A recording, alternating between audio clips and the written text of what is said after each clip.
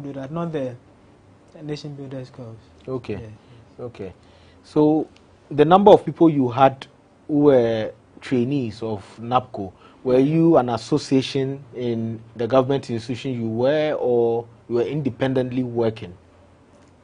Let's say we knew ourselves. We had a platform, but we were not an association per se.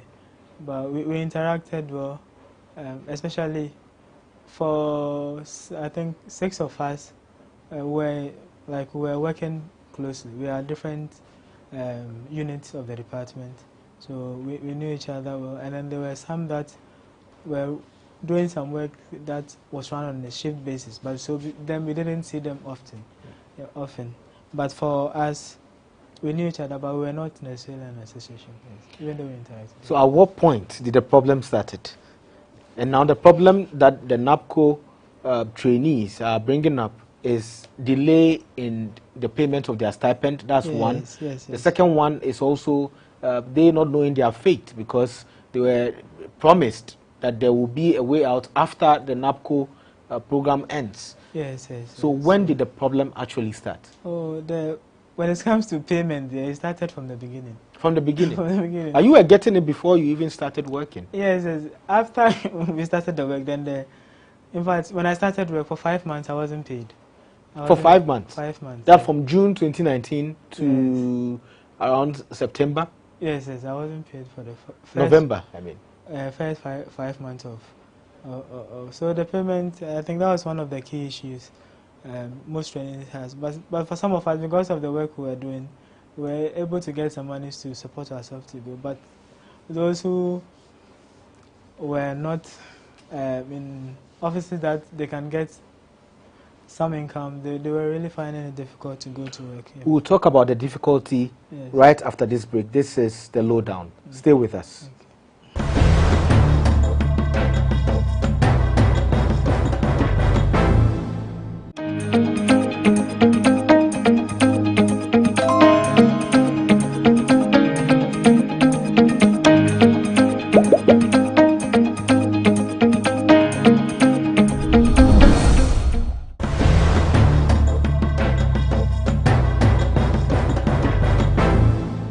Welcome back from the break. This is the lowdown. My name is Ni Akwe Ismail Akwe. We are talking about the unemployment crisis in Ghana, specifically with the Nation Builders Corps. That's a program which was initiated by the government in 2018 to employ temporarily graduates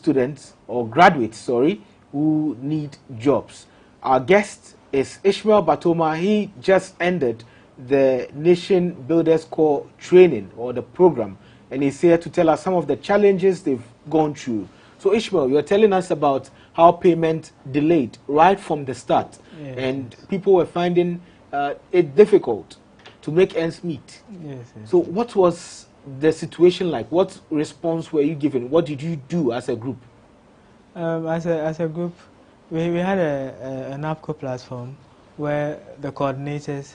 So the structure of the NAPCO program is that every district has a coordinator.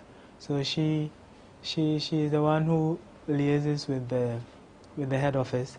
So basically, our payment process is you sign a timesheet for the month, then your name, then your working hours, then your supervisor will sign, then you take it to the coordinator. So we are going there, as we submit the timesheet, we'll be telling them, you haven't been paid for this number of months. They'll say, oh, the money will come, the money will come.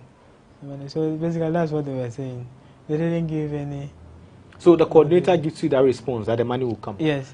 Okay. Yes. And you didn't hear anything else from anyone but the coordinator? No. She was the one we were relying on for information. So for 5 months, June, July, August, September, October, yes. There was no money coming in? There was no money coming in. And how did you survive? So for me, like I said, I was working in the newsroom, and my boss was really a good person. So I didn't go on a lot of assignments, and you know, the newsroom, if you go for assignments, you do get some monies. And she also supported me sometimes to be able to come to work. So basically, that's how I was able to support myself. So Solly was helpful? Solly was helpful, yes. Okay. And what about the others you were on the platform with who didn't have this kind of support? Yeah, What were they doing about it? Yeah, it was because I know trainees who were not coming to work. And they stopped coming to work? They stopped coming to work. They stopped coming to work for a number of months. And even with the initial payment delay, it wasn't just that. Even after they've paid the money, the money does not come on time. Sometimes for 2 months it won't come, sometimes for 3 months. So for those periods, some people don't come to work. They'll just be home, and then when they get the money, they'll start coming. So basically, that was it. So the first 5 months that you were not paid, when you were paid, so you were paid after 5 months?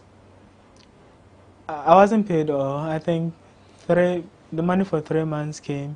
Then later on. So in October, the money for 3 months came. So yes, there was still a backlog they were supposed to clear. Yes. And then later, how many months after? And then the others? I don't recall the number of months, but the 2 months came. Then the pay started coming. But for our pay, we are not paid at the end of the month. Let's say if your pay for January will come somewhere around between February 15th to 20th. It doesn't come at the end of the month. There's always a delay in the payment. So those who don't go to work because they were not receiving their stipends, did the government agency they were working with do anything about it? Did they,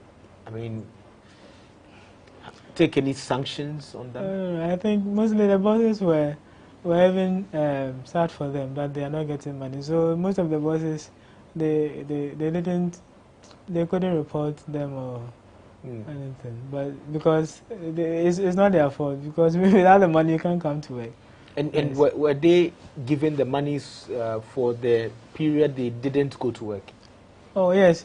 Once the time sheet has been signed there, and you upload it on the platform, and the coordinator has signed, you'll be paid your money. Okay, so the coordinator has to sign to prove that you went to work. Yes, please. So if you didn't go to work, they won't sign. They won't sign. But how were you paid before you even started in June 2019? By that time, we didn't even know the modalities for maybe submitting timesheets. We didn't know all those stuff. But the money was still coming? The money was coming, yes. It means even if you didn't sign while you were working, the money will still come? Yes, but as at that time, other trainees have started working. So I presume that's why they were paying all of us, because it was no fault of ours, because it was because we hadn't gotten our placement yet. That's why we were home, but we were being paid as trainees. Yes. So in 2020, what was your decision? Did you want to stay and continue working? Because for the program it's 2 years. Yeah. So from 2018 you were supposed to work till 2020. Yes. However, you started in 2019. Does that mean you were supposed to work till 2021? No. We're all supposed to end in 2020. Our contract was to expire in October 2020. October 2020. That's when our contract was supposed to expire. Yes. And what happened in October 2020? In October 2020, because of the agitations and worries, the government extended the contract by 1 month. Yes. So, but for me, where I was working at, I was part of a project. So for me, I was going to be there were indications I was going to be retained. So I was part of the project. So for me, I wasn't so much worried. Yes, because I've been assured that I'll be replaced, but they were just working, and the department offered to be paying me till I'm formalized. Yes. But your other colleagues, were they also expecting to be retained? Yes, I would say yes, because like I said, for 6 of us, we were playing important roles in the department, and normally we'll be there and then we'll be told to bring a document, and then so people were expecting that they will be retained, but unfortunately, I think only one of our colleagues was retained. I think there was an opportunity, and then they said the opportunity was for only polytechnic students. Okay. And he was a polytechnic student, so fortunately he got retained. Yes, but for the degree student, aside myself, who are the assurance that I'll be retained? The rest, I don't know. I don't know their stance. So for clarity, in November, after the 1 month extension, yes. Besides you who were given some assurances, Yes. everybody else, every NAPCO trainee left their post. Even because we were not being paid, I think there were some arrears from November, 2 months arrears. So because of the arrears, people were not even coming to work already. Okay. So they weren't coming to work, and then the issue of the program coming to an end came into being. So most trainees were already not coming to work. Okay. As at November. Yeah. And then in 2021, you spent another, 6 or 9 months at post. You personally, were you paid by the authority, or you were paid by the agency or the government institution that kept you? Please, I think we've made a mistake. So let's. And the program was supposed to end in 2020. We are in 2022, right? Yes. It's supposed to end in 2021. So from 2019 to 2021. Yeah. So we started in August, October, August, 2018. So 18, 19, 20, 18. Then 19. So it's originally supposed to end in November, October 2021, not okay. 2020. So officially it started in 2019? No. Because if it started in 2018, 2 years will be 2020. Yes. The program is for 3 years. Oh, it's for 3 years? Yes, it's for 3 years, not 2 years. Okay. Thank you for the clarity. So it's for 3 years. So yes, it's supposed to end around October 2021. Yes, please. Okay. Yes, so you were still working in 2021. Yes. And you were getting your stipends from the NAPCO authorities. Yes, please. Yes, please. Till October. Yes, so in October you were asked to stay. Yes, please. Okay. And you stayed. And what happened then? By then, there was a project we were doing, so we had to go to other agencies for training. So I went for the trainings, but after the trainings, that's where I left. I left where I was. Okay. So basically, that was it. But why did you leave? Oh, I left because I compared the place I was to go to, and upon advice of certain people, and that place is also a media organizations, like what I was doing, and I was informed to give me greater exposure. So were you made an offer at the government institution? Yes, I was made an offer. First, the department head sat myself and another colleague down, yes, and she said the department will be paying us. So, okay. Yes. But not officially from government payroll. So you are not going to be government no, not employees. officially from. No, not officially. Okay. I'm sure it will be from the project. IGF of the institution. Yes. Okay. Yes. Okay. And then, how many months arrears was NAPCO owing you? Yeah, 2. 2 months. 2 months. Just 2 months to the program end, if I remember. Others had complained about 9 months of not being paid. Yes. For the program, some people were not being paid. Some people had a lot of arrears, but the authorities explained that it was because of the document they were presenting. There were mistakes on the forms they submit and stuff, and issues with their A-switch card. That's where sometimes payment delay. Yeah, but for myself, I think as at the time I was leaving, I was owed only 2 months. Okay. 2 months, yeah. So it's case by case basis. It's case by Some case, were exactly. longer, others were shorter. Yes, but exactly. in all, people were being owed. Yes. Okay. Yes. So generally, at least everybody is being owed for 2 months. As at now, every NAPCO trainee is being owed money 2 months is it monthly allowance? Yes. Do you regret joining the NAPCO program? Oh, I don't regret at all. I don't regret at all. For me, through the NAPCO program, I've gotten another skill. I learned how to write news and stuff. So for me, it has been a good adventure. Let me say, I enjoyed it. I've learned a lot. But the issues that came up with payment and then some of the processes didn't help at all. Yeah. And what are you going to do about your 2 months stipend that's with the government? The last time I heard, they are going to pay. we had someone saying that the coordinator has assured that they'll pay in February. But for the assurances, we've heard it several times. But we are not sure. Yes. But they said they are going to pay. And then they've promised that, I've heard them saying that people should keep going to work. But I don't know how someone can be going to work without pay. And that as opportunities come, they'll rope them in. So basically that's it. Yeah. I'll come back to you after this break, so you tell us how your colleagues are faring, those who were not lucky like you to have a job after the program, after 3 years. We'll be right back after this break. This is the Lowdown.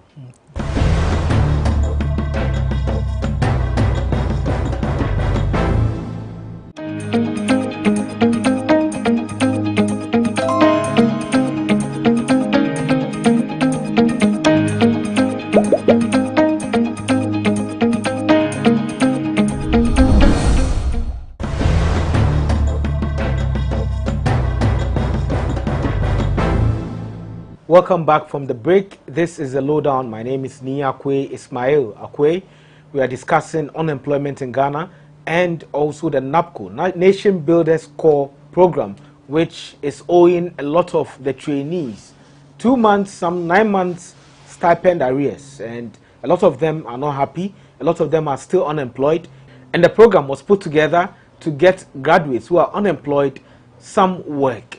Our guest is Ishmael Batoma. He just ended the program and he's employed now, but he's telling us the situations, the problems, and the issues they faced as NAPCO trainees. So Ishmael, you were talking about how you were lucky, you got a job, you left the post, and others are told to continue working. They don't have money, they can't continue. What are they going through right now? So basically, the trainees that I was working with at where I was, most of them, all of them don't go to work. So I think they've forgotten about the whole NAPCO thing. They are not really hoping to get anything from it. So basically that's it. But most of the trainees, aside those who were at where I was working, basically they some of them say they borrowed money to go to work, and for 9 months they haven't been paid and stuff. So they have to get money to pay the people they borrowed from. So that's one big issue for some of the trainees, how to pay back the money they've borrowed to be able to go to work. That's a key challenge they would like to address. Do you think they would also, or they may regret joining the program? It depends. If you are able to get money to go always like I did, you're able to get support to be going, then you can learn a new skill, and it depends on where you are placed. If you are placed as a place where you know there isn't much to do, or you don't have a boss that trusts you to give you works to do, then you can't learn. So basically the program was to give graduates experience so that they'll become more employable. So that was one of the key things we were mentioning. It was later that they were bringing this employment thing inside. I don't know whether it was because of political gains or stuff, but basically initially when we started, the focus of the program is to make graduates more employable, to give you experience and hands-on knowledge. Yes, okay. yes. So that was the objective of the program. But if the pay is not coming on time and are not able to go to work, then it will draw they wrote the purpose of the program, because you can't go to work, so you can't learn. And if the bosses can't depend on you because you are always absent, then some of them they'll forget about you. I know trainees who sometimes their boss forget they work at the department. Oh, okay. So they are like ghosts in the department. They are just there. Yeah, just something like that. So once in a while you see them, they say, "Hey, you've come to work today." Say, yes. So with such people, I don't think they really learned much, or they got the benefits or the intended objectives of the program. So what would you wish could have been improved with the program? First of all, the payment. I think the program was a planned program, and you hear the minister giving allocations in the budget, and he'll be mentioning NAPCO. So the payment was really an issue. Yes, it was. So if there's a scheme, another scheme like that, they should make sure that even national service personnel were receiving their is it stipend or the allowances on time. But you'll be there, and then the national service people will be saying they've received their money. But you, the NAPCO trainee, you'll be there, and there's nothing. So what they can work on, if they are to extend the program, or they are bringing another employment initiative to resolve the unemployment issue, they should really work on payment. And also on the amount. Yes, on the amount. I was fortunate, where I was working wasn't so far from my house, so I can board this one car, but people were working at places that were very far, even though the authority tried to place people close to their houses, but it didn't work. Some were working at very far places, and then the stipend was not enough. 700 cedis alone, even I that was living close, the money wasn't that much. So what was your cost in terms of transportation from home to your office where you were working? Basically, a day would be. It depends on the mode of transport I want to. Sometimes I can walk to Carnation, or I can board car to Carnation. So basically, a day will be between 5 to 6 days. So let's say 6 cedis a day, and you work 5 days a week. Yes. So a month will be 30 cedis. 30 cedis. Yes. And then for 4 months, 30 cedis a week. 30 cedis a week. A week, yes. By the 4 months. That would be 120 cedis. 120 cedis, yes. And you'd have to eat from the same stipend. Yes. You get your lunch from the stipend. Yes. So at the end of the day, you can't save. Of savings, the savings is out. Because it's a stipend, so it's not for saving anyway. Yes. It's for you to be able to go back and forth. For someone who was close to where I was working. So for those who were living far, if someone is living at Kaswa and he has to come to work at Central Accra, the person spends a lot, and the money. It can't cover transportation. Yes. Yeah. Yes. So basically, that's one of the things I want them to work on. And the second thing is the process of submission of our monthly evaluation forms. They came up with an app, and the app was working. We had normally, if you get to work, you clock in. If you close, but they stopped using it. I don't know why they stopped using it. And you always have to. Then we started filling the forms. You have to fill the form and take it to the district office. And I think with this era of digitization, there's no need for us to be doing that. So you started with the digital way, with an app? Yes, with an app. And then later you were all told to do it manually by going to the district office? Yes. And which days do you go, weekends or during work? No, during work. During work, you leave work and then submit the assessment form? Yes. So, okay, sometimes the coordinator will say, she will say that she wants to see everybody. She wants to see you before she sign your form. Or there are people working, they don't want to see you in person before they sign. But sometimes the forms are gathered by one person, and the person takes the form to the district office. So basically that's it. So aside the issue with the payment and then the submission of forms, is the issue of promises. They mean, so we sometimes we went for, they'll call us, we'll gather, then there'll be promises that there'll be employment, then we'll meet to come and form queues, very long queues, with a lot of people. We submitting forms, we submitted forms like 3 times. So how many times have you formed long queues? 3 times? Oh, the long queues, there are plenty. Plenty? Plenty, because they'll tell you to bring your forms for validation that they are doing they started a program, what's it? A transition program to transition. So you have the options you could choose from. So we did it online. After doing it online, we had to submit manual forms. That form we submitted it like 2 times. Those things, I don't think they were.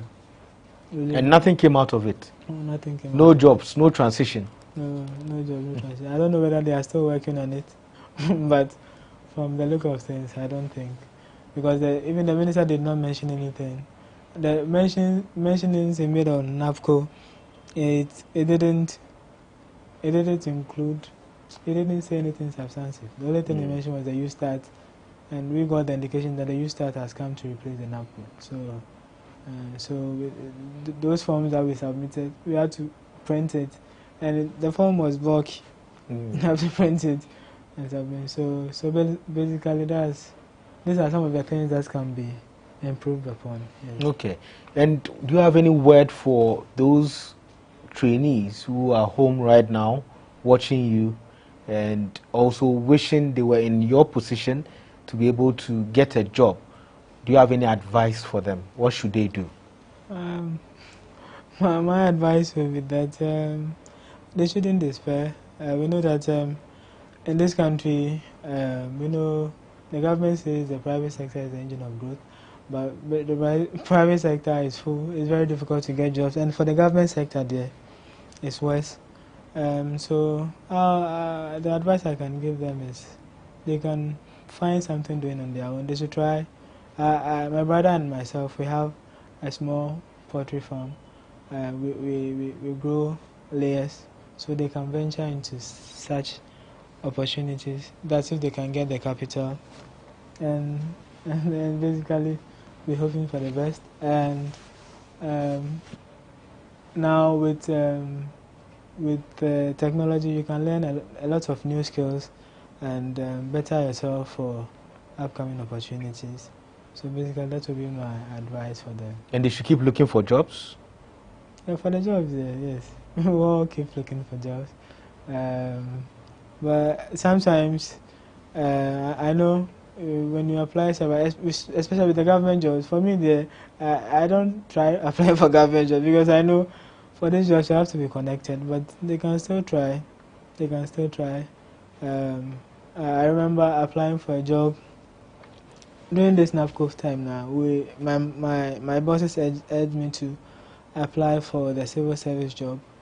I applied, I went for the interview, I wrote the exams, I went for the interview, and then we went there, and then they'll tell you that this year the protocol list was plain. The protocol list was plain. So were you told officially or unofficially? Officially. We were just going there to see how far. And those were the sentiments being shared? Those were the sentiments. Even with some of the directors, you speak to them, we tell them that my boss will tell them, oh, Ishmael has written the exam, so Ishmael is here, you have to do something. And he said, oh, now it's who you know. Now it's who you know. Those are the top. Those are the top. And you don't know anybody? Oh. The people I know are those telling me that it's who you know. So basically, I know it's very difficult to get jobs in government. So, but if it doesn't cost anything, now most of the applications are online. With the government jobs, one thing I don't like is you have to be paying. You have to be paying to apply. If immigration, you have to pay. Buy forms. You have to buy forms. Even with some, when you're going to write the exams, you have to pay before you have access to the exams. So these are some of the challenges they'll meet, but they should keep trying. So hopefully, Ghana, hopefully. There's no hope. you can't even say hopefully. But anyway, there's some hope, and yes. if you found your way out. Yes, After all the NAPCO period, others can also find their way out. Yes. Thank you very much, Ishmael Batoma. This is the Lowdown. You can watch us every Monday on GhanaWeb TV, on GhanaWeb.com, and all of GhanaWeb's digital platforms. My name is Ni Akwe Ismail Akwe. Be safe.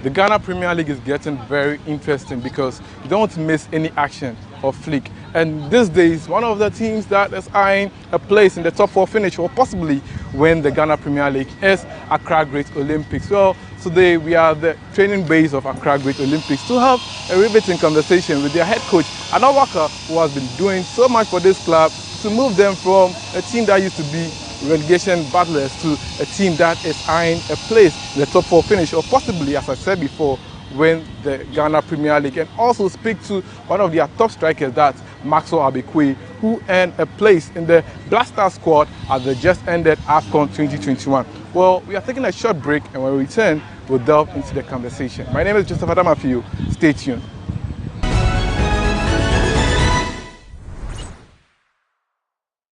So you're welcome back from the break. My name is Joseph Adamafiu, and as I told you before, I'm here with Maxwell Abi. Maxwell, welcome. Nice seeing you. How's the season been so far since you returned from the AFCON and everything? Well, before I talk, I give thanks to the Almighty God, and then secondly to the entire playing body of Accra Great Olympics, and last but not least to the coach himself, Anna Walker, and the management as a whole. Well, you could see when I came back from the tournament, though I didn't have a chance of playing, but so it seems my first appearance after I came back from the tournament, I found it difficult to gel or to play my best. So it took me, I think, 2 matches before the 3rd match against us. I was able to go all out. So it has been a wonderful tournament too, and a very good experience too in the Blasters. When you say a wonderful experience, how was your reaction when you saw your name in the squad?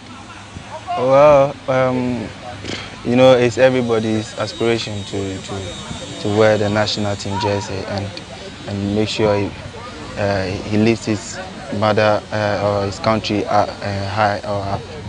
Well, so what I would say is that kudos to myself. I was happy. All I would say is that I was very happy. So Camp Live. I was Camp Live. You are with you yourself. You're a national star here in the Ghana Premier League. Then you play alongside the IUs, the parties, and everything. Yeah, like I said, it was a very good experience. Like I said, so training with them, tapping some knowledge from them, and I think I'm adding a lot of experience to what I have already. Different skill and how to think and all that. You know, when you are playing with them, you have to learn from them too as well. So that's what I was doing. So it has really added up a lot of skills and experience to what I already had. I realized that when you came back, the game against Heart of Oak, was that part of the things that you've learned from the seniors? Because I saw that disguise you did for your colleagues to go and score the goal. Yeah. Was that something you learned from Well, honestly, that is part of me already, but when it comes to confidence, I learned something like confidence more, because playing with very big players like Pate, Jordan, Mate, Ayu, I don't think when you come down to the league you should be afraid of anyone. So the experience level was very high. You wish to return to the Blasters? Oh, always, because that's where we all want to be. Yeah. Sure. So how was the mood when after the final match against Comoros? How was the mood in camp? Well, everybody was down, honestly, but I know like spiritually, physically, though we were down, but there's always another chance to prove, or there's always more door for improvement. So after being down, everybody, I think, has gone back to his club, trying to lift up his head up and then do his best, and then he'll be called upon again and then represent. And we all know, you know, at every whenever you fall, it shouldn't be your end of your journey. You can wake up as a man and then drive on, and then the sky will be your limit. So I think sometimes in life too, when you go down,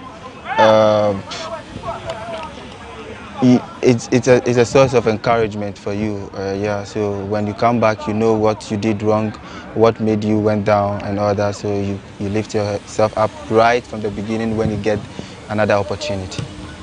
So you are waiting for another opportunity to return to the Blasters, and I hope this time when you get there, you'll be able to showcase more of what you've got in yourself. Exactly. What do you think about the perception out there being portrayed as home-based players, not good like foreign-based players? How do you feel as a home-based player? Well, for that, sometimes I don't really want to talk about this, but what we play here is equally what they play over there. So when we do well here, they all see it and they try to give us the opportunity and play. So whoever does well here is being called upon.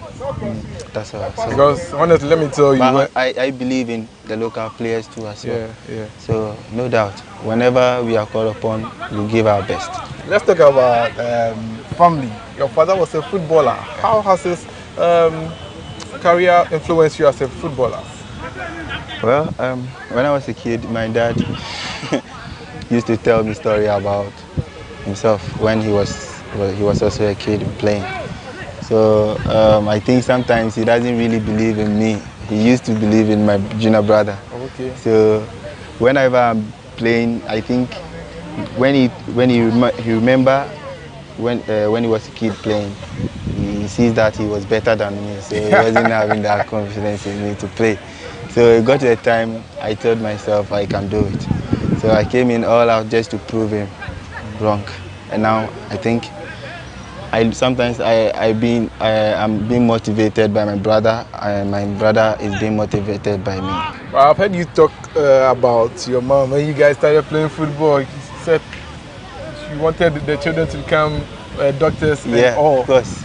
Now that she has children who are playing the national team, now when you go home, what's there? You know, absolutely, everybody is happy, and they feel. Sometimes I think not that they didn't want us to play. If they know we are going to make it, they would have allowed us.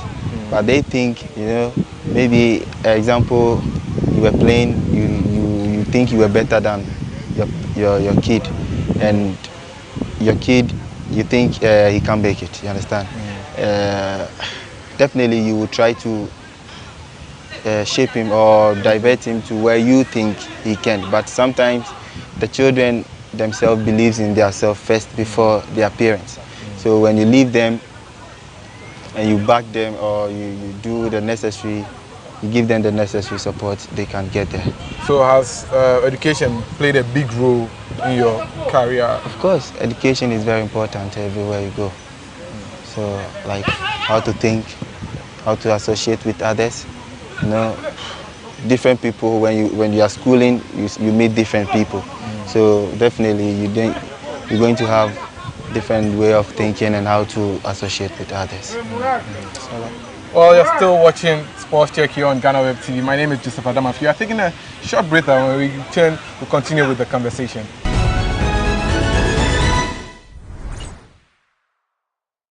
Welcome back from the break. My name is Joseph Adamafi, and I'm still here with Maxwell Abekwe, the striker for Accra Great Olympics. Maxwell, let's now talk about the Ghana Premier League and more. Who is that opponent in defense that you find that defender is very tough in the Ghana Premier League? Well, I used to say something that mostly I don't meet defenders who are tough because I have a way of thinking too. When you are tough, I have another way of beating you. I have so many ways of beating a defender. So I'm never afraid of any defender, and because when I'm playing in any match, I create chances, just that I miss it. So when the defenders are tough, then I shouldn't have any chance at all to score. Really? Yeah. There's no defender or goalkeeper who has worried you that you would say? Not really. What about the opponents to play against? Which away game has been one of the toughest that you would say? Well, Kotoko fans, you know how they Kotoko. The fans, when you're playing in a stadium when I'm playing and I see fans, even if you are booing me, I feel you are booing the opponent. Wow. I have a different mentality of playing football. The mental fortitude. How do you calibrate it to psych yourself in the midst of difficulties when your fans, you travel to away games and the fans are cheering against you? How do you psych yourself? Well, even against Kotoko, when we were on the field, the supporters started insulting us, and I told my boys, the supporters there are for us, so we should just play. Whatever sound you hear, assuming it's against the opponent. Wow. That's me. But can Olympics win the Ghana Premier League? Well, honestly, it's every team's aim to be crowned as league winners. So we are also in doing our best when trying to be in the top 4 at the latter part of the league, when we feel maybe at the last 5 or 6 matches, when we think we can push harder and then get the trophy, we go all out. But our target now is just to be in the top 4. Top 4? Yeah. But are you going to still stay with Olympics till the end of the season, knowing that you're going to play in the national team, and our players, when they go and play in the national team, the next minute you see they're out of the country? Honestly, I've played for long. I've played for about 7 seasons now. So I think I've done my best in the league. So any opportunity that comes, I just say goodbye to Ghana Premier League. But definitely you're not leaving. That may be temporary goodbye. Okay. Like our senior man is back, Sule Ali Muntari. Maybe one day I can come back and then help raise the league. How do you see yourself playing for? If any local team comes to show interest in you, can you leave the Olympics family? I don't know what is going to happen, so you don't know I can't say anything for now. Yeah. But then you tweeted about Fabrizio. He tweeted something and you went to react to it. Yeah. Is that something that you wish would come true? Of course. Sometimes you should push yourself. You should motivate yourself. You should let something push you. Maybe there's something you can do, but you should tell yourself, I can do it. So that force keeps pushing or encouraging you to do it. Because when I'm in school, or if coach is not here, I'll be playing what I like. But if coach is here, I try to do what coach asks me to do. You understand? So coach is the force behind me being perfect or me doing better. You understand? So something I can do, I try to motivate myself that I can run fast and get there in maybe 2 seconds. So I tell myself I can run there, but maybe I think I can't. You understand? But I try to let something push me to do it, to make it possible. So that is me. So I guess encouraging yourself that definitely one day I will get there. The Italian journalist.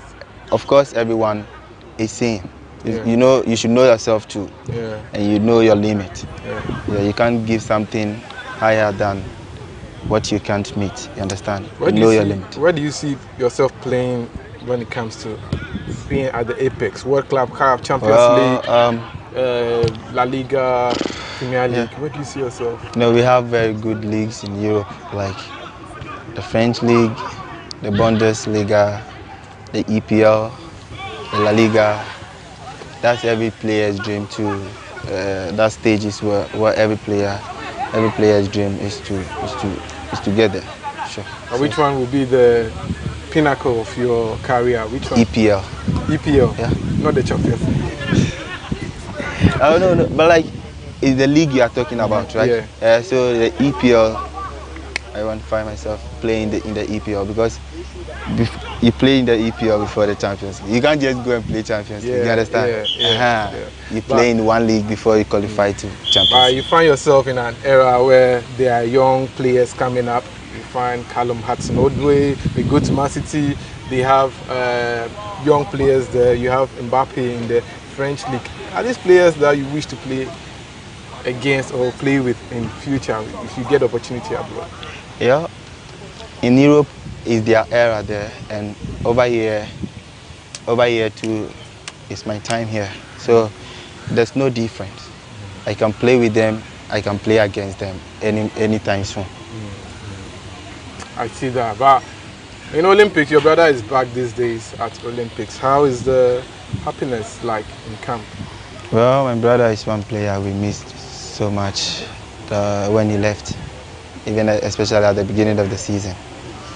But he's back, and I think everyone is happy. Me myself, I'm very happy because imagine you playing, you yourself splitting yourself in 11 at like a number of 11 and playing against an opponent.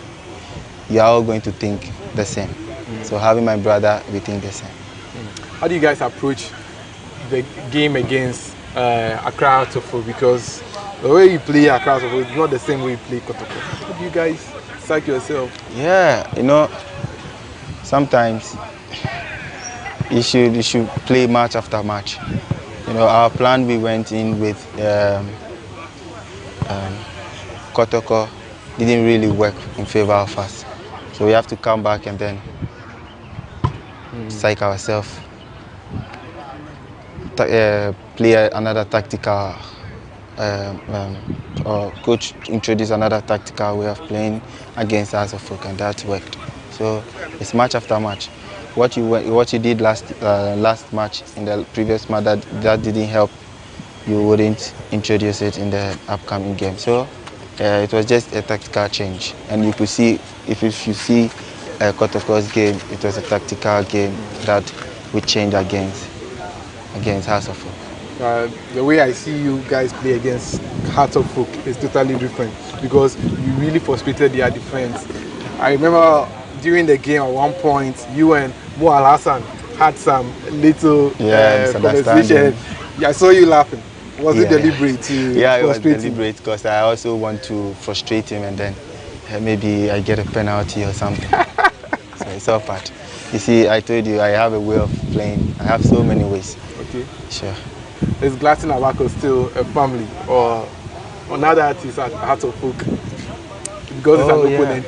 How do you guys relate now? Yeah, he's still our brother. I always talk to him. You guys frustrated him in the house? Even before the game on Twitter, you could see us talking and all that. We spoke. We were having fun. So there's nothing like any issue? No. Maybe if I should take my phone right now, he has called me. Yeah. Yes. Wow. So we talk a lot. That's the level of friendship you guys have in the. Once a soldier, always a soldier. When you leave this club, you've played before, so you always. I had a conversation with one Ghanaian footballer, and he told me that if you're a Ghanaian footballer and you don't have this kind of hairstyle, the defenders are not afraid of you. Is it true? Oh no, I have. Like, you have to be very scary for the defender to know that you. For me, honestly, when I have my hair bushy like that and I shape it, I'm okay. I feel okay. I feel I look like a footballer. That's all. So, but I can't cut my hair down. I don't know. And more about you, I'm having a mark here. Some time ago, I cut my hair down and I had a knock. Okay. And I had a cut. So I didn't want to leave it down again anymore. Because sometimes when you head the ball and you have your head cut, you feel it very well. It is right. I see that. But as we get ready to end our conversation, what will you say you will want to achieve with Great Olympic before you bid them farewell? Well, mine is very simple. Olympics has really struggled in the past years, trying to battle relegation and all that. And for now, for the past 2 years or 3 years, I've been left alone.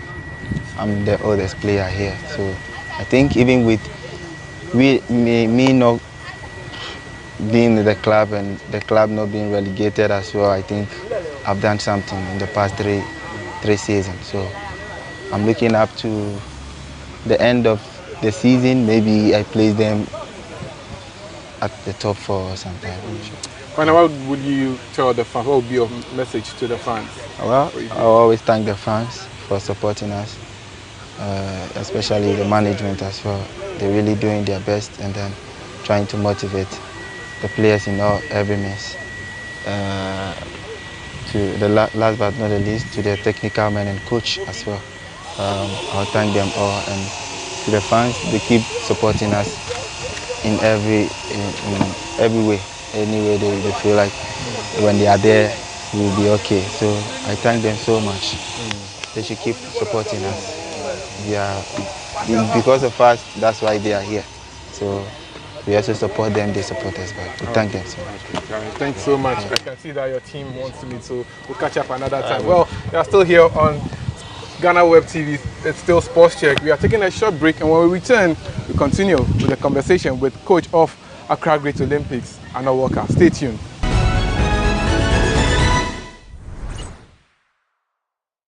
Hello and welcome again to another edition of Sports Check here on GhanaWeb TV. My name is Joseph Adamafi, and today we are at the training grounds of Accra Great Olympics to have a riveting conversation with their head coach, Anna Walker. Well, he's currently here with me, and I would like us to delve straight into the conversation. Coach, so far, how's the season been? The season has been good. Before we getting to the end of the first round, which we end this weekend, and you know all clubs are doing good, are doing their best, and we're waiting till the end of the first round, then we take off into the second round. But for now, the first round have been very good. When you look at the position of your club on the league log, are you impressed so far, or you want to improve? I'm not impressed because last season by this time I was at the second position, so I'm not impressed. But well, they say in all things you should give thanks to God. I'm still preparing for the second round, and I believe in the second round things will change for me to get to where I wanted to take the club to. When you say things will change, what are some of the things that you... matches that I drew. Okay. You know, in the first round, I drew so many matches, about 7 matches that I drew. And I believe in the second round, it's not going to be like that. It's going to be a change and win my matches, which I'm preparing my team for it in the second round. Looking at how away matches are being played in the Ghana Premier League, is it a tough task traveling to go and play away matches? Referees have not been fair, but we don't want to talk when you are playing away. It's not easy playing away, especially when you are playing these brown teams. So we're looking at it that maybe the second round, the FA is going to do something about it so that it should be fair. I believe if the game is being handled fairly, then we all enjoy the game as it is. Nice. The way you said if the game is handled fair, everything will be nice. some of your players have returned to the squad. We've seen some more Ashikwe return to the squad. How beneficial has it been to the team since he's returned? Yes, he have benefited seriously. And though against us was his first match, and I believe when we get to the second round, he's going to help a lot. Yeah. I see that you are basking in smiles, but there is the case that we have a lot of players. So I came here. I've not seen Lukaku. Where is Lukaku? Lukaku is gone on transfer to Adiana. Oh, okay. Yeah. Management feel he has to go because Adiana requested for him, and you know, if a team requests and you think you have more strikers, you have to release him to a club that maybe he might be regular there. But what do you think about Maxwell Abikwi in your team? Maxwell is my kingpin, which you all know, but after the AFCON that he came, because he was not having play time there, and when he came, it was much rusty. But I think the third week match, his first match was against King Faisal, then the second match was against Kotoko, and the third match was against us, which he performed very, very good. So I believe with Ashi inclusion, it's going to be fantastic. But then there are some people who say that Abikwe has really improved since he returned from the Black Stars. Not about his scoring abilities and all that, but his contribution to the team. When you look at his performance against House of Folk, you realize that that particular goal that was scored, if not for his disguise, definitely the defenders would have opted to go in for him. Do you think he has learned some experience from his national team days? Yeah, I can see he's learned something from the national team. So I know with time he will pick them one after the other, and that will help him also in the league.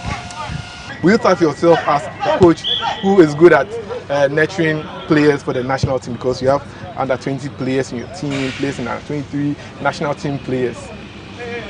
You know, I'm a developer, so I make players and I nurse players like you've asked.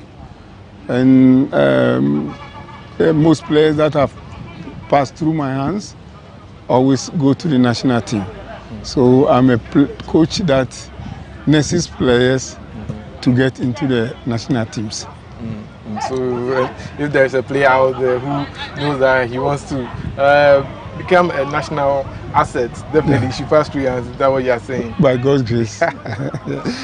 Let's move on and talk some more about your days in the. You have a national assignment as well as the which coach, please?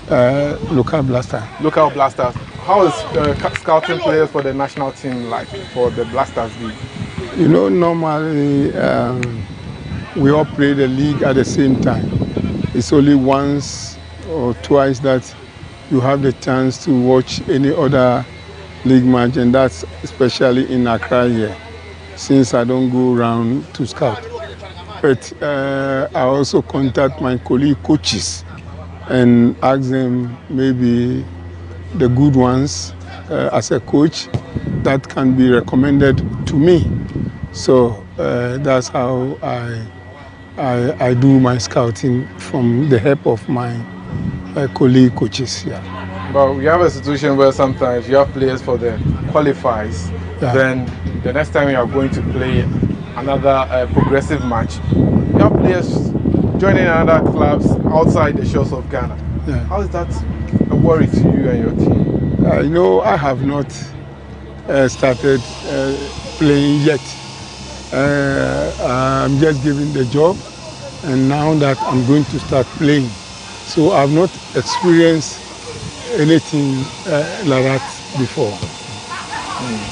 I see that. But looking at the Black Stars league, do you think it's high time the Chan tournament, we get back and try and win the tournament? Yeah, that is my prayer. Now the team is given to me, and I'm waiting for my qualification before I go to the CHAN, that I can show what I can do. Yeah. Nice one.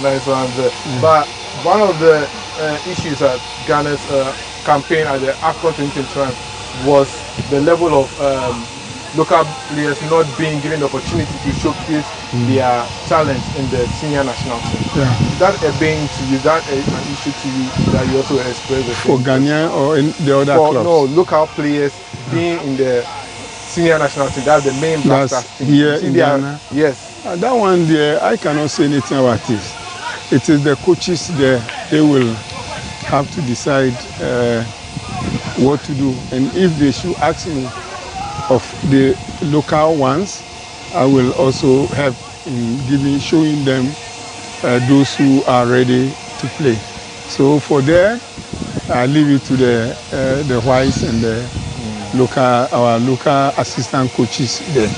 But would you love to see more local players being in action in the national team? Because there is this perception out there that is being made that as if players from Ghanaian players abroad are better than home-based players. Honestly, like I said, is the coaches there that will decide what they think will be good for them to use. So I cannot decide for them. Okay, let's return home and talk about Olympics, because that's where you focus on. What do you think Olympics needs to win the league? Because last season you came close to winning the league. Yeah. But this season, even McDan has even added much more excitement to promising to give you an amount of money if your players are able to deliver on winning the Ghana Premier League. Yeah. Well, last season, like you said, we were of the edge to win the league. But unfortunately, we couldn't. And like I said, in all things, you have to give thanks to God. God knows best. So, like I said, the second round is going to start. We are not in a good position, but in the second round, I believe we will make amends and get closer to the trophy. Who do you see as your closest opponent that's going to worry you in your race to winning the title? Now in Kotoko, there are teams ahead of us. So it's left with us to work hard and more harder to get close to those ahead of us. It's up to us to work harder. Apart from working hard, we cannot get there. So we work hard to get to where we have to be close to the winning the league. So for you, the title race is not over. It's still on course. Of course, yes. It's not over till it's over. It's not over till it's over. What makes you enjoy your work so much that you are always with Olympics? Coach Arno Walker. Yeah. Anytime you mention Olympics, then it's Arno Walker. What makes you love your work? Seriously, Oli is a club I love very well, and lucky enough, I've had a chance to coach the team. So it's left with me, and I wish I always work hard with the club and wanted to do something with the club so that my name will also be written in the Guinness Book of Accra Great Olympics. The Guinness, do you have something like that, Guinness Book of Accra Great Olympics? I don't know whether I'm saying it. But my name will also be written when you are calling Accra Great Olympics. Okay, I said that. But in terms of Accra Great Olympics, it's a traditional club. Yeah. You see legends and former players of the team contribute to the team. How inspirational has the way they chip in their contribution to the team? How influential have they become to the team? They are also happy because since they've been members of the club and they've gone on retirement, they are of a role model to the players. So they also come closer to advise the players And when the players see them, they are also happy to see those who have served the club before. And they also take some advice from them so that they can also do better. Yeah. Now, before we go, I'd like to ask you a final question on the fans. What do you want the fans to do for the club ahead of the second round of the Ghana Premier League? All I'm saying is, I think you've seen them here. My prayer is they also help the club in prayers. They also have to support, even if the club is not performing. The players are not performing, they have to inspire them, shout, still support for the boys to see that they have people behind them, then the win will come. Finally, I know I've said that it's final, but having seen what Ali Cisse did with Senegal for close to 6 to 7 years, who was with the national team and has been able to achieve something like that, do you think that if you stay a little bit longer, that dream of seeing Olympics win the Ghana Premier League will be realised? Yeah, like I said, that's my wish, at least to do something with Accra Great Olympics.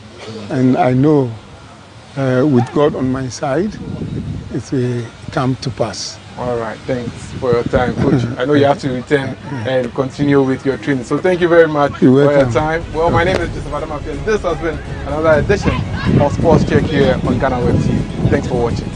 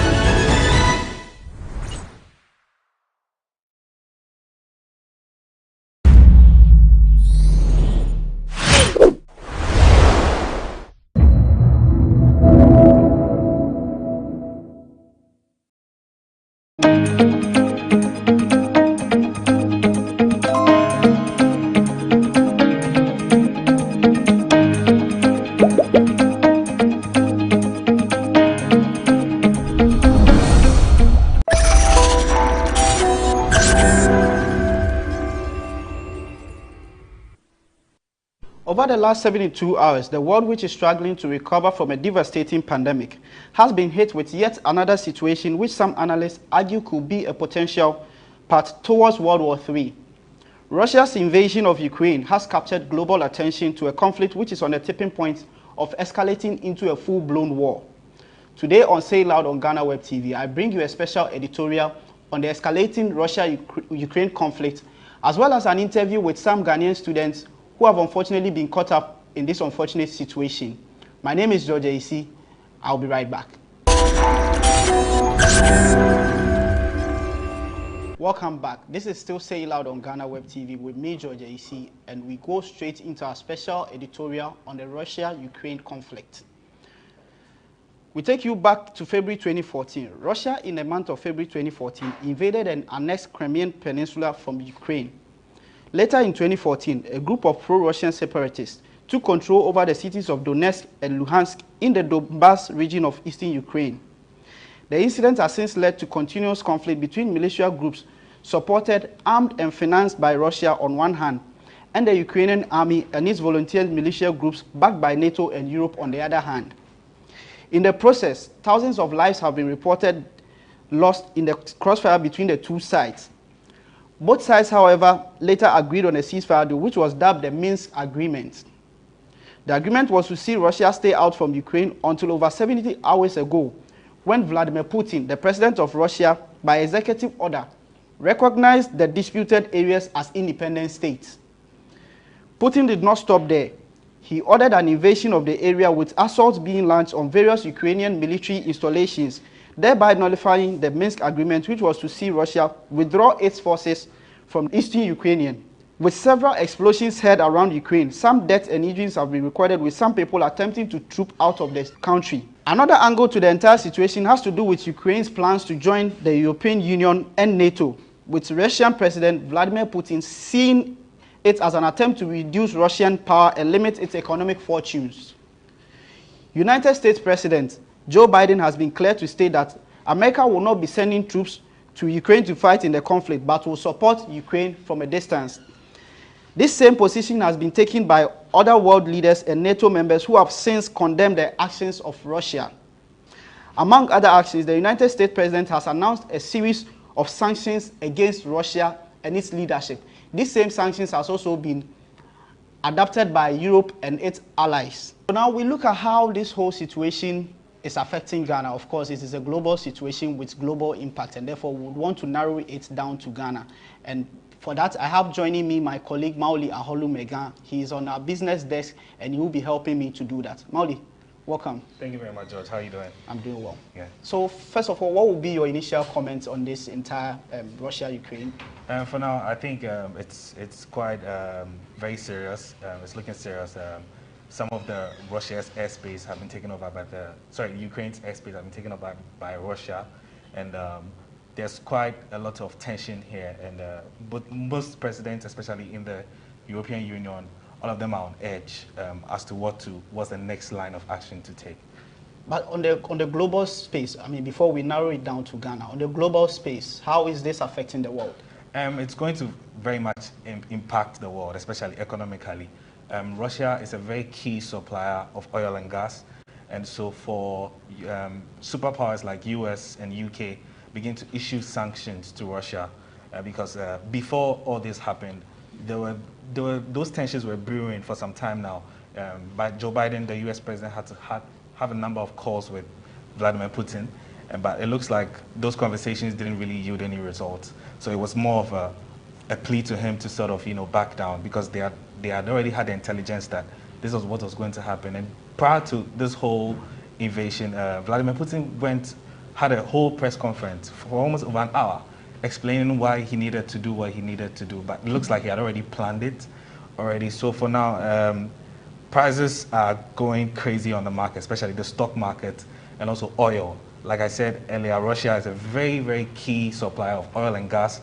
And so for US and most other European countries begin to sanction Russia, is now going to impact on the pricing as well. Because already, as of yesterday, oil prices hit above $100, which is very, very significant.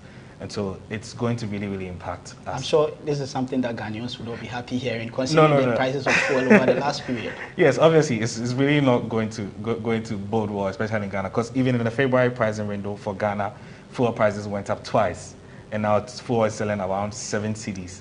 And there are already projections that should this happen, we know we are entering into another month very soon, which is in March. So we're going to have the first pricing window of March. If these tensions begin to continue and stay high like the way it is now, for now we're in the early stages, but I mean, should sanctions begin to roll in on Russia, Russia will now also begin to feel the impact of that. Already globally, some corporations have begun to take off their businesses with Russian companies. So like, for example, Manchester United flies on an Aeroflot, which is a plane that the players sit on, and it's a Russian company. Now they've had to cancel that sponsorship agreement that they've had. The Roman Abramovich, the Chelsea owner as well, the UK Parliament, Boris Johnson, visibly in Parliament saying that let's ban this man from operating in UK, because he has a very big investment in the UK. Sure. So it's really, really going to impact. And of course, I understand that the Champions League final for this year was scheduled to be hosted in Russia, but then it has been moved out. Yes. So it means Russia is really, really bearing the brunt. Finally, on Ghana, we understand that this is also likely to result in global inflation. Bringing that to the Ghanaian level, how is this also going to impact Ghana? Yeah, so how that is going to impact is already our inflation numbers are already high, very, very high, because of pricing as well as the COVID. We're also tending to forget that COVID was already doing a lot of things to our economy. So now we're already suffering prices of goods and services. Now, what this tension is going to do is now going to spike that. So it's going to go higher than you actually, and that will now impact on pricing, because now whoever that has more of the supply will begin to hoard it.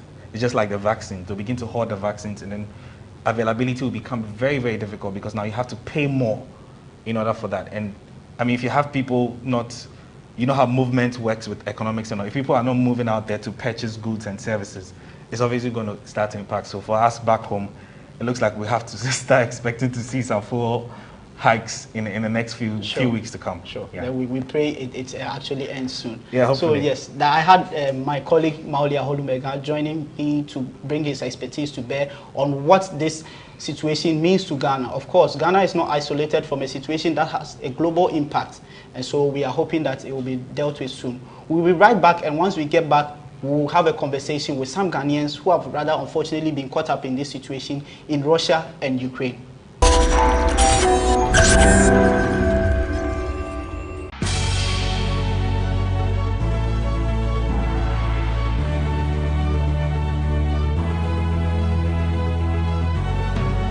From the dawn of time, people have engaged in several businesses. With the onset of technology and innovation, life has relatively been made easier. By using debit or credit cards, mobile banking. Thank you. And your favorite, mobile money? tech has indeed married business. On BizTech, we spend time with faces behind known and upcoming businesses in the country. Learn more about the new technologies and innovation, as well as find out about the trending issues in the world of business. Join us as we serve you with a variety of compelling interviews, projects and others right here on GhanaWeb TV.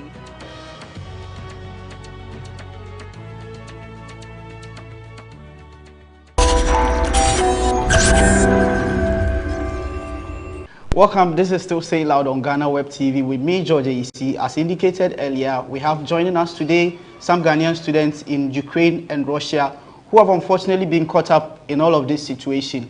We go to Zoom where we have Kofi Jesse, Abigail Do, Kwabna Fako and Ajiman Kwabna. Let me start with Kofi. Kofi, can you hear me? Yes, I can hear you, my brother. Good afternoon. Good afternoon, my brother. So, how is the situation like in your location? Okay, so let me speak to you from where currently I am. I am in Volgograd in Russia, and I can tell you that the situation here is very calm and peaceful. Everything is very calm. The transport system is working. The internet is available, but I'm only able to comment on this particular issue with regards to the position I occupy as the Speaker of the Royal Senate, and then that is where we are able to get to know how the students are faring from all the other states. And the information currently that we have at the Senate is that there has been no issues in Russia. Everybody is very calm, everybody is very safe, and so we are only hoping for the best. Great. So you are in Russia and not necessarily affected by what is happening, but then you are receiving reports from other places and you are in the know of what some other Ghanaian students are going through, their current situation, if I'm right. Yes, that is why I'm saying that we students in Russia here are only looking at what is going on with our brothers in Ukraine. We share their pain and we know that it is not easy for them.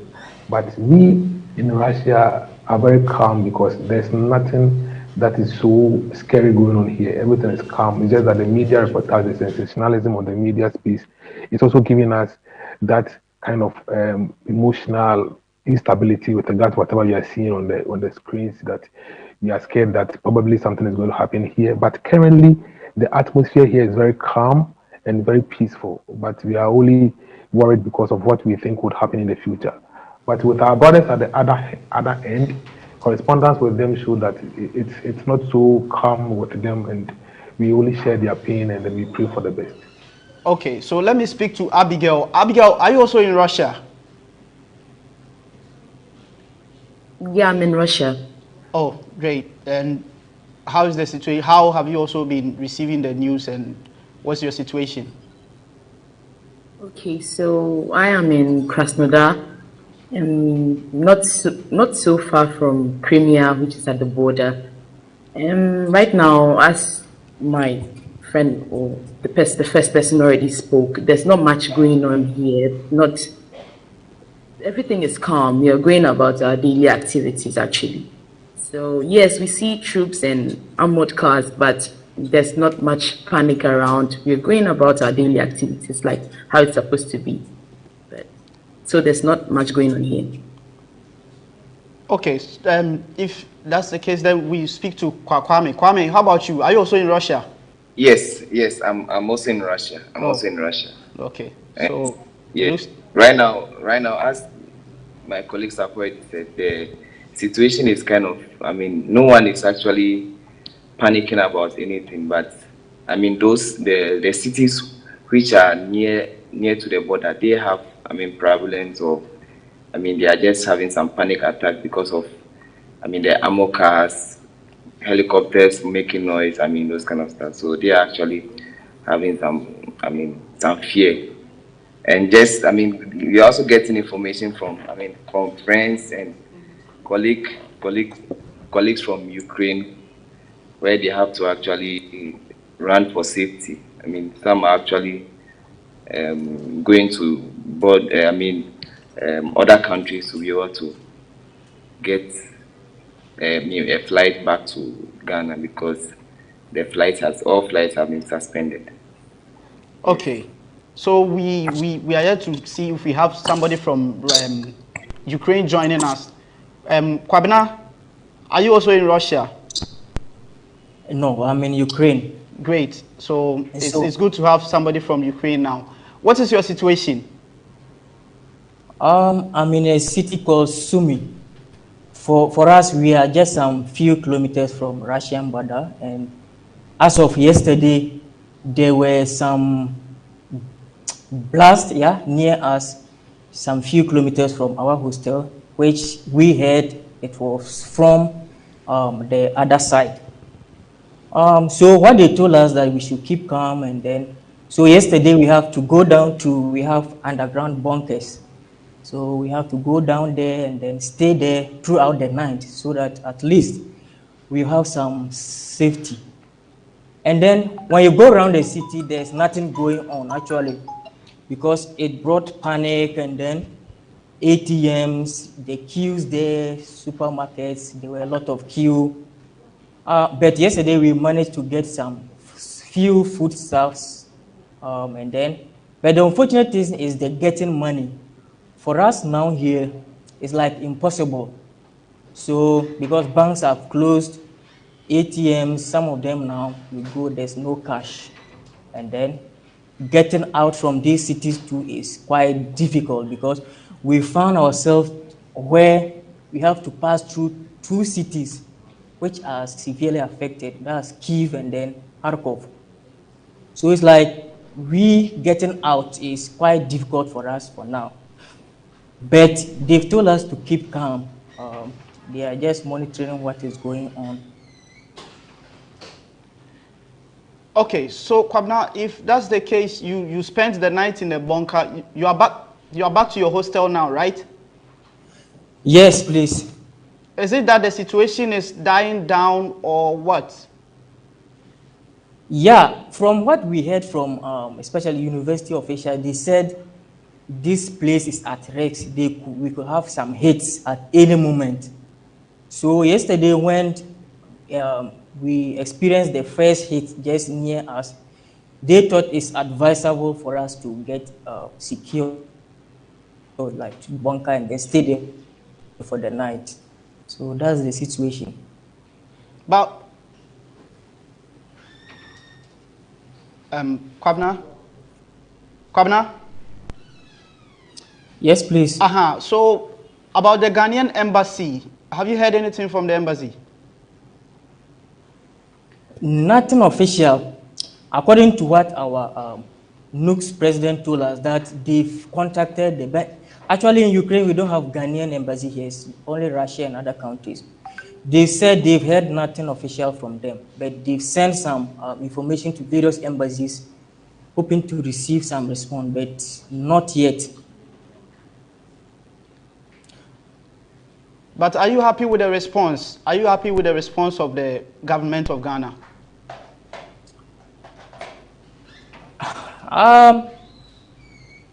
For now, it's like there's no decisive, they've not taken a decisive step for now. But we are hoping that they take something like they consider the situation, because over here is really very serious. Maybe they might not have idea how it looks like here, because for us, even now, our worry is even finance, how to get money to travel to safety is a problem, because we can't receive money. If they even send money, there is no way we are going to take that money out, and feeding will become almost impossible in the next few days to come. So they've heard our grievances and they are considering it, but they should speed up. You talk of feeding becoming a problem in the next few days. I'll come back to you to speak on all those matters, but then I would want to speak to your other colleagues who are in Russia, where fortunately the situation is a bit calm. Kofi, tell me, are you happy with the response that the government of Ghana is giving to this situation, considering your position? All right. All right. So over here we have a very calm atmosphere, like I said earlier on. And when this issue started, our president wrote that he's spoken to the embassy in Moscow, and they have assured everybody in the federation that they are very much on top of their game. They have the capacity to deal with the situation whenever there are uncertainties, so students should not panic. And this officially has been communicated to the entire student populace. And therefore, we also have a lot of confidence in our embassy, because for the past years, dealing with them, they've showcased that they have the interest of students at heart, and they are able to also take the interest of students into recognition. So for us here, we have that solid assurance from the embassy, and then we are not scared at all when any situation comes out. But however, we are not also ruling any case of uncertainties in the future, because nobody knew that this issue was going to escalate to this point. Therefore, as students and as student leaders, we have also gone beyond and started collecting data of individual students and their contacts and emails, and then we also compile that and keep ourselves abreast and set up with time, so that whenever there has to be any issue that students would have to leave the federation, we also set ourselves ready, and then we will leave. But like I'm saying, with issues regarding the correspondence of Ukrainian students and the embassy, I am unable to comment on that since I am not in the federation. So that is all that I can say for now with regards to the correspondence between the students and the embassy. Thank you. Then let me gather Kwame's thoughts on the government's response. Of course, you have shared your view, but then Kwame, what do you make of the government's response to this situation?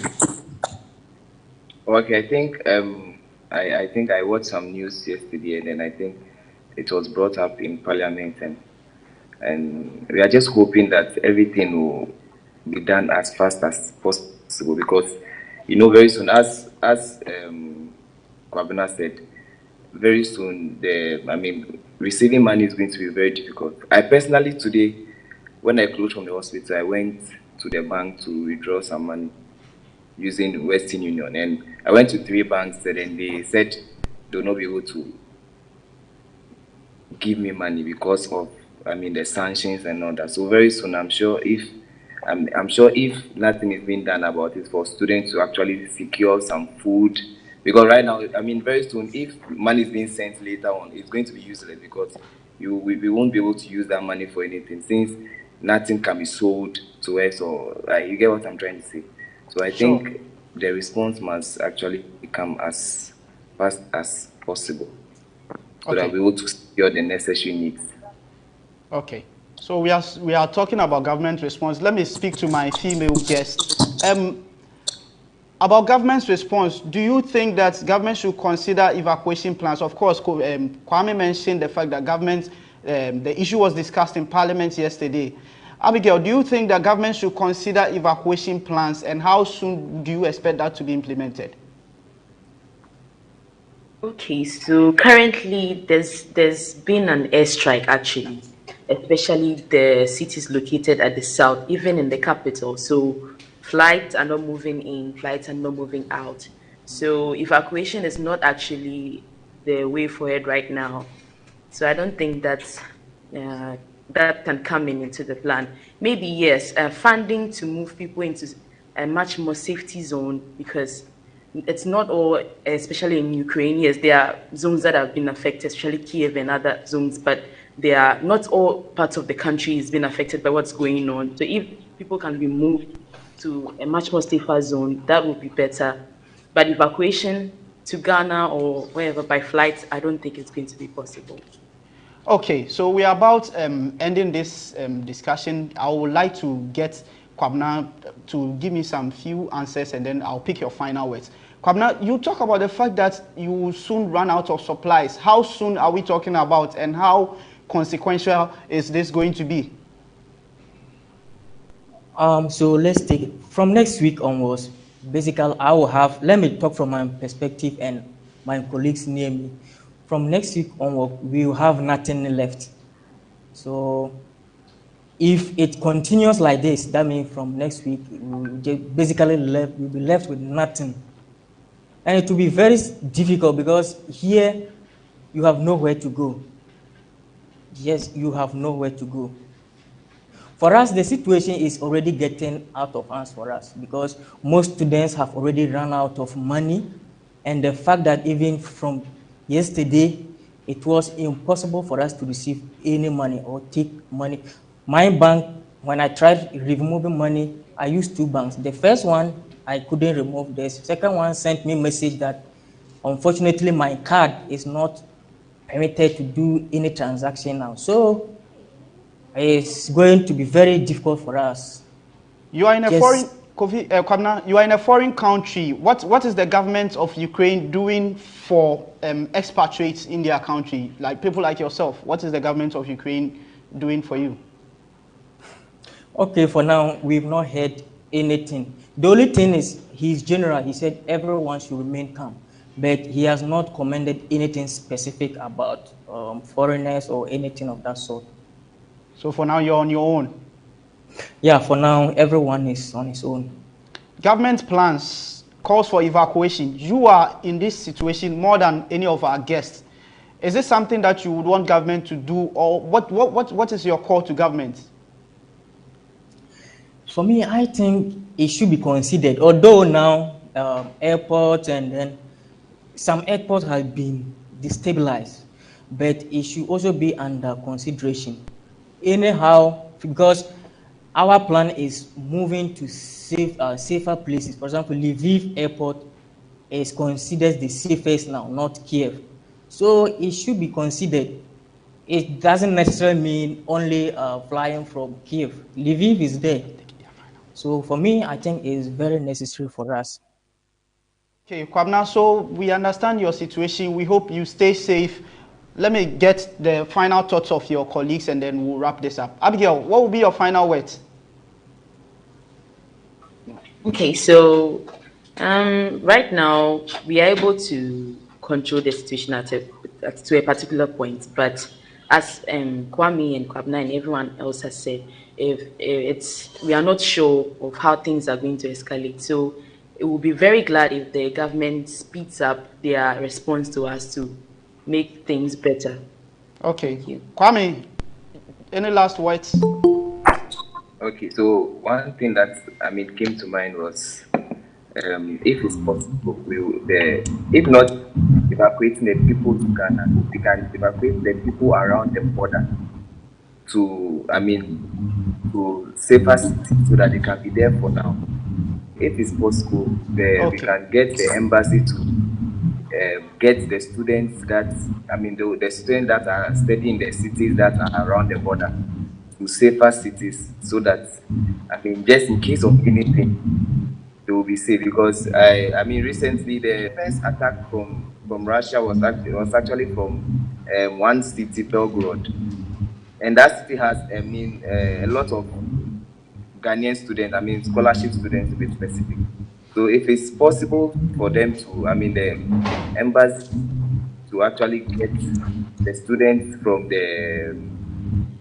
the cities that are near the border to safer cities, it's going to be very, very fine. So that they will feel some safety. Because my city currently, no one is talking about the whole thing, just the banks that I mean, the banks have been affected since the economy is being crippled.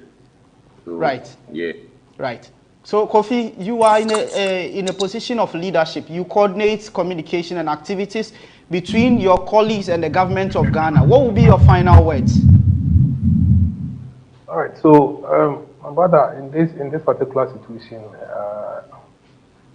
first of all, my heart goes out to our brothers in Ukraine, and I agree that these are tough times, and surely they will prevail. And all that we can all do as individuals is to keep calm and remain safe, and look out for ourselves each time, and then make sure that we defend ourselves. But for me, in this era of civilization, it is very unfortunate that we have to talk about an impending, so to say, war at this particular point in time. But we ask that you all help us in prayers, keep us in your thoughts, and then we wish that moving forward, this issue will not escalate, but will rather stay calm, and then at both sides, in Russia and then in Ukraine, not even only Ghanaian students, but people, this is a call for humanity. People in Russia and people in Ukraine will be safe, and no life will be lost as a result of this. We need all prayers and support in these hard times. Do remember us in prayers. Thank you very much. Great. So, guys, we thank you for your time, and we hope you stay safe. And we'll reach out to you in case we need any further update. Thanks for joining us. Thanks. So, viewers, this is Say Loud on GhanaWeb TV with me, George AEC. I did this by speaking to some Ghanaian compatriots in Ukraine and Russia, where there's been some fighting over the last 72 hours. They are praying that the situation is contained in due time to stop the situation from escalating. Of course, this has been Say Loud with me, George AEC, and until we meet for our next episode, it's bye for now.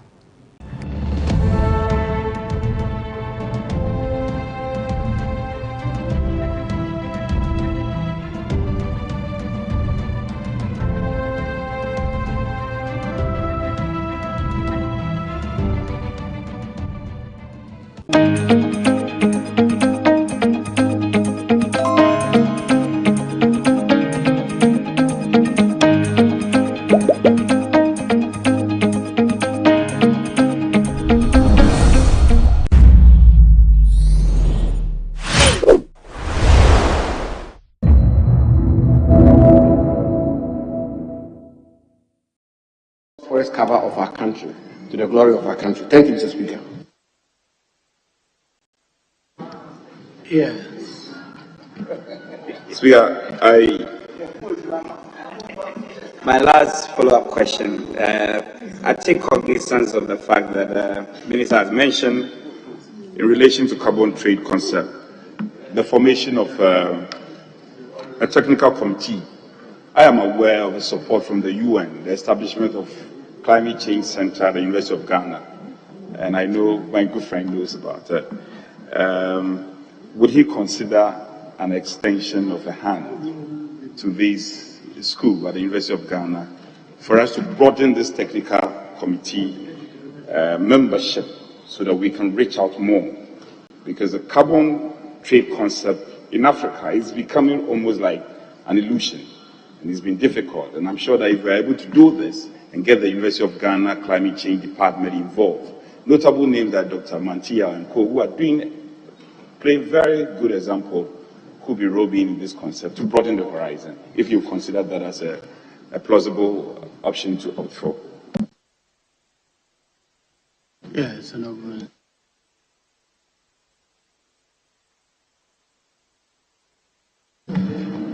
Mr. Speaker, we will be very happy and willing to collaborate with this outfit, and I'll be getting in touch with my leader, and almost immediately we'll establish contact with them. We'll work with them, Mr. Speaker. Thank you. Yes, Honorable Member. Mr. Speaker, the Minister in his answer said in addition to the above, the Forestry Commission procured 4,897,247 seedlings. Mr. Speaker, I want to ask the Minister, does procurement of seedlings automatically translate into trees planted and growing? Thank you. Yes, Honorable Minister. What did you do with the seedlings procured?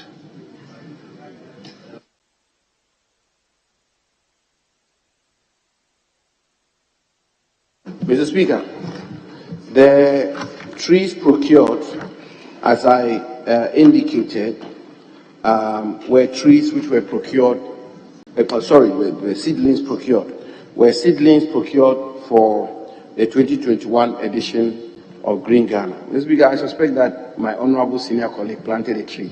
Those were the trees we all planted. So they were planted, Mr. Speaker. Thank you. Yes. Thank you, Mr. Speaker. Mr. Speaker, just following up on what Dr. Kwabena Donkor just asked. Last year, the Minister in his answer stated that about 4.8 million seedlings were planted during the Green Ghana, out of the about 7.1. Have we taken audit of these seedlings that we planted last year to ensure their existence as we plan to plant 20,000 more? Well, as the Minister, 20 million more. As the Minister may know, planting seedlings is different from trying to sustain it for it to be able to provide the results for which, or the expected outcomes that for which it was planted. So I wanted to know whether we are taking any stock of these 4.8 that we planted. Yes, Honorable Minister. Mr. Speaker, that is a very important question asked by the Chief Whip, and I appreciate his intervention. Mr. Speaker, the report I have from the Forestry Commission is that the seedlings planted are doing very well. Indeed, the last report I got was that some 80% of the seedlings planted during Green Ghana are doing very well and are surviving. Mr. Speaker, in addition to that, they have reports. I'm happy to furnish the House with the report. They've provided a full report with the various areas where the trees were planted and how the trees are evolving. Mr. Speaker, in addition to that, I set up a committee, a monitoring and evaluation committee for the 2021 Green Ghana planting, headed by, again, the able Deputy Minister responsible for lands and forestry, Honorable Owusu Bio. And he's been working day and night to ensure that the monitoring is done effectively. So, Speaker, but I have to add that last year we learned one lesson.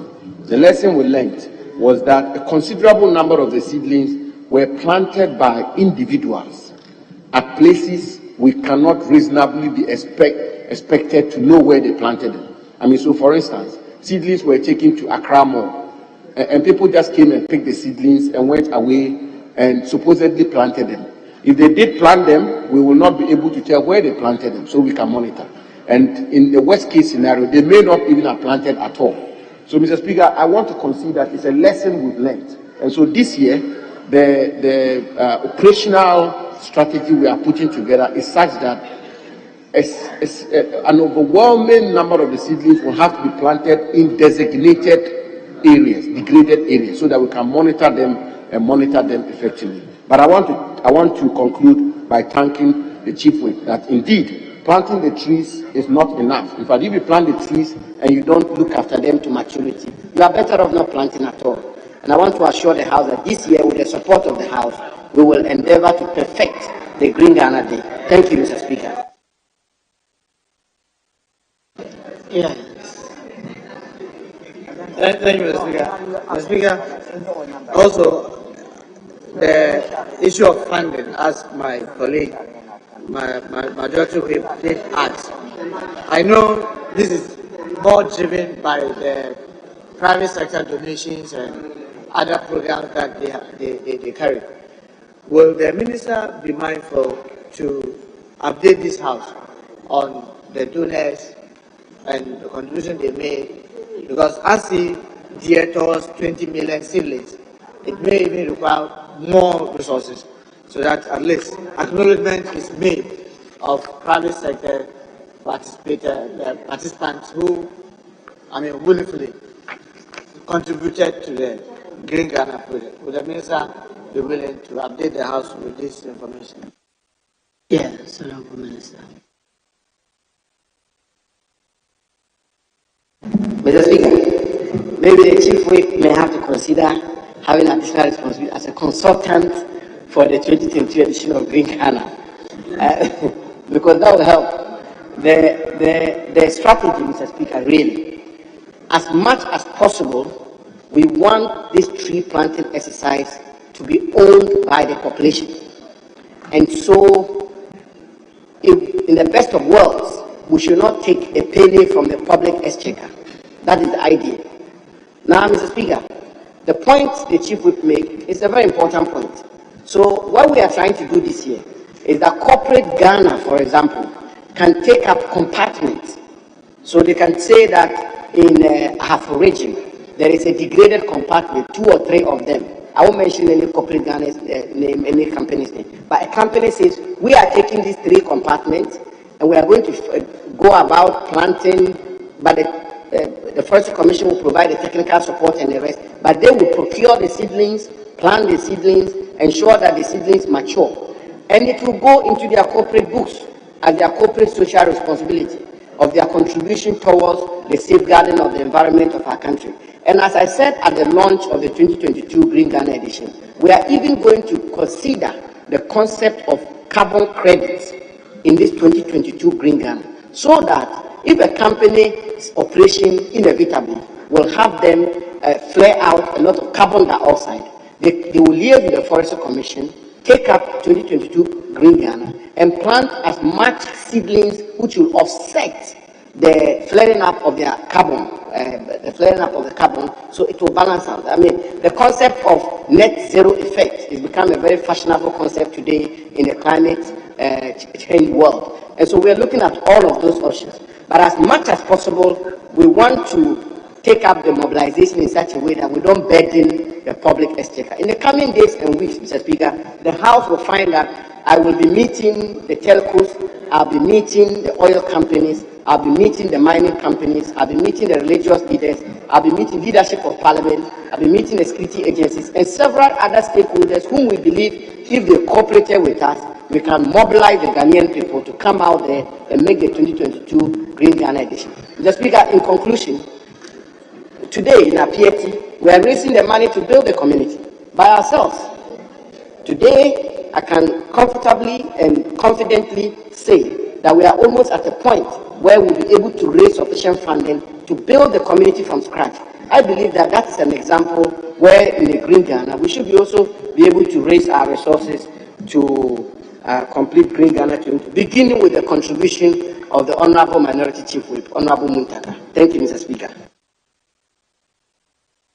Yes, Honorable Majority Leader.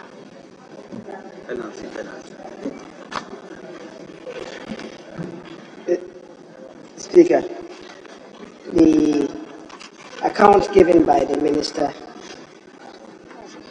without doubt, appears very impressive. That is 53 years, covering 157,000 hectares. Speaker, that indeed translates to, in terms of reclamation and reforestation, on the average, reclaiming 2,900 hectares per year. That is over the span of 53 years, between, as he said, up to 2016.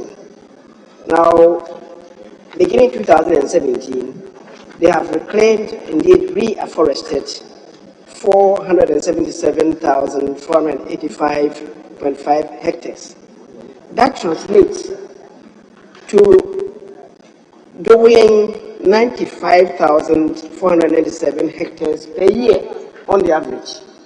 And that is really commendable as compared to 2,900 hectares. The Speaker, we must commend the Minister. However, he admits, the first paragraph of his answer, that between 1900 to date, we have lost over 8 million hectares of our forest cover. At the beginning of that century, the forest cover was 8.5 million hectares. Mr. Speaker, now we have lost 8 million, and the minister, by his efforts, is reclaiming 95,000 hectares, 595, almost 95.5 thousand hectares per year. That will translate, in terms of reclamation, 80 years, assuming it's even 100,000. Would the minister consider, and the effort that he's doing this year, 20 million, Mr. Speaker, would he consider doubling the effort, doing so twice a year, so that on the average, if you are able to do this, it would take us half the time, from 80 years to 40 years. Would he consider doing that at least twice a year, if you have lost so much? Otherwise, it will take us, even by his own escalated performance, it will take us not less than 80 years to cover the 8 million that is lost. Would the minister consider doing this for at least twice a year?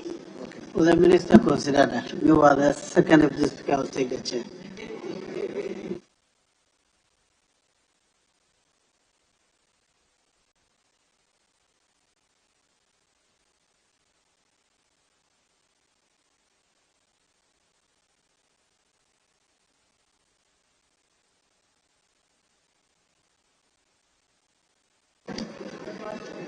Yes, Minister, let's hear you.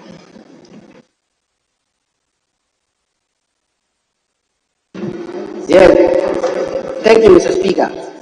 Mr. Speaker, the Honorable Majority Leader is right, and the data are very revealing. And as I indicated in my answer, Mr. Speaker, from 1963 to 1987, Mr. Speaker, we cultivated 19,300 hectares of forest was cultivated between 1963 and 1987.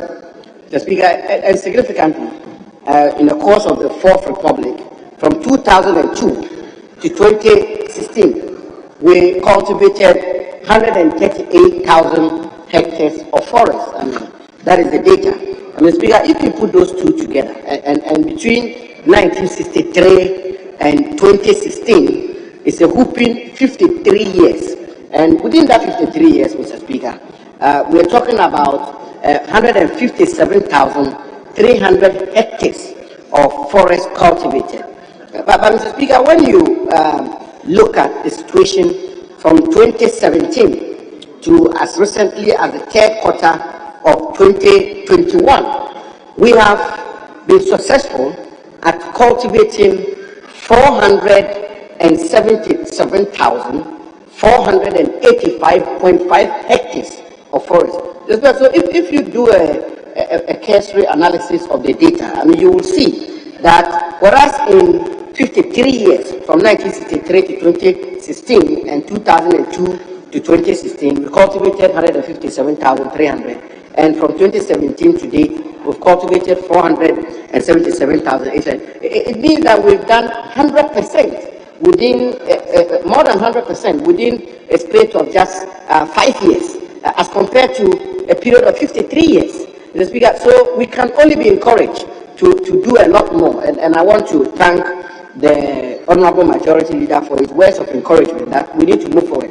But again, Mr. Speaker, the Honorable Majority Leader is very right in saying that this is not sufficient, and this will not take us to the desired destination and have us achieve our objectives, because at this rate, as is rightly pointed out, it will take us some 80 years to restore the forest cover of our country.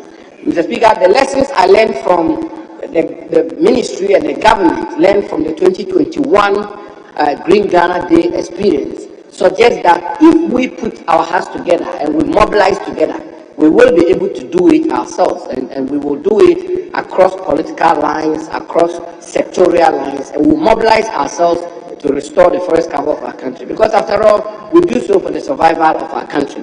Mr. Speaker, so we take the majority leader's proposal in good faith. We will look at it, Honourable Majority Leader, except to say that the 8 million hectares, because of land use, we may not be able to recover or restore the entire 8 million hectares, because a lot of building is taking place, development and so on and so forth. But, Mr. Speaker, we are determined to work for this country, and will continue to do so. Thank you, Mr. Speaker. Honourable members, once the question came from the majority leader, it means we have foreclosed that particular. We have foreclosed that particular question. We move to question. We move to question number 537. Question number 537, and that's the member. Thank you for the opportunity. I respectfully rise to ask the Minister for Lands and Natural Resources the systems and measures the Ministry has put in place to facilitate the acquisition of land for the Tema Akosombo Railway Development Project. I thank you, Speaker. Yes, Honourable Minister.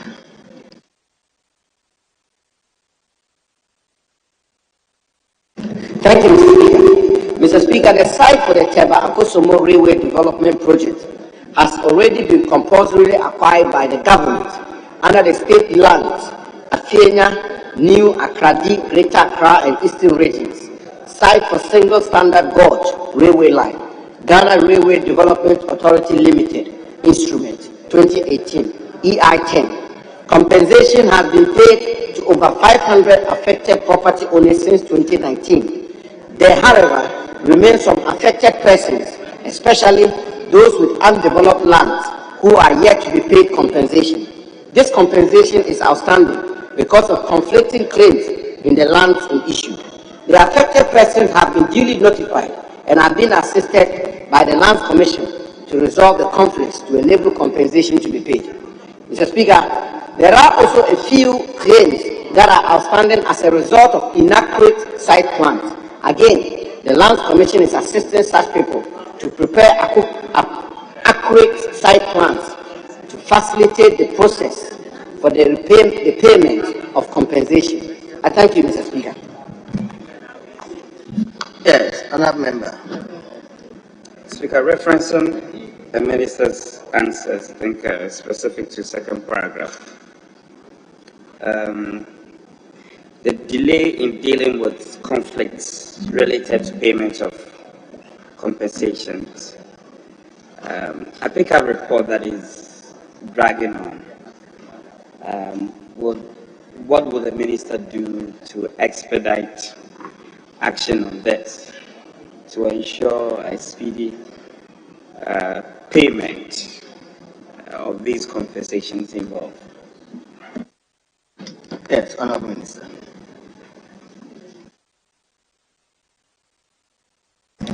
Thank you, Mr. Speaker. Mr. Speaker, the broader issue of land administration is the main cause for a good number of these disputations which inhibit the efforts of government to pay compensation.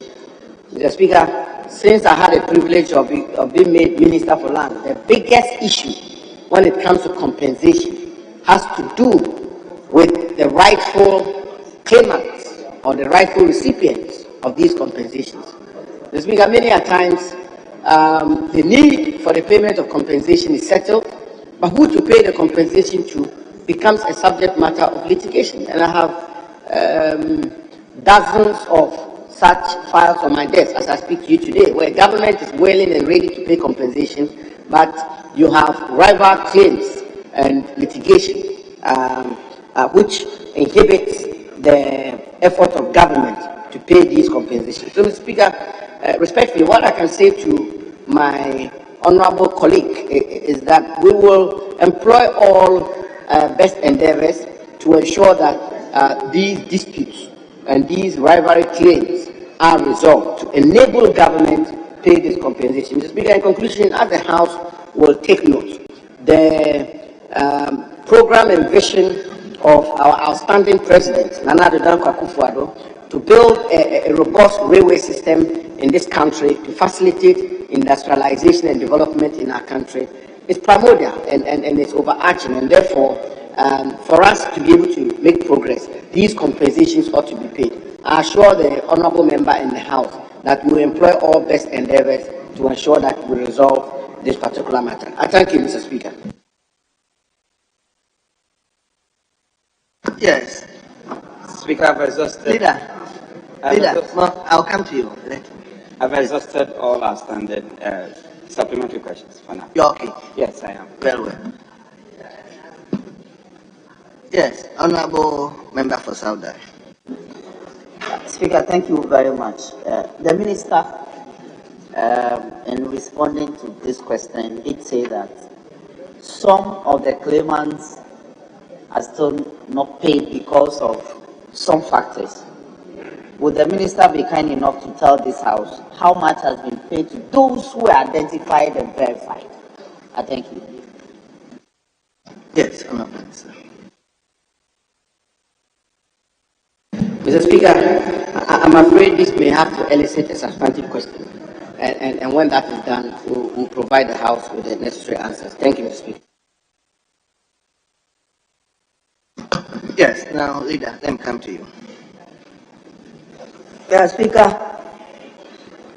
the Minister in his answer and as followed up by the Honourable Whip.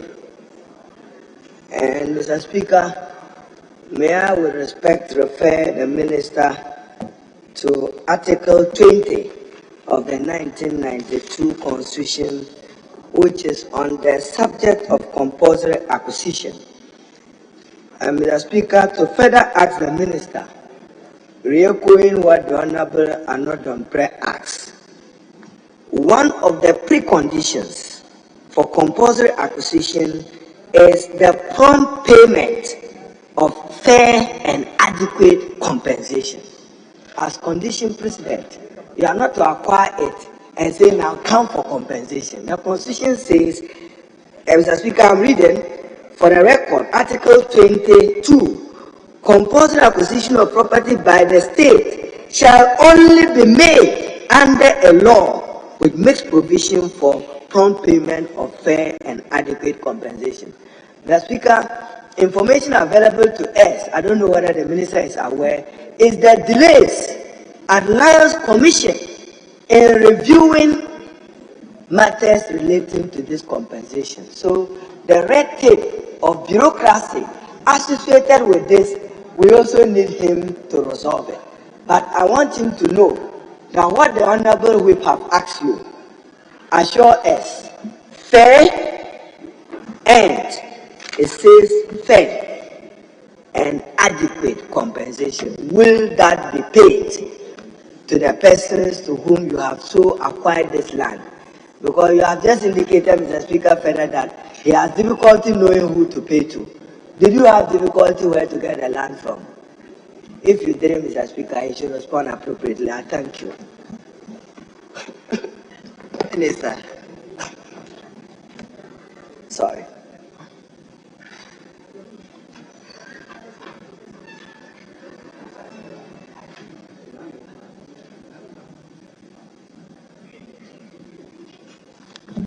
Thank you, Mr. Speaker. Mr. Speaker, I want to first of all agree with the Honourable Minority Leader in his reliance on Article 20 of the Constitution and the requirement for compensation to be prompt, fair and adequate. Mr. Speaker, that is a cardinal condition precedent and prerequisite when it comes to matters of compensation. And Mr. Speaker, the Supreme Court has had multiple occasions to make pronouncements on the exact contours of Article 20. Mr. Speaker, it is not lost on me at all. And I also want to believe that the Honourable Minority Leader in asking his question is actually referring to the general issue of the payment of compensation and the need for such payments to be prompt, fair, and adequate. But, Mr. Speaker, I will also respectfully have the honourable minority that indulge the need for public officers to act responsibly and act in a manner which is in a public interest. And so the general issue of compensation, as I intimated in my earlier answer, the biggest issue when it comes to payment of compensation in our country remains rival claims.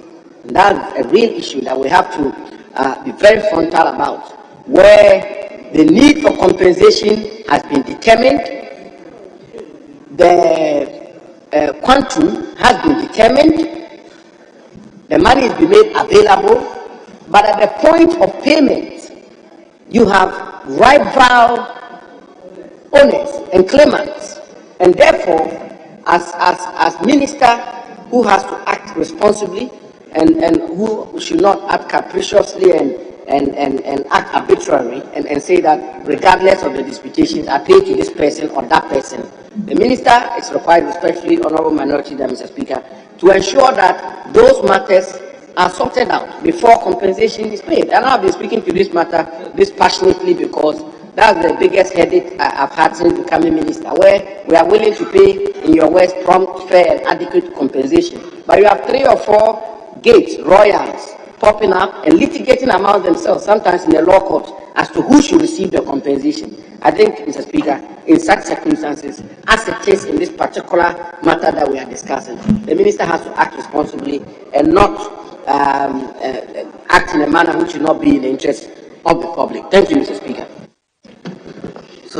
So Honourable Minister, in the matter of making sure that the multiple criminals are sorted out before you pay, if it happens that the delayance has become too long, will you review the volume or the quantum of money? Because it may take some time before sorting out become reality, getting the claimant.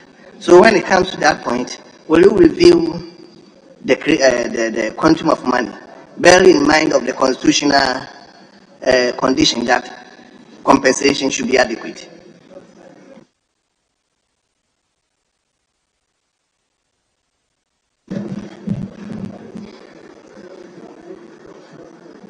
Mr. Speaker, thank you very much for that question, and truly I'm excited about the question you've asked because it's an issue that is of great public interest.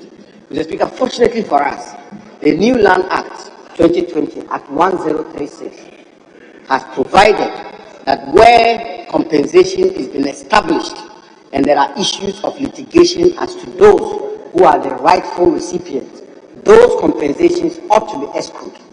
And therefore, it doesn't occasion additional financial burden on the state. And they are escrowed in a responsible, prudent financial manner so that interest can accrue on them.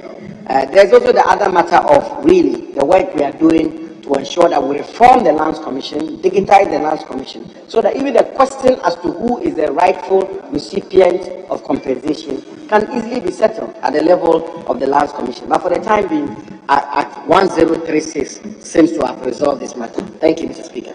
Very well. Yes, Honourable Suhine, let's hear you. Right, Honourable Speaker, thank you very much for the opportunity to follow up on a question the Minister answered in relation to compensation, requiring it to be adequate, prompt and fair. Mr. Speaker, I want to find out from the Minister, based on this observation, what processes are used to determine which claimant gets paid first before the other. Mr. Speaker, I'm sure the Minister will understand that in interactions with the Ministry, it does appear that when the Ministry prepares claims and submit to the Ministry of Finance for payment, it is usually out of the hands of the Ministry and the Ministry of Finance makes the payment, and puts it on the budget of the Ministry of Lands. There have been examples where some, claims are paid, before others, even though they were submitted earlier by the ministry. So I just want to find out if there's a structure that is communicated from the Ministry of Lands and Natural Resources to the Ministry of Finance to determine how claimants get paid their compensations, and whether there is a first come, first served basis. Thank you. Minister, did you get the question? Did you get the question, Minister? You got it. Very well.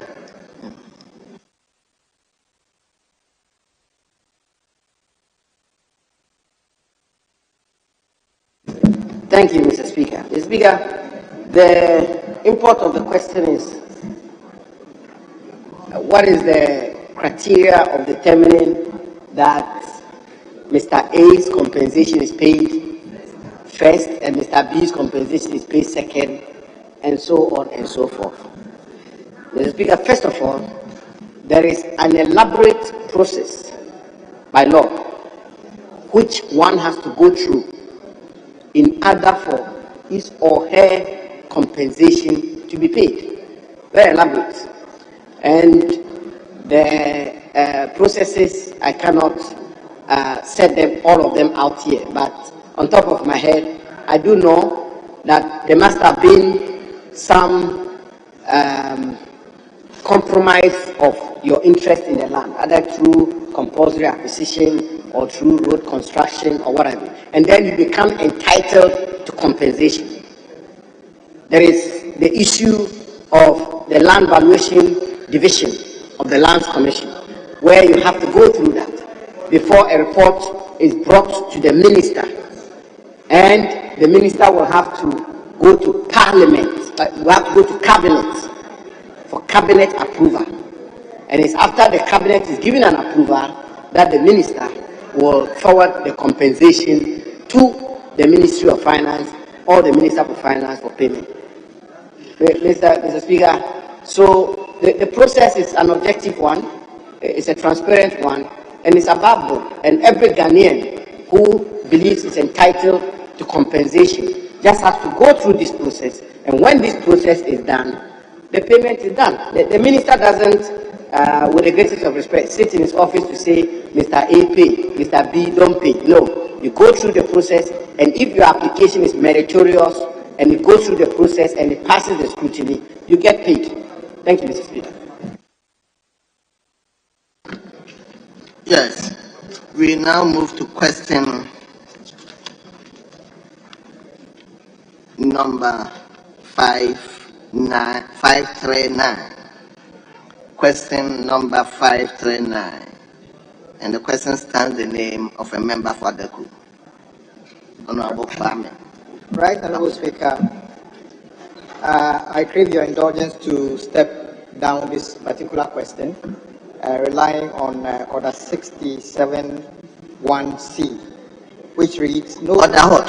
67(1)(c), which says that no question shall be asked which raises an issue already documented, decided, or which has been answered substantially during the current session. Mr. Speaker, the import of my question is to request the Minister to provide specific details of land transactions that took place between 2017 and today in Accra. However, in the transmission of the question to the table office, it appears the rendition remained what it used to be, which he previously answered. So with your indulgence, I want to step down this question. The substantive question has since been filed, and when it gets to the Minister, I hope he'll be able to come and respond to that. Thank you, Mr. Speaker. Very well.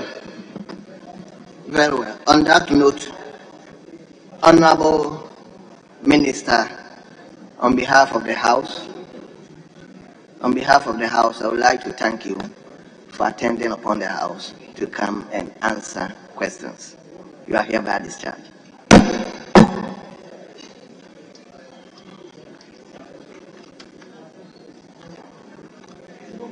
Yes, leader.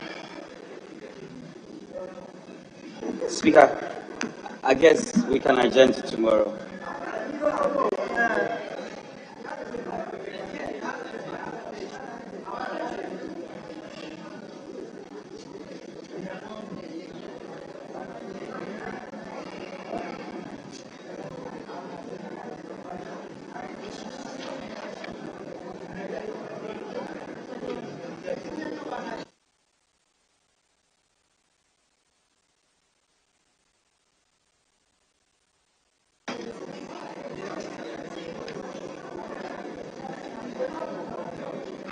Speaker, if you may indulge me, no, we just lay, the Minister for Lands and Natural Resources is here, and if he can, we can take item 9B, 9B on page 6 of today's order paper. Yes, honorable members, at the commencement of public business, let's turn to page number 6. Page number 6, item number 9B. Presentation and first reading of bills. 9B. Minister for Lands and Natural Resources. An act to consolidate and revise the laws relating to wildlife and protected areas, provide for the implementation of international conventions on wildlife to which Ghana is a signatory and for related matters. Honorable members, the bill is read the first time and referred to the Committee on Lands and Forestry for consideration and report.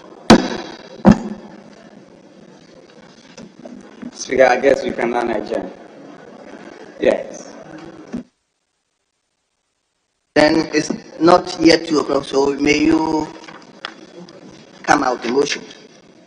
Speaker, I move that the House adjourn to tomorrow, 10 o'clock in the forenoon. I so move.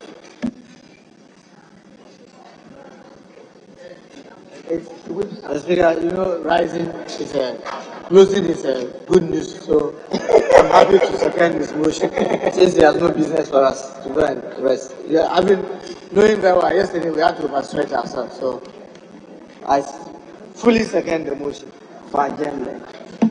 When are we coming tomorrow? Is it 10 a.m.? Honorable members, the motion has been moved and the motion has been seconded.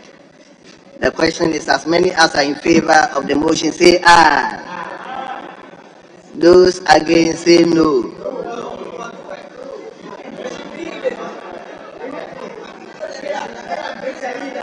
I'll take the question again.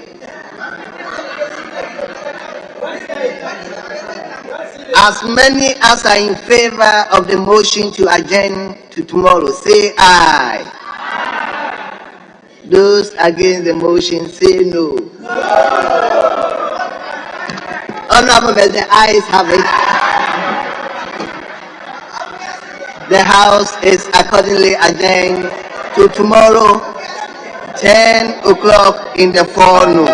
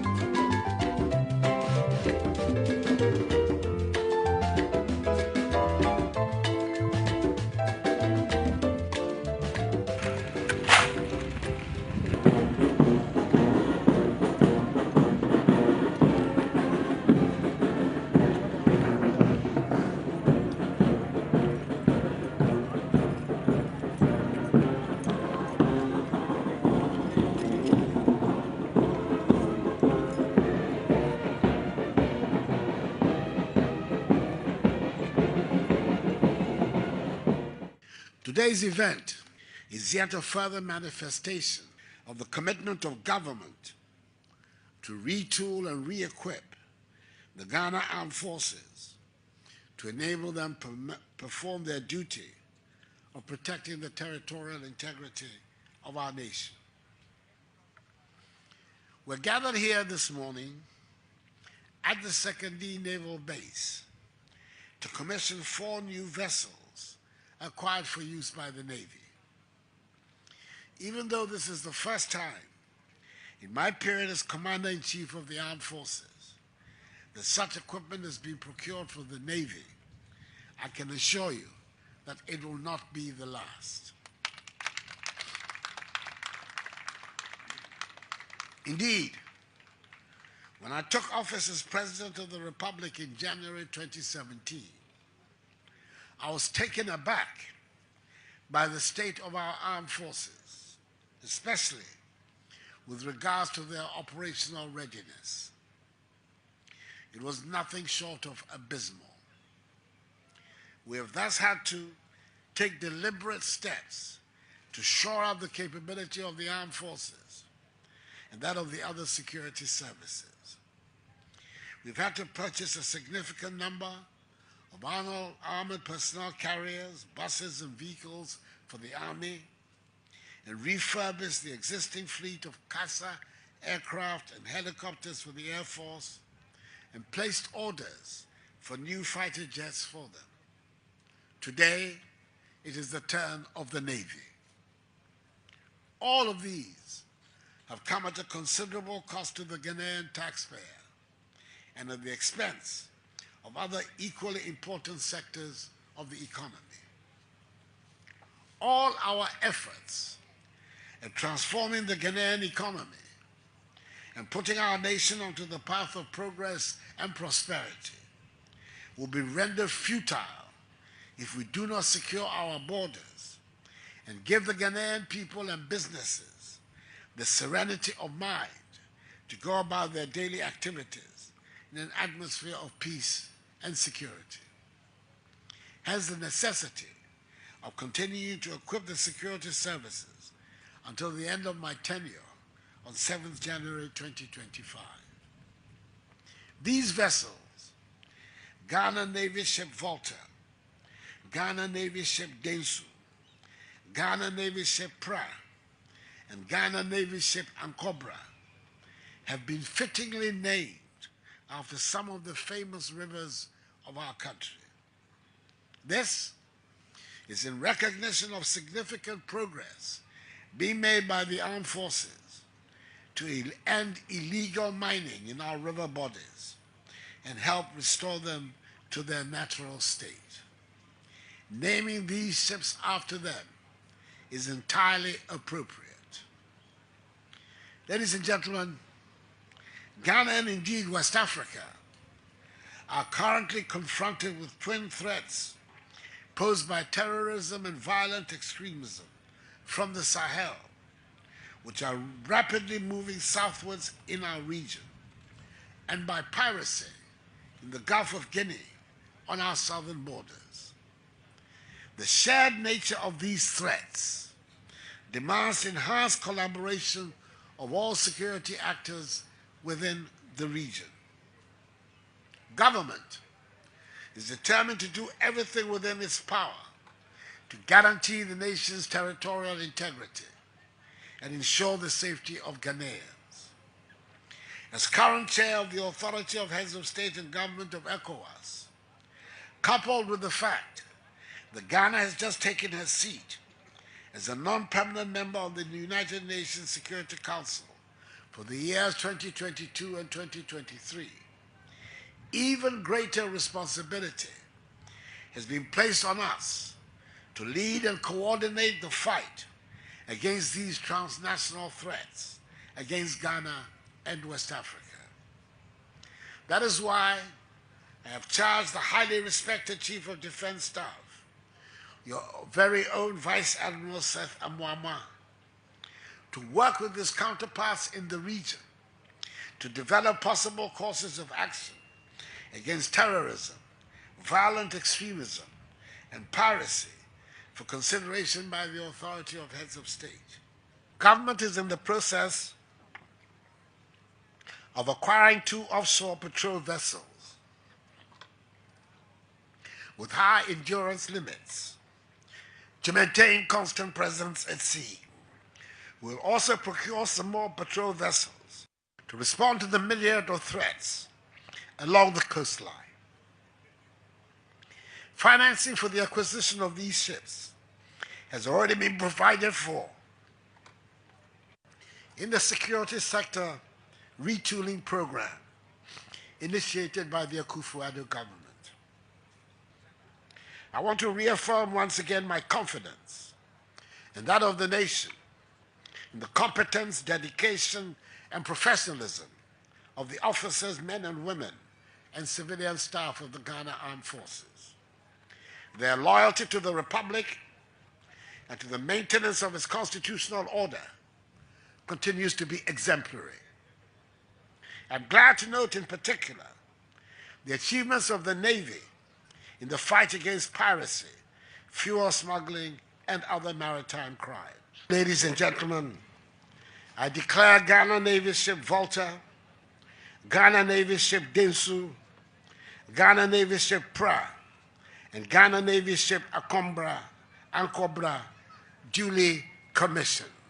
I wish the officers and ratings of the Ghana Navy who will sail in these ships fair winds and following seas. May God bless the Ghana Navy, the Ghana Armed Forces, and us all. And may God bless our homeland Ghana and make her great and strong. I thank you for your attention.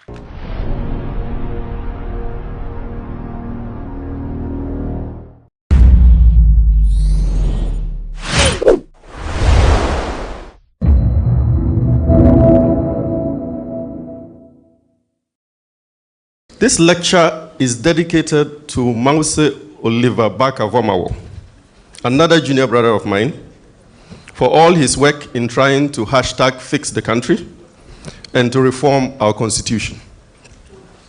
It is also dedicated to my big brother Akoto Ampao and Justice Sremsai, another junior brother of mine, and all the other lawyers and activists who are working around the clock to secure his release from unlawful detention. I visited Mause in jail some 2 weeks ago, and the conditions under which he was being held are not fit even for your worst enemy. But for this lecture, I would have joined the legal team in court today. It is no coincidence that his first court visit was on the 14th of February, Valentine's Day, and his next court visit today is the anniversary of the 28th February 1948 shooting. We live in a spiritual world. Like the psalmist says, the fool says unto himself, there is no God.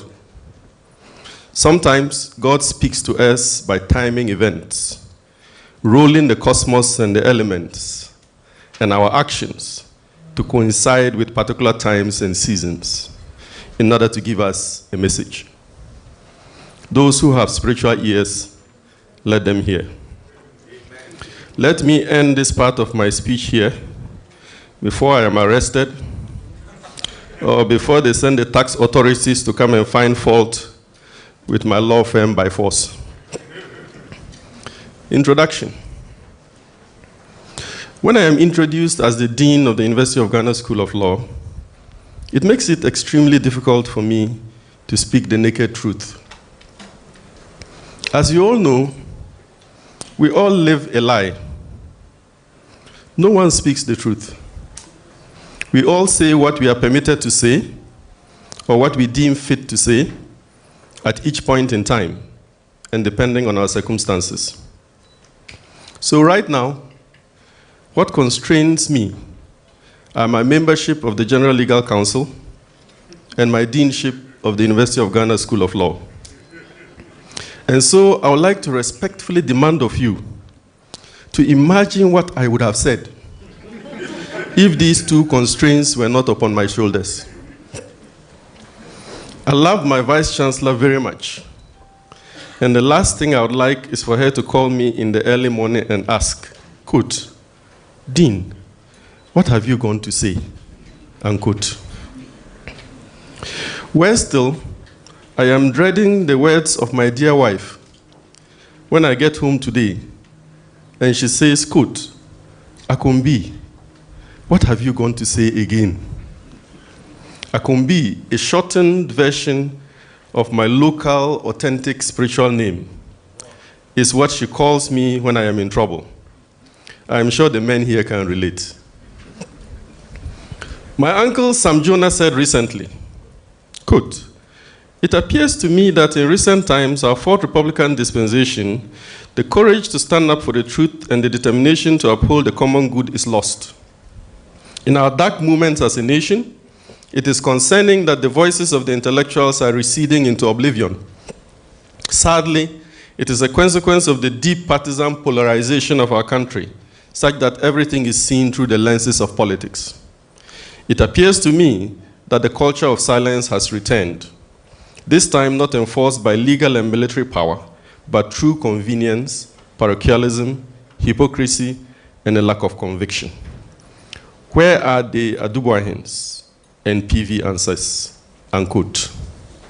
So, Uncle Sam Jonah, receive the below as a feeble attempt at partial redemption of academia. We wait for the clergy, the CSOs, the media, labor unions, and others who were so vociferous in condemning the past regime to redeem themselves. Down memory lane.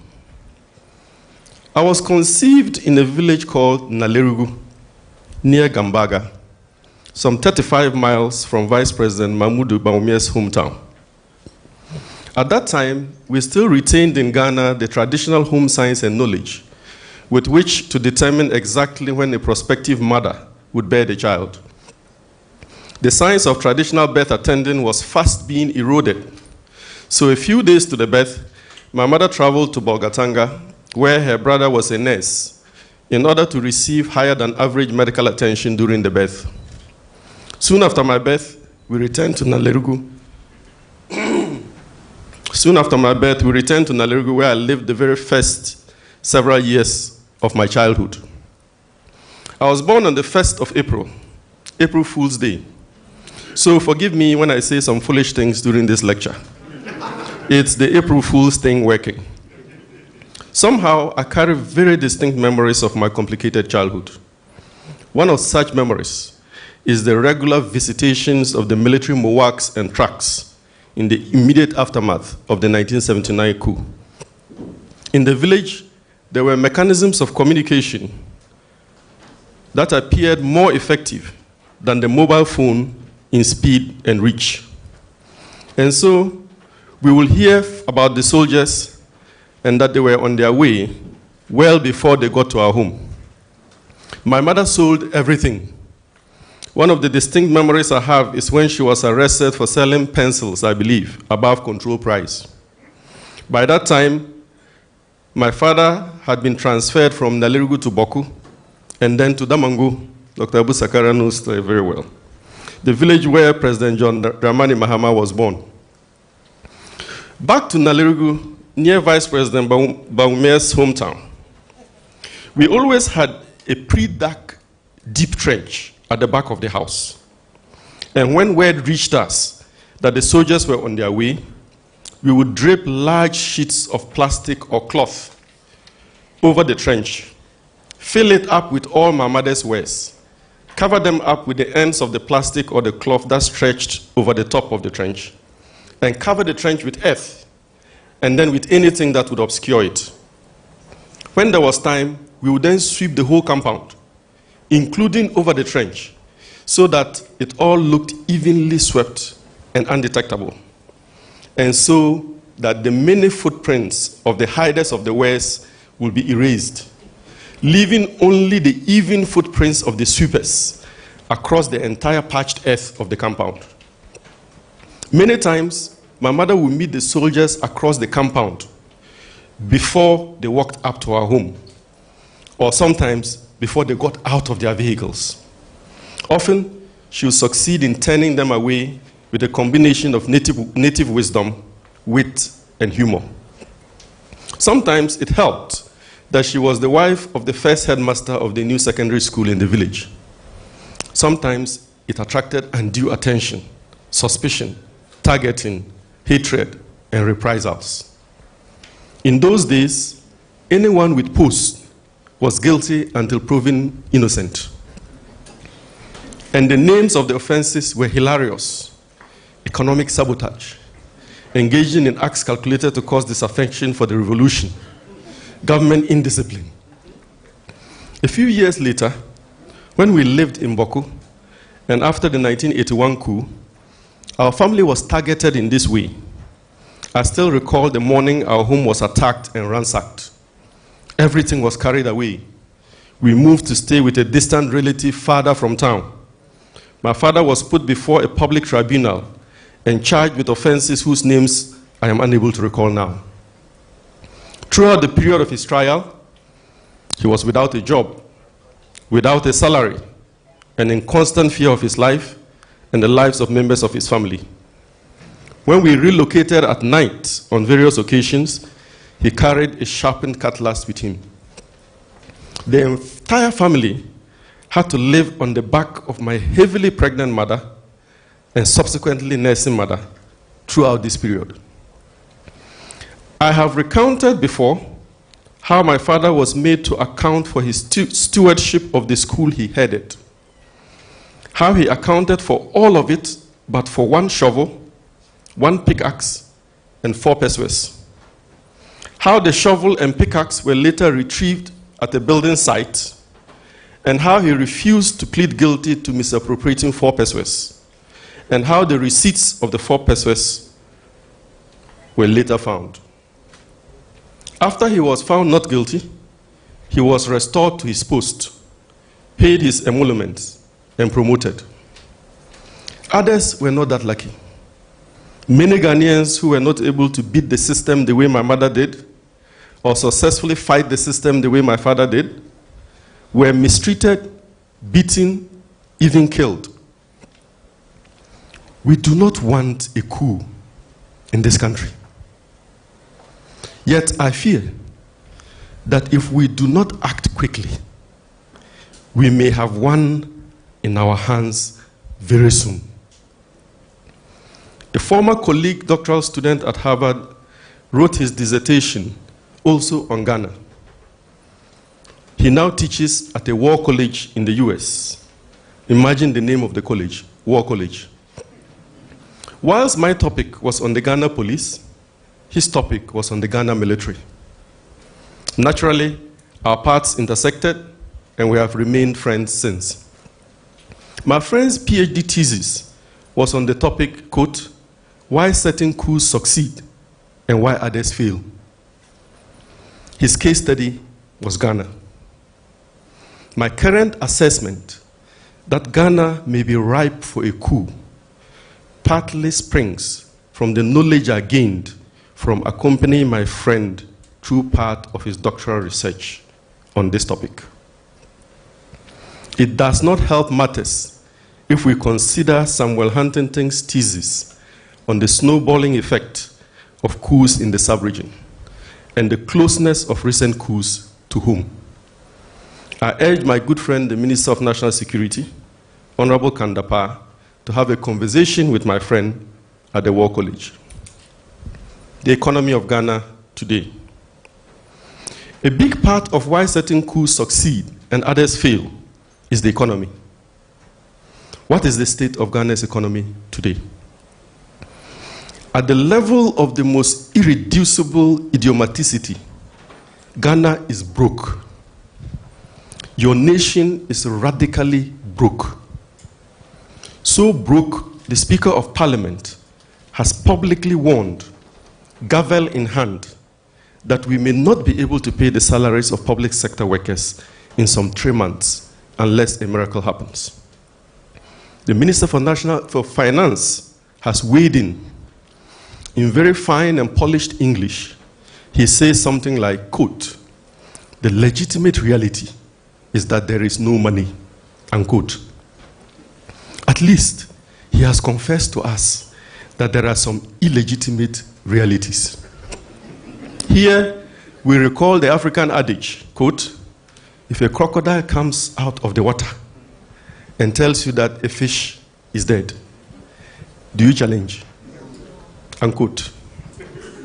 The Minister for Finance and other government officials add that soon Ghana will not be able to fund the free SHS scheme, pay the District Assembly's Common Fund, pay the National Health Insurance Levy, pay the Ghana Education Trust Fund, pay the salaries of government workers, pay lecturers in public universities, and end the debilitating strike action by them, pay the arrears owed various contractors, build roads and other infrastructure, and create jobs for the youth.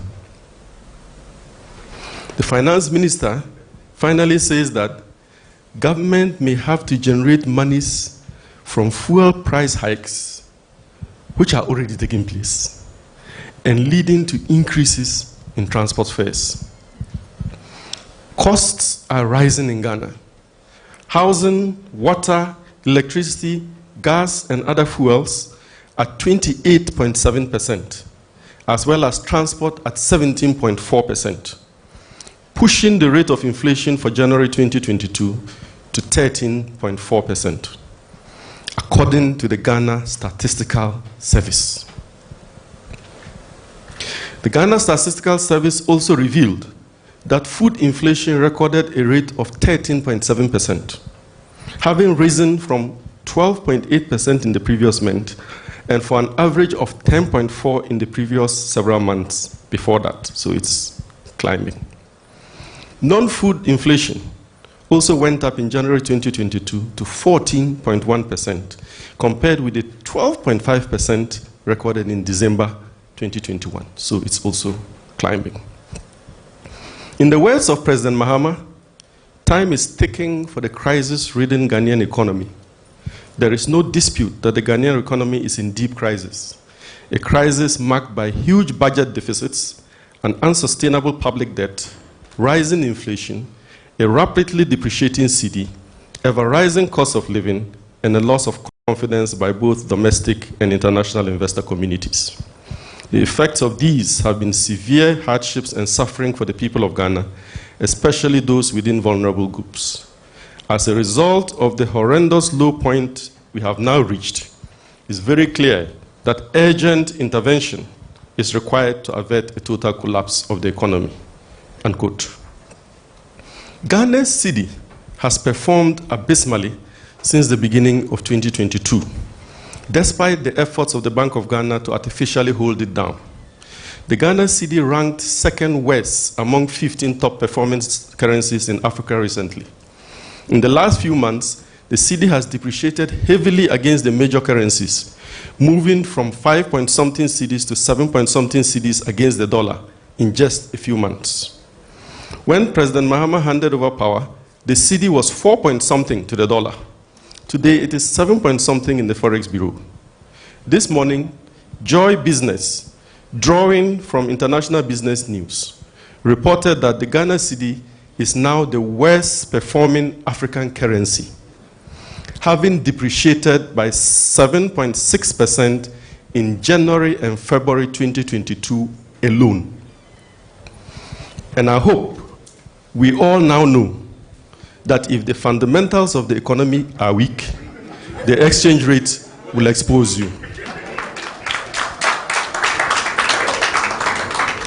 Let us remember that the financial crisis is a byproduct of crisis in the real sector of the economy.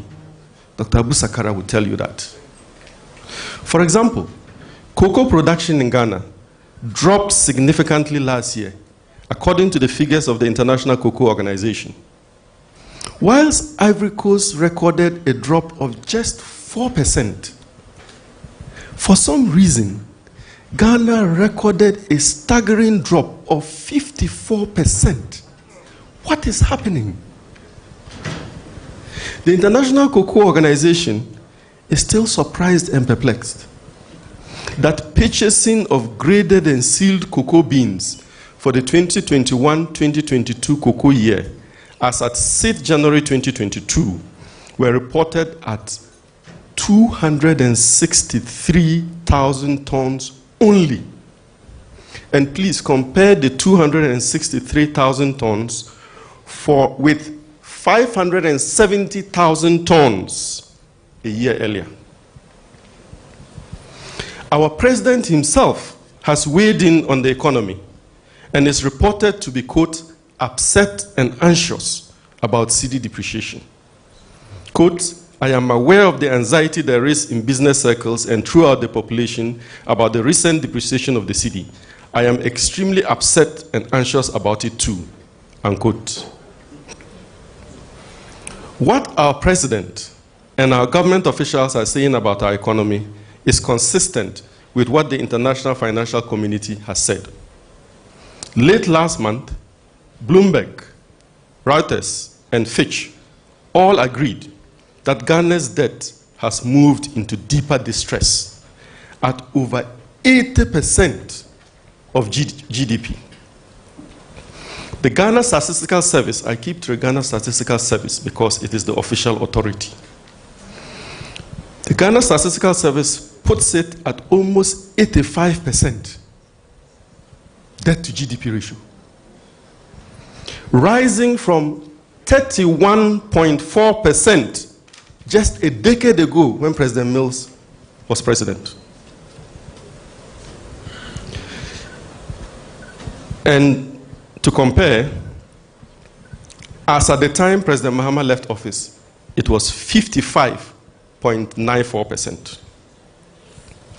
The rating agencies add that Ghana is at risk of a debt crunch, with interest payments alone absorbing about half of total government revenues. And this is the second highest ratio in the entire world of 200 countries. So we are number 199 over 200. Resultantly, Ghana was downgraded to B- with a negative outlook, and then to C. First time ever. The Bloomberg has added Ghana to the 5 fragile, indebted African nations who are at risk and on a precipice. The 5 West African countries, Ghana, Nkrumah's Ghana, is among them. So we can no longer borrow on the international financial markets except at horrendous interest rates. And our only hope, some say, is to go back to the IMF. After pretending to recant a little later, Fitch concludes, quote, general government debt reached an estimated 83% of GDP at end 2021. Who remembers the figure given by Ghana Statistical Service? 85. Including approximately 2% of GDP in debt held through the energy sector levy special purpose vehicle. 83 plus 2 is what? So the Statistical Service is right. We forecast government debt to remain on an upward path through 2025. I'm depressed to read the rest of it. Maybe I should skip a bit. Debt affordability metrics will remain weak. Ghana's debt constitutes 539% of government revenue, compared to other B medians of 325%. You are doing almost double. Let me skip that depressing part. What amazes me is that when things were not 1/10 as bad under the Mahama regime, Occupy Ghana marched on the office of the president, the then Flagstaff House, now called Jubilee House, on 1st July 2014. Many leaders, clergy, intellectuals, lawyers, journalists, many Ghanaians urged them on as they raided the premises of the office of the president, insulted the president to high heavens by the minute, by the hour, by the day, emboldened by a correct interpretation of the law to the effect that it is not a crime to insult the president. President Mahama asked that the security forces not react negatively and that no one should be hurt. I am talking from personal experience because I was inside Flagstaff House that day. Marching on the office of the president, a national security zone, is not a crime. Saying that you will do the coup using the definite article, a reference to the coup that the market women in Kumasi already said they will do, is a heinous crime. Some months after the march on Flagstaff House in 2014, I told the president that I was returning to Legon to continue my job as a people teacher. I explained in part that I was no longer able to align my lifelong activism with the state of things then. By 2019, I had sought out President Mahama and told him that he was a far better president. In 2016, the price of a liter of petrol was 3.75 Ghana cedis. Today, it has broken the 8 and is selling at almost 8 cedis a liter. I used to fill my tank with 400 Ghana cedis in 2016. Today, I fill it with 1,000 Ghana cedis when it is empty. When I was appointed dean, one of my junior brothers came to my house, took my RAV4 away, and left his Land Cruiser and said, the RAV4 doesn't befit your position. So now I'm saddled with a Land Cruiser, which I have to fill every week at 1,000 Ghana. A bowl of kenke was 70 pesos in 2016. Today, it is 2 cedis at my last visit, and it seems to have shrunk in size. Trotro fare from Circle to Adenta was 3 cedis, 70 pesos in 2016. Today, it is 7 cedis. And yet, income levels have remained virtually the same, with only the usual nominal increases in government wages over the period.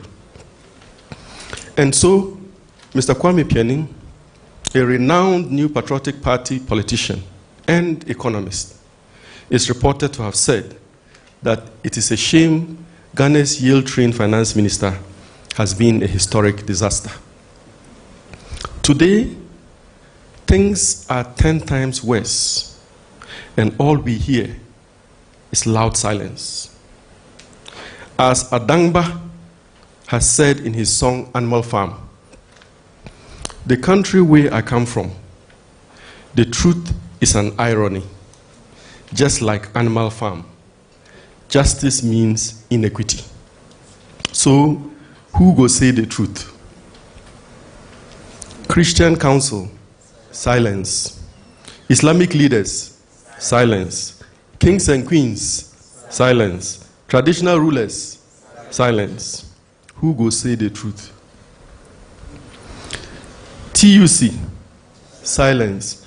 Even journalists, silence. Enyansafo, more here. Then he tells the story of Nana Yankamasem, who kills and imprisons anyone who speaks against him. Quote, everybody is afraid. Nana Oseyemai. All this is from the Songo, not from me. But everybody is afraid. Right is right, wrong is wrong. No matter how you justify. You say you want to get rid of corruption. Someone wants to help you. Now the person becomes a target. Unquote. End of the song. It is sad that we have had to get here. For me, what is sadder is what the running down of our enviable economy has done to families and to people's lives. Recently, a band of armed robbers robbed some Kumasi-bound travelers in a VIP bus from Takrady, while saying to them, quote, "Pray for us. The system has made us so." In the words of a passenger in the bus, quote, "After the robbery, they asked us to pray for them because it was not their will to stop vehicles on the highway and rob passengers of their belongings, but the system has compelled them to do so." They did not hurt any of the passengers. They just took their monies and properties and left. After a friend of ours was robbed at gunpoint recently, witness the following WhatsApp chat that we engaged in on our platform. "This is getting serious." Commentator 1. Commentator 2. "The national service lady in our office just told me she was also robbed at gunpoint last week." Commentator 3. "A friend was robbed around Trasako Estate at gunpoint yesterday at 9 a.m. Just one WhatsApp chat of a few people has pointed to personal experiences of several gunpoint robberies. That's another person. The next person says, "Whoa, country hot too. 4 more to do more." Another one says, "If you mind your business, you get robbed. I'm leaving this country." Another one says, "If you complain, you get arrested." Another one says, "No one is safe." Another one says, "Things are getting out of hand." Later on, I'll pass the chat to you for those interested. We must remember that our current president has always been worried about scenarios such as I have painted above. Speaking at the Ebenezer Hall Presbyterian Church, Osu Accra, on 29th May 2009, he said, quote, "I am very concerned that sooner or later, militants on our side, convinced that the state cannot or will not protect them, may take measures to protect their interests, themselves, and their loved ones. Events then will be out of control, driving all of us towards a point of no return." Unquote. Where are we now, and how did we get there? We all know that the episodic spectacularization of our economy by governments are strong, contrast starkly with the reality. Reckless election expenditure in 2020 undermined the economy greatly, as government had to rev up spending to match the opposition party that met it boot for boot in the elections and claimed so many parliamentary seats from it. Of all the monies that we have borrowed from the bond markets in the last decade, 71% of it was borrowed by the current government. Over their entire 4-year tenure, the Mahama regime borrowed less than 3 billion from the bond markets. Less than 3 billion in 4 years. In fact, it counts from 2012, so it's more than 4 years. In 2021 alone, one single year, the current government borrowed more than $3 billion in 1 year. In 2018, they borrowed 2 billion. In 2019, 3 billion. In 2020, another 3 billion. And in 2021, they actually added up to the 3 billion. So it's in excess of 3 billion. And this is from the bond market alone. We haven't counted the mopping up of domestic savings.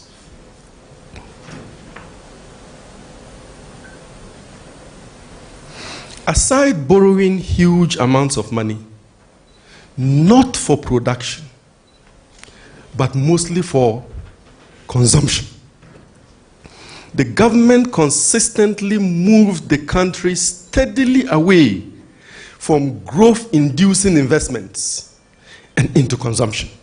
I'll give you some examples. Many new ministries that would not qualify for administrative units in a viable country were created.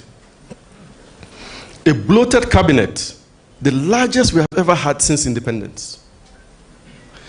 Free SHS, Creation of 6 new regions. 6 new regions. The last time we created a region before that was in 1983. Creation of 44 new districts, bringing the number to 261 in one tiny unitary microstate, which is not a federation. Adding 300,000 jobs, more than that, for party faithful to the public wage bill. This is what has gotten us to this crisis. You cannot consume when you have not created. That is the problem. Future outlook. Ghana now and in the next few years. I'm getting to the end. I had a party in my home some years ago. As usual, somebody came with a gallon of apeteshi. Real local content. Now, the red and white labels and cognacs were merely for display on the table. The apeteshi, in a white gallon, was placed under the table. I do not know why we do that. And the apeteshi got exhausted quickly. Not the exotic drinks. They go quarter way down, I return to the cabinet and I wait another party. The way we treat the apeteshi is the way we treat the real state of our economy. We hide it. In real African tradition, we believe that a good economy and certainly money doesn't like noise. So forgive me when I say publicly that Ghana is done broke. There is no other way to say it. We are not suffering passing illiquidity. We are not experiencing temporary financial distress. We have accumulated debt stock that is crippling the economy. Unless we allow the reality of this current situation of our economy to sink in, so that we can, with cool heads, calm hearts, and steady fingers, pull ourselves, in the words of Kwesi Bochwe, back from the precipice. We are economically doomed. And as you know, it is the economy, stupid. The sad news is this. We are not just broke. Unless we do something about it immediately, we are going to be in economic and financial ruins. Is it ruins or ruins? Ruins for the next 12 years. In the next 3 years, we all know that the government is capable of doing only one thing: borrow more, domestically and internationally. In order to pay the public wage bill, barely keep up with interest payments on loans, the principal will remain intact, depend on donor funds for most goods and services, and borrow even more to start some infrastructure projects just for show. So 3 years gone. Domestic borrowing will starve the economy of needed capital to grow, completely suffocating it. Increasing cost of living will fuel labor unrest, and government will further empty all local coffers, mopping up any available excess liquidity, and borrowing more internationally to pay up.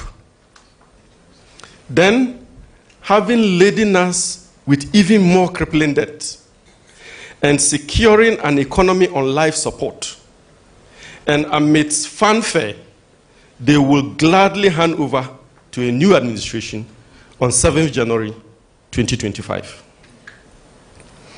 The processes for doing the above will not be smooth sailing, especially with a hung parliament, unless some minority MPs are locked up in jail or forcefully kicked off their seats through civil suits in accordance with the plan for these that are now underway. There will be stiff opposition the government's quest for approvals for loans and critical initiatives by the minority caucus in Parliament. But this will not be a good thing because it will lead to increased transaction costs for those loans, higher kickbacks, and poorer deals, all of which are ultimately debt for we, the people, to carry on our backs. So, Mr. Sosu, when you're opposing these loans, remember that we are just increasing the 10% to 20% for the initiator of the loan because it's more difficult for him to get it. And so his cut will be higher. And the deal will be worse because they have to negotiate down. And then we are all in deeper debt. The next administration, I pity the next president and administration, would immediately be faced with the following. 1, a huge election bill to service, as the coming elections will be expensive given the third forces that are emerging. So they have to buy them in or do deals with them. 2, huge interest and principal payments for the previous 8 years, some of them due in 2025, weeks after the new president assumes office, and some in 2026, not just interest but what? Principal. 3, angry and hungry supporters who have been kicked out of the public service and financially emasculated for 8 years at rates and to extents never experienced in the last 30 years, and who have laid down their lives, limbs, and empty pockets for the win at the elections. And the last thing the new administration will be faced with is an economy on its deathbed. If we allow the above scenario to unfold, the next administration will have no choice but to run to the IMF. And we all know that the IMF does one thing and one thing only. It does not take in, do not resuscitate order. And so, Professor Jumambedu Akosa would understand what I'm saying. And so with the 2 electric shock pads in hand, the IMF will shock our economy back to life. We will, however, remain on the sick bed and in the sick bay as long as the IMF is with us. Once they get in, they will not leave until after 4 years of that administration are over. So 3 years of more borrowing and crippling the economy, 4 years of IMF. How many years? It is only in the next 3 to 4 years that the same or another administration will now begin to draw us back completely from the precipice.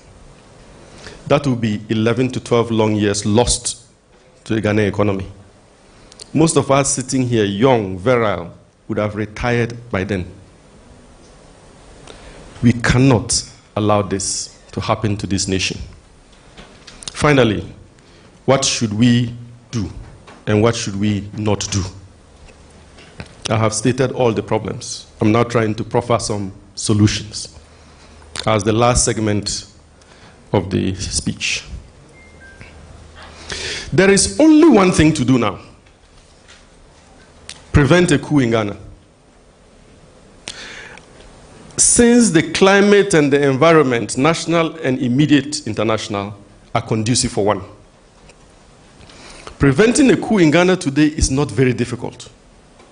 In fact, it is pretty easy if we put politics and male egos aside. It is an easy 3-step process. However, before we get to what we must do and the 3-step process, let me consider what we must not do. First, we must compel the government to acknowledge the current economic mess they mostly, and previous governments to a lesser extent, have driven us into. Denialism should not be allowed.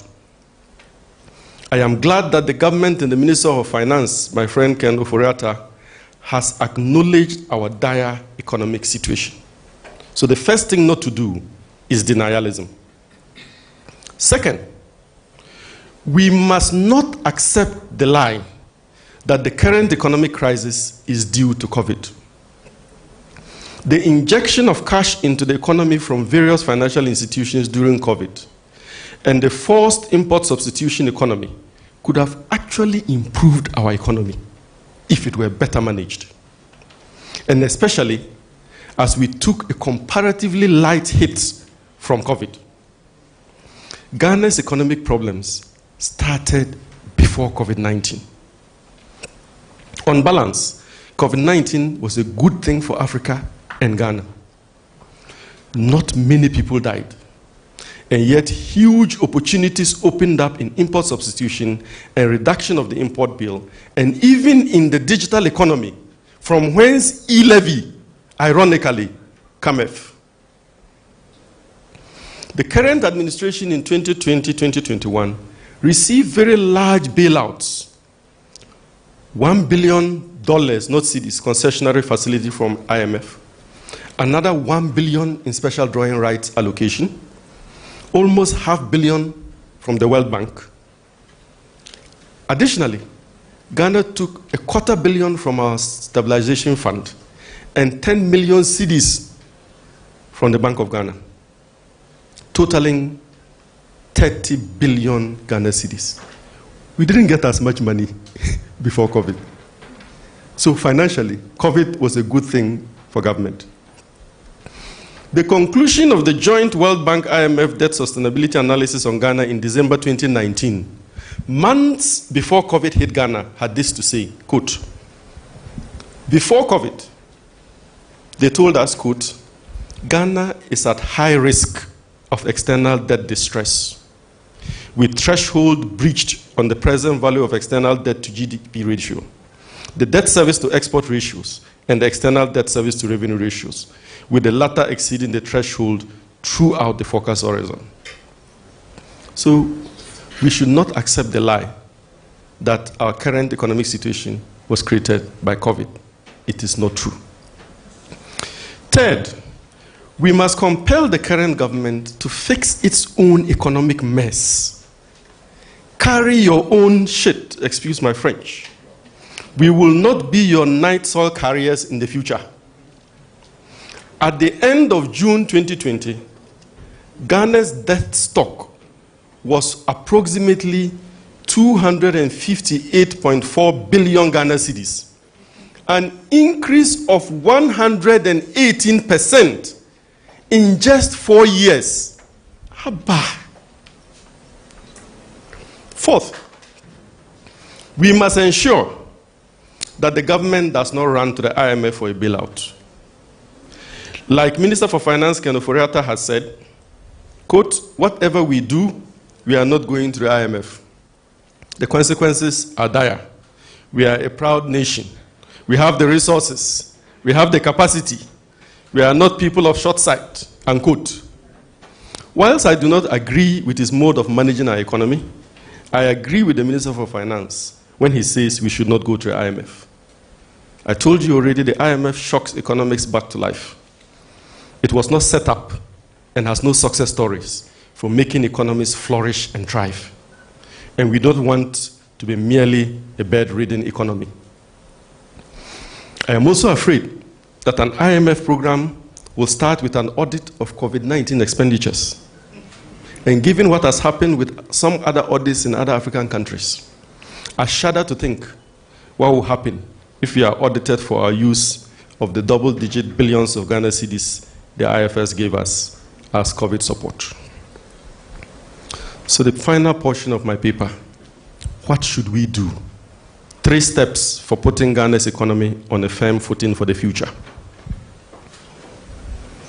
In concrete terms, we need to implement the following steps in order to prevent a coup and the collapse of our economy. The first step is to pass the damn fucking e-levy bill immediately and implement it effectively. Yes, you heard me right. The e-levy is both Dan and a farafaka. However, to prevent the collapse of the economy and a return to the stranglehold of the IFIs, we have no choice but to pass it. As someone has noted, President Nana Addo Dankwa Akufo-Addo will go down in history as, quote, the president of public debt, or, quote, the president of austerity, or maybe both. E-levy is the part of the presidency of austerity. The starting point for successfully passing the e-levy bill is for government to stop lying to us, the citizenry. Come clean. Confess that you had thought the job of managing the economy was simple, but that you now know better. Abate the arrogance and high-handedness. Ask the people of Ghana for forgiveness, and pray the people of Ghana that we have limited options right now. We either allow the economy to collapse and we all suffer and get back into the grips of the neo-colonial IFIs, or we use the e-levy to prevent economic recession and depression.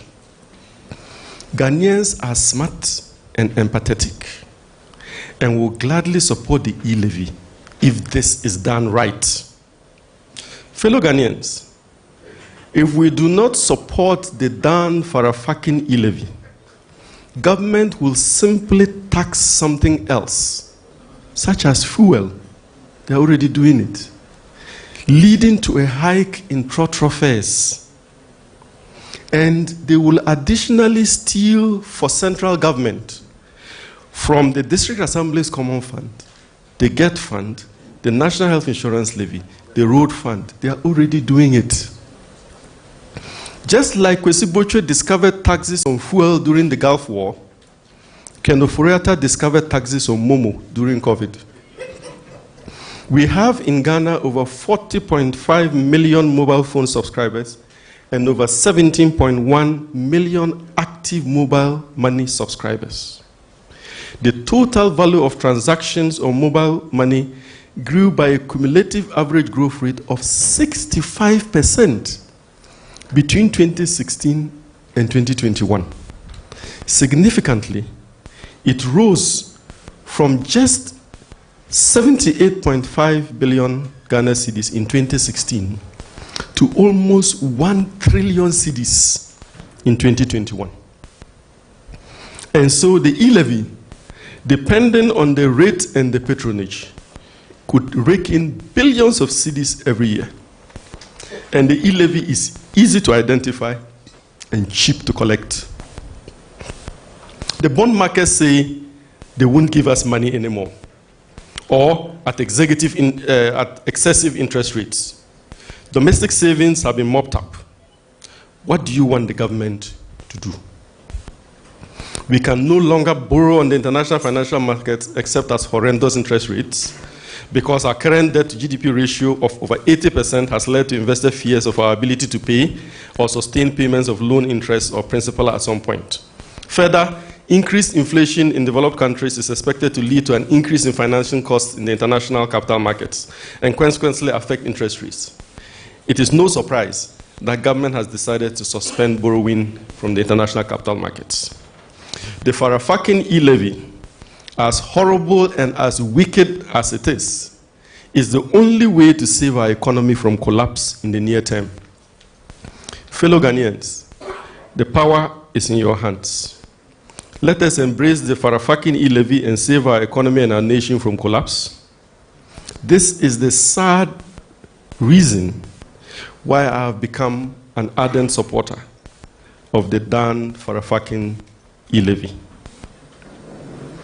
Because without it, the economy will collapse.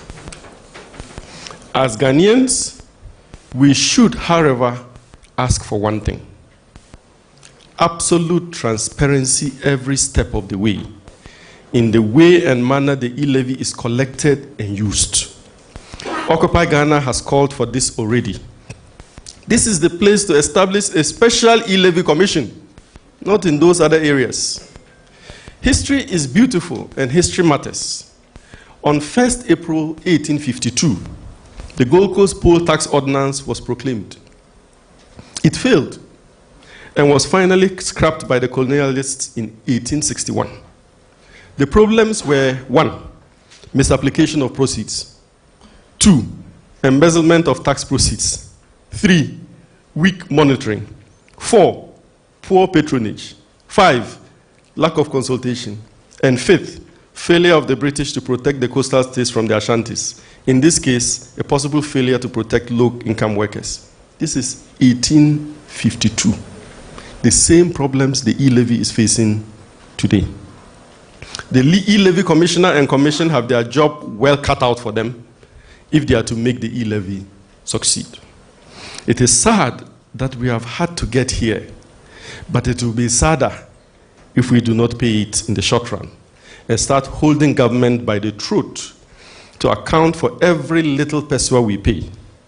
Citizen groups must actively audit the e-levy account as a backup to the work of the e-levy commission. After we pay the Farafakin e-levy, we need to immediately begin the process of redeeming our economy and our nation. And now I'm moving to the second step of the 3-step redemption style. That step is to exploit COVID-19 to shore up domestic production and import substitution, saving the cedi from its endless run at Hussein Bolt speed against the major currencies, and create the needed decent jobs to keep the youth busy so they don't join a coup. This process will include rationalization of the tax exemptions we offer in this country and reorder them to support domestic production.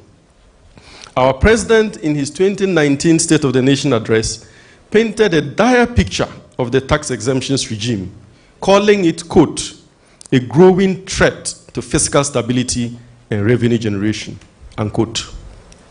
Again, using rapid COVID-induced digitization of the economy, we can easily reduce the cost of doing business and general transaction costs, even the cost of goods and services generally, using technological developments and innovations spawned and spurred by COVID.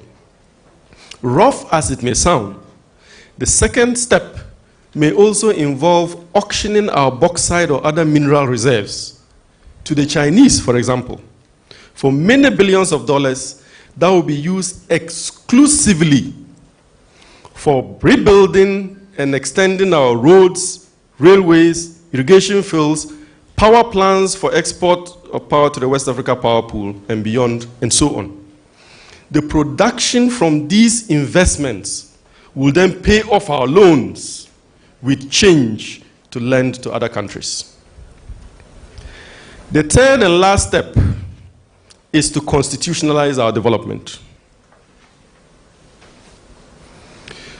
As a nation, we should be ashamed that my private firms plan for 4 to 10 years, whilst our entire nation has functional plans and budgets for only 1 year. The longest we plan for is 4 years as a country. And most of the times we don't get there. Are we all right?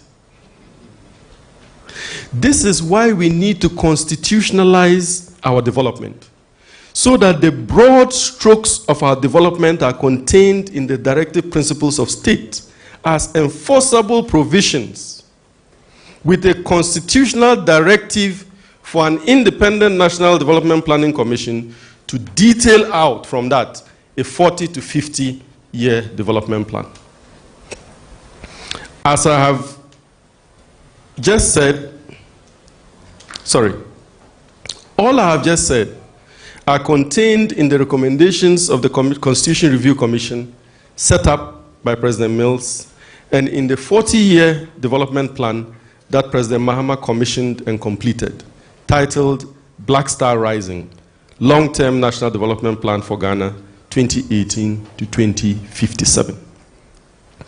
Kudos also in this last respect to Dr. Nimoy Thompson, one of Africa's veritable economists, and to Dr. Kwesi Botwe, who were Director General and Chair, respectively, of the National Development Planning Commission that spearheaded the 40-year development plan.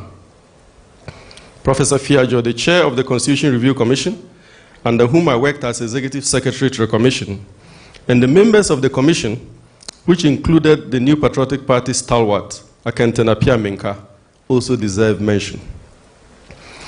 These same proposals are contained in the Agenda for Constitutional Reform, spearheaded by Dr. Abu Sakare's National Interest Movement. As Vice President Mike Pence stated recently, if we lose faith in our Constitution, we will lose our country.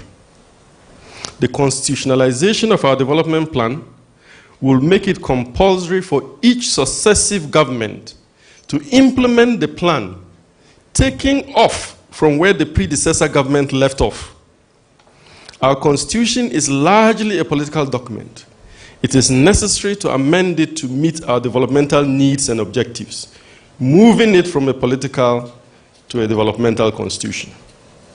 A comprehensive, long-term, strategic, multi-year and binding national development plan covering the hard and soft aspects of governance and flexible enough for each administration to determine the methodologies for implementing the plan, but not the core objectives and targets of the plan, is well overdue. Conclusion. We are living in a really fucked up world today. Again, excuse my French. A third world war is imminent over Ukraine, of all places. The COVID-19 pandemic is ravaging the world. Repressive regimes are now the majority the world over, most exploiting COVID to expand their powers and repress their citizenry. Canada, of all places, is clamping down on citizen demonstrations. And the United States experienced their first attempted coup d'etat in centuries in January last year. As for Africa, literally every government is being toppled or sitting on tenterhooks. The picture does not look good. The world cannot continue like this. And Ghana, always the pace setter, must show the way. It can be done. Like I said many months ago, from this very platform, and paraphrasing Reverend Father Stephen Kofi Sakwaku, who gave the opening prayer that day, quote, "May it not be said that we live by a stream of water and yet are thirsty. May it not be said that we live in a land of milk and honey and yet go hungry." This is the reason Solidarity Ghana was formed. May she continue to use her joint intellectual resources to ensure that all Ghanaians drink from the streams of milk and eat of the honey that Odumankuma has given us, and which Osagyefo Dr. Kwame Nkrumah retained and maintained for us. And may our government always remember the final words of Adangba in his song, Animal Farm. Quote, "Jobless know the mean senseless. Poverty know the mean useless. One day they go resist." Unquote. I thank you for your attention, and may God bless our homeland Ghana and make our nation great and strong.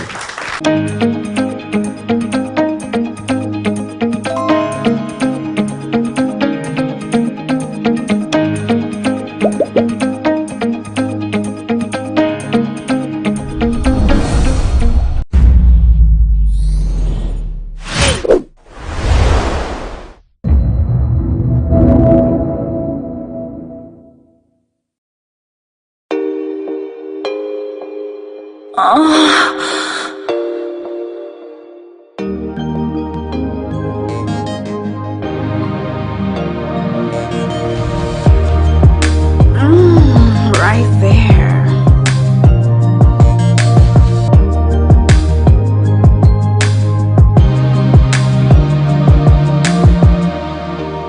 No matter how you view yourself as a complete person who is enough, friends and family sometimes make you feel incomplete once you remain unmarried. Many people see marriage as the ultimate goal for well-established people, especially women. Your six-figure job, your PhD, and other accomplishments doesn't matter to them. But have you stopped to wonder why some successful men and women are unlucky with love? And is it true that people who come to their life do so for the money and security? Well, I want answers. My name is Paula Amabroni. This is Monts and Cuddles on GhanaWeb TV. We'll be right back.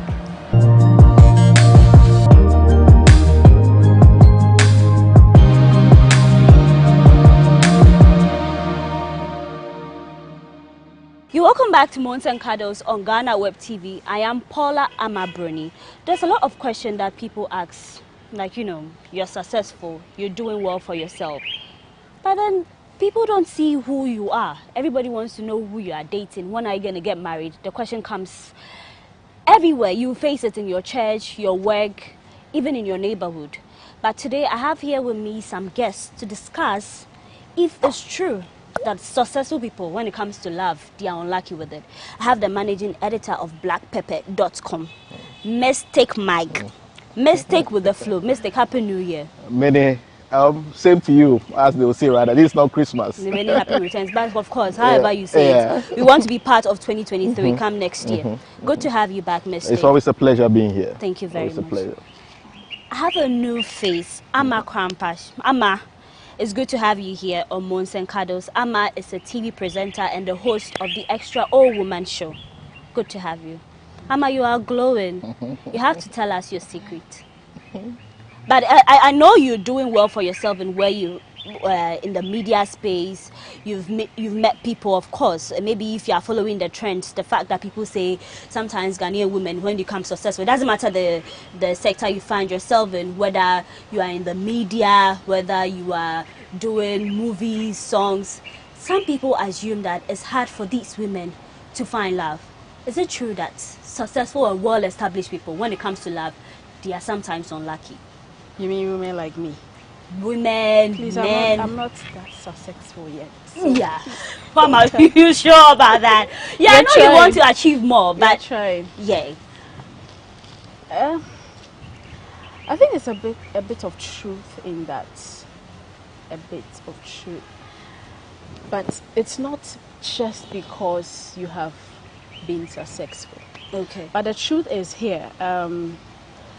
Even before a woman has money or is on top of her world, when you have some level of confidence as a woman in Africa, already you have been sidelined. But by a day, it will be difficult for a mother to accept her son to marry you. Because she sees you and she thinks, you walk so confidently. And there's no more you. That thing is there. And it's gradually that perception. This new generation, we are trying to change the status quo. When you become successful, let's say right now I'm the host of, let me say, I work with BBC now. More people know me, that kind of sort. So, one, my financial state has gone up. So if, for instance, I was living in, let's say, Dakuma, I'll probably be living in Villaggio, somewhere like that. So the man coming in, if he is not financially at that level, he's lost it, and then there's this perception that when you gain a certain level of status, you as a woman or a man, you expect your partner to be at the same level. Sometimes that's not the case, but it's a perception, and so people don't come for it because they've already put in you in a certain world, so he will not even try his luck. Thinking that, it's true. I don't know whether it's intimidation. It is, of course. He's looking at your car, he's looking at your house, he's imagining your salary, and he's thinking, how can I impress her? How can I impress this woman? I mean, I've had some kind of experience. Okay. And the guy was thinking, like, I can't take you out too. I cannot afford to take you out on a date. I was sad because he was a good guy. And he was thinking that he needs to Black women, why are you laughing? Yeah, the money. You're thinking about the money. No, you see, sometimes That's not what it is. The woman likes to look good. She likes to dress well, walks confidently, well put together. It doesn't mean that you cannot get in her life. You don't need to match up to her lifestyle. Maybe that's not what she's lacking. That's not what she's looking for in a man. But you think that you have to be able to probably take her on a $2,000 date. You're supposed to be able to buy her designer goods because you see her wearing that. She can afford them. That's why she's buying them. So she doesn't need you to come on. Some women do, though. But if you're looking for a relationship, I don't think it's always the fact or the point that I'm looking for a man who can do exactly for me what I do for myself or more. Sometimes you just need someone that will just listen.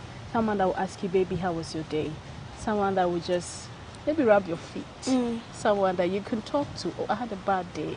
And he'll just tell you a thing or two, and all the stress and all the pain, it's just gone. But the perception out there is very big, and so to narrow it down, it's going to take a few brave guys to come. I mean, I'm talking in the sense of a female, a successful female. It will take a few brave guys to come forward and try their luck and see that, oh, I thought you were rude, oh, I thought you were, disrespectful, but look at you, you're so nice, you're talking to me, and then, So a lot of successful women are denied or deprived love because of the perception some men out there have about their level of, Yeah. Okay, all right.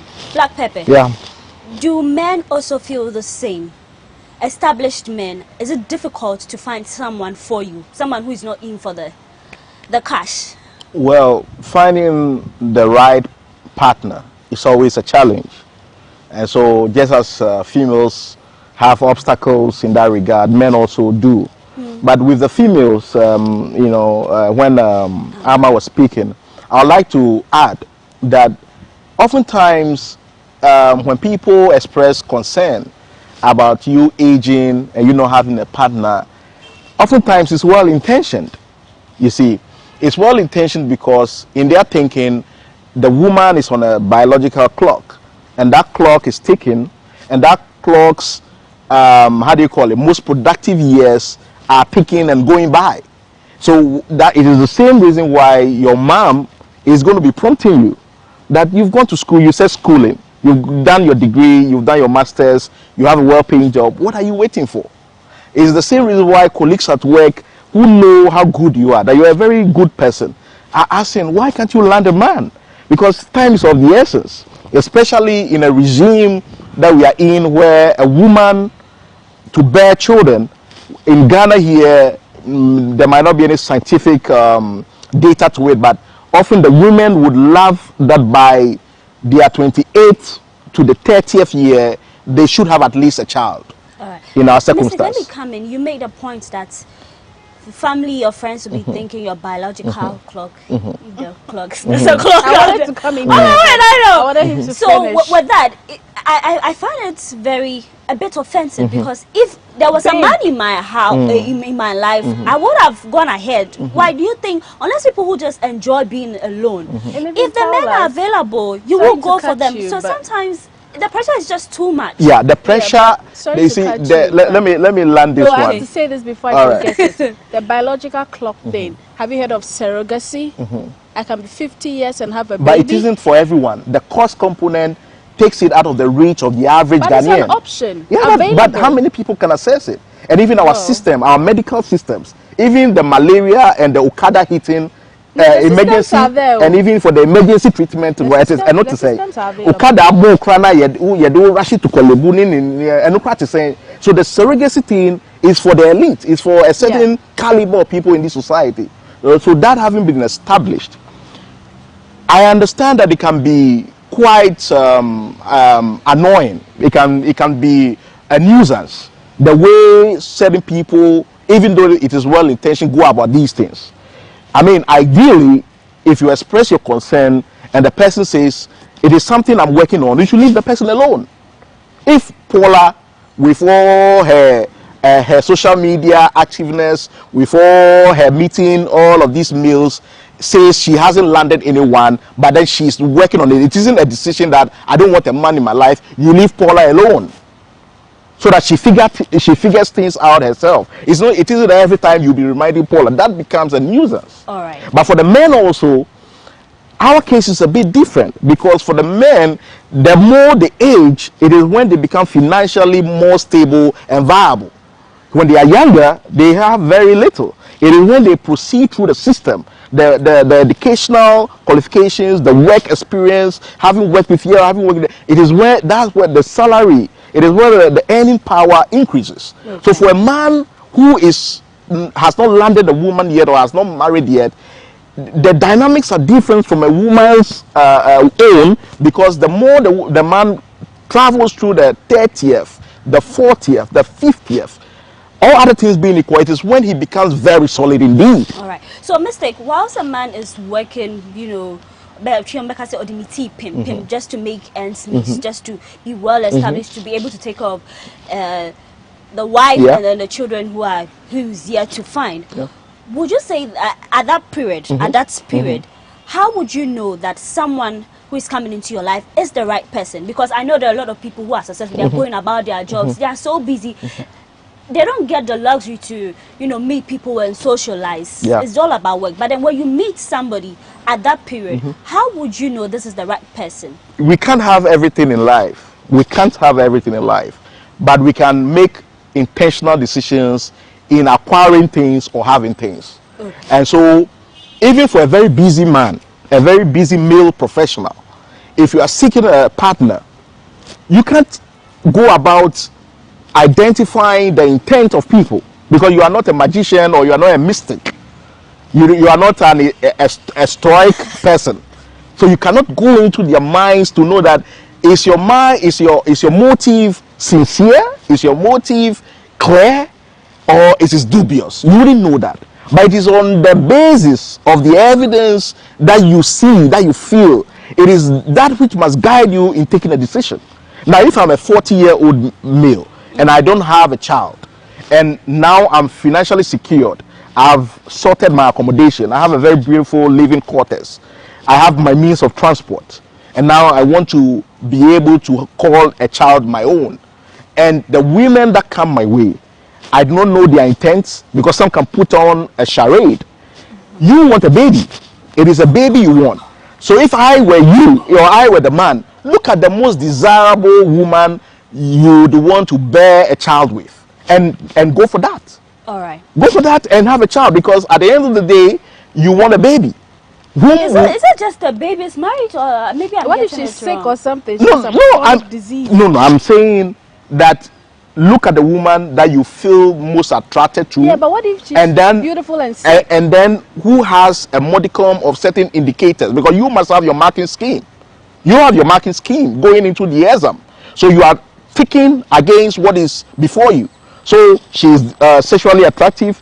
I want my women in a slender way, and she ticks that box. Or I want my woman fleshy, and she ticks that box. So you tick that box.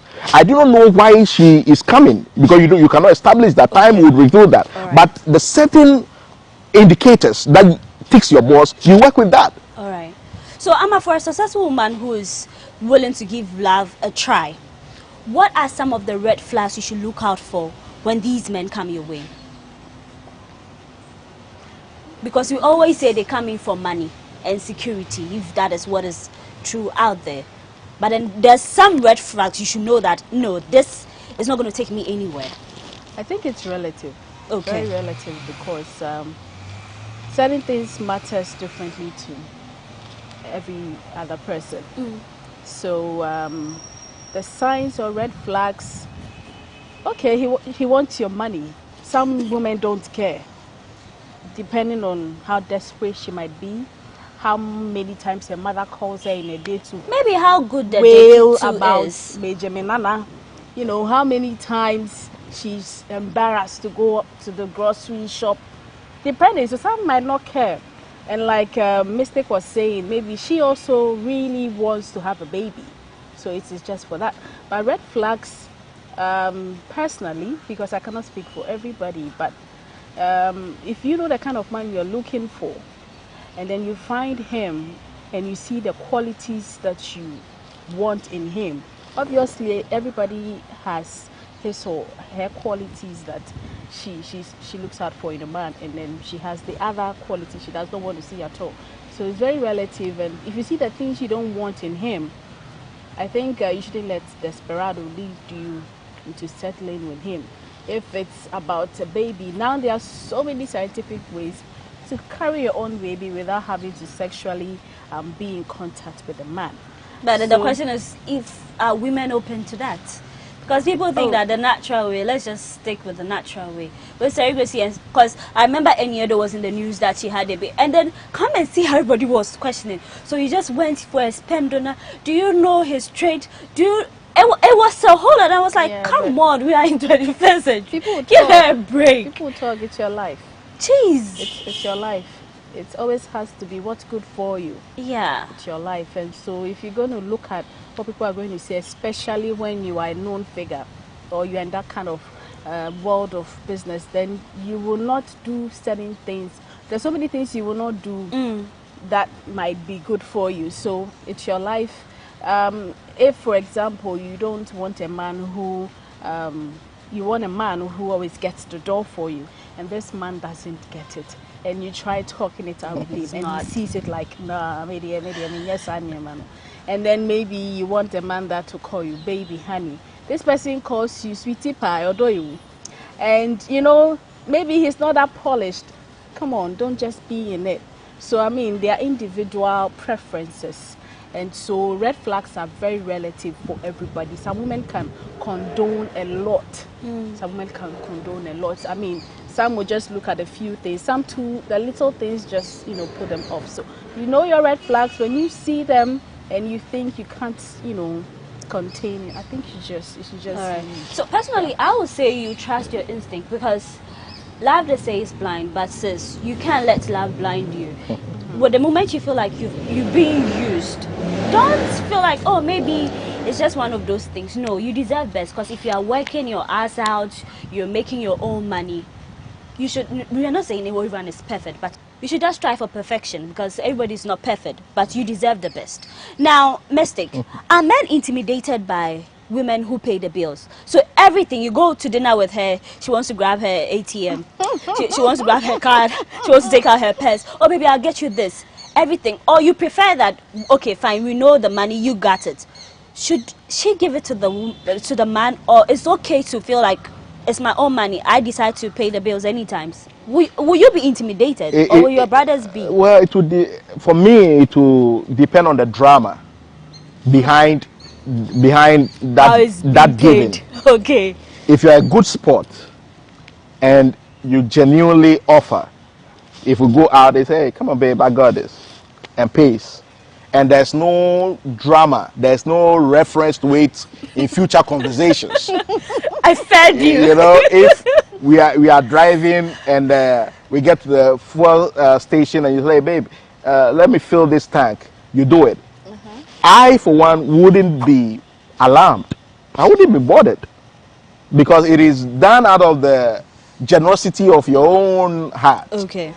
You know, but the problem I reckon that males have with women who do good or perform these is the reference, is the constant referrals. Constant referrals. That's what really triggers them.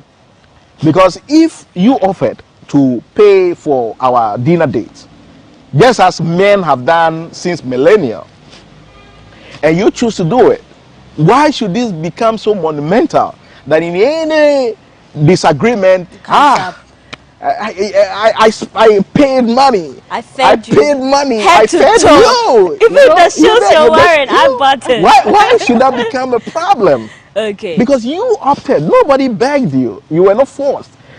Hell, if I found a woman who was wealthy and was so generous and was kind-hearted and was very measured, what would be my problem, Paula? Tell me. I'll be thanking the gods. Allah. I'll be thanking Allah that for landing me such a lady, because it makes everything sweet. It makes everything, and then I will really be putting in the work.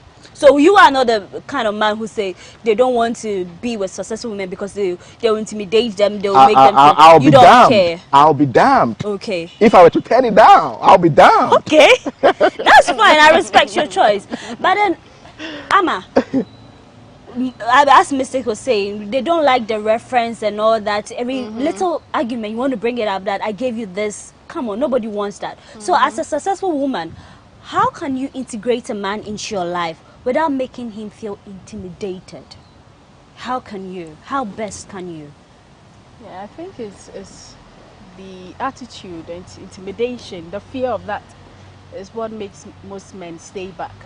You know, before a woman gets to a certain level in her career, in her life, I'm sure you have a plan. There are things you want to do. You want to go here, go there, you know, work here, work there, then move from your own talk show.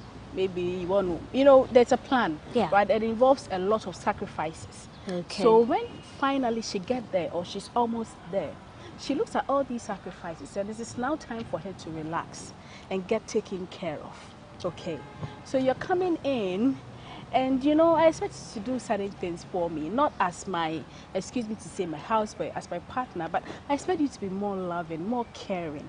Okay, I'll try my best not to be rude, not to take out a bad day on you. Sure. I'll try to be nice to you, but I expect you to know that let's say a business executive, so don't expect me to always be there, be in a good mood. Some days are bad. Some days you have meetings all over. You have your bosses on your neck. I think these men fail to understand what makes a woman, what it takes for these women to get it. They think it's different for women, but the same struggles you go through to get to the top, women go through worse. Am I lying? You go through worse, especially when you're good looking. All your intentions are misconstrued. You're being, you know, and so when she goes through all that, takes all, excuse my language, shit, and gets there, honey, you're not coming in to make her life more difficult. Yes, she will give you the attitude. It is there with every successful woman. It's not a lie. And sometimes they're not deliberately rude. It is the fact that, come on, my bread. Expect men will be anymore. There be no house up, and I want you to do certain things. No, I've done that. I've been there. Now I'm here.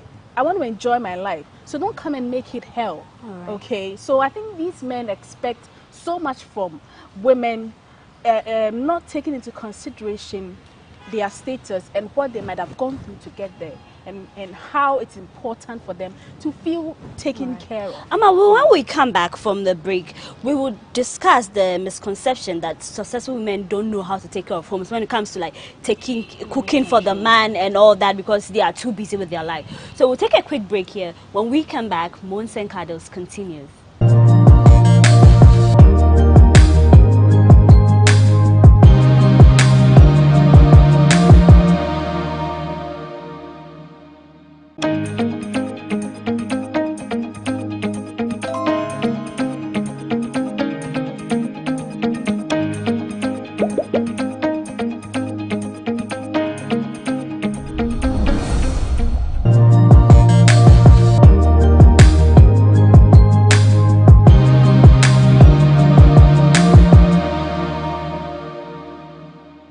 Welcome back to Mons and Kados on GhanaWeb TV. Now remember that the show is proudly sponsored by Cheesy Pizza.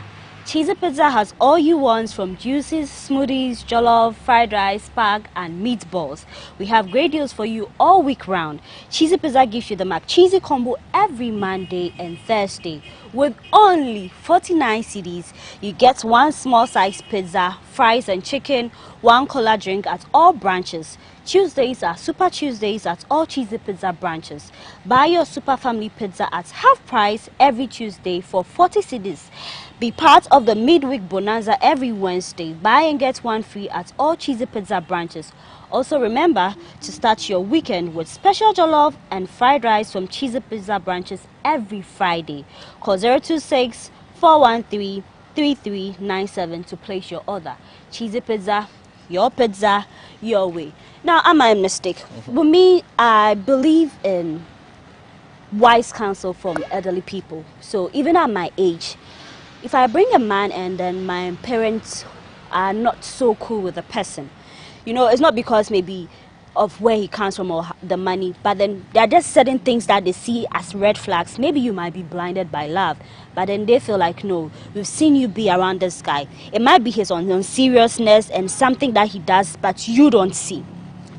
As a successful young woman or man, how do you convince your family, close friends, that the man or woman who is in your life is not in for the money, but genuinely, you know what you find in them, that's why you are sticking with them? How can you do that without getting in trouble with the whole drama from family it's not and friends? your place to prove to anyone that they are not in for the money. That's not it's not in your place. You have mistake, but I feel like sometimes you have to explain. No, what matters. Yes. It's not for you to go be their counsel or their attorney. Okay. What it is you must do when these concerns are raised is for your parents, your family head, or anybody expressing that concern to articulate their concerns very clearly. Okay. Make the point you've discovered or you've noticed or you've noted. Clearly. Make it clearly stated why you think this person is only parading as something they are not. And when they make the case so clearly, you must then put it to strict proof. You must then put it to strict test to see what the outcome will be. If concerns are raised, it is not for you to jump. Oh no, this person is all like, no. Put those concerns to the test, and if your man or your woman excels, then you have even better reason to deepen your love for him or her. All right. If they are saying that this is a gold digger, if people have expressed concern that this is a gold digger coming in to squander your wealth, coming in to suck you dry, it is in your best interest to limit the goodies you are giving her. Limit it. If you used to give her 1,000 CDs allowance every week, tell her every week. Okay. Tell her. Interesting. Tell her that things are difficult at work. Contracts are not coming through. So you can only be giving 200 for now till things stabilize. See the reaction. Okay. For how long do you have to keep on with that charade? No, I mean, just, examine, see how she takes it. Okay. Other goodies you go, maybe you give her a gift voucher. Go and shop anything or for a certain amount, So you should hold it for a while to see if there will be the same. You must look at the elements. The sun does not always shine. The rain also comes in. The rain comes in. Even in Africa, that we are not in Europe and the Americas, where we have autumn, winter, spring, and the others. Even in Africa, where they say the sun always shines, there's the Harmattan period. There's the Harmattan for you to also get some chillness, some coldness. Even the elements tells us that there's no one way to life.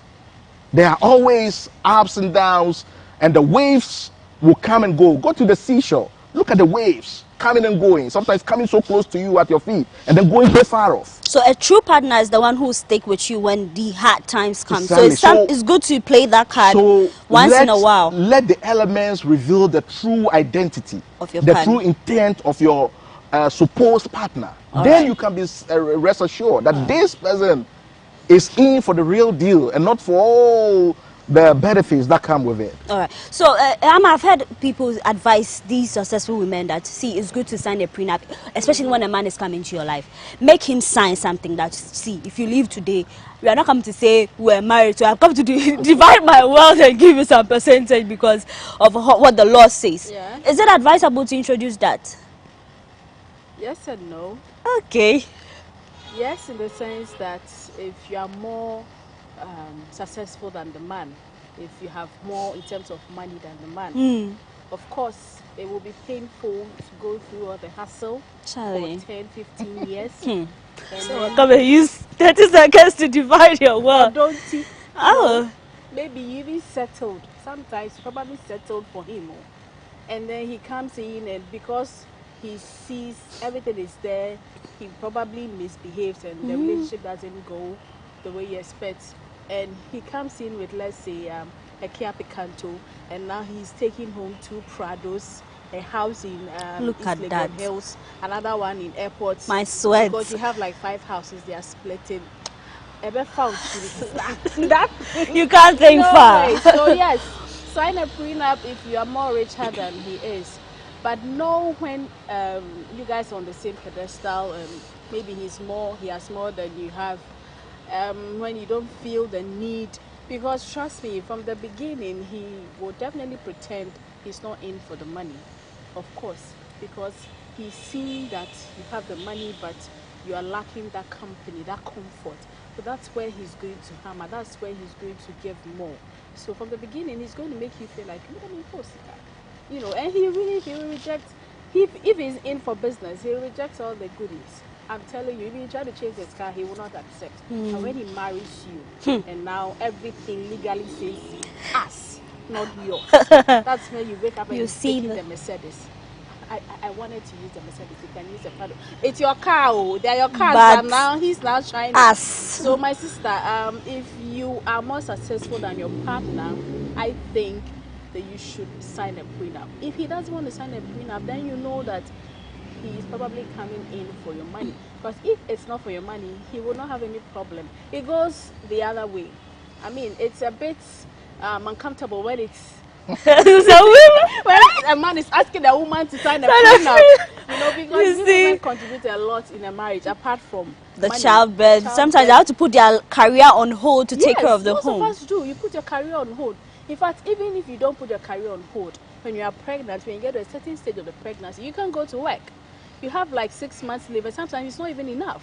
Having the baby, trying to wean off the baby at a very early age, or expressing milk, Charlie, all those, it's work, and you don't get paid for in cash. They don't. So Charlie, if it's the other way, hey, you be a bit partial there. You be a bit partial. My good man out there, just as she's articulated the point, you also, if you are the richer man, make sure you insist on the prenup. No way. Insist on the prenup, because what is good for the goose is good for the gander.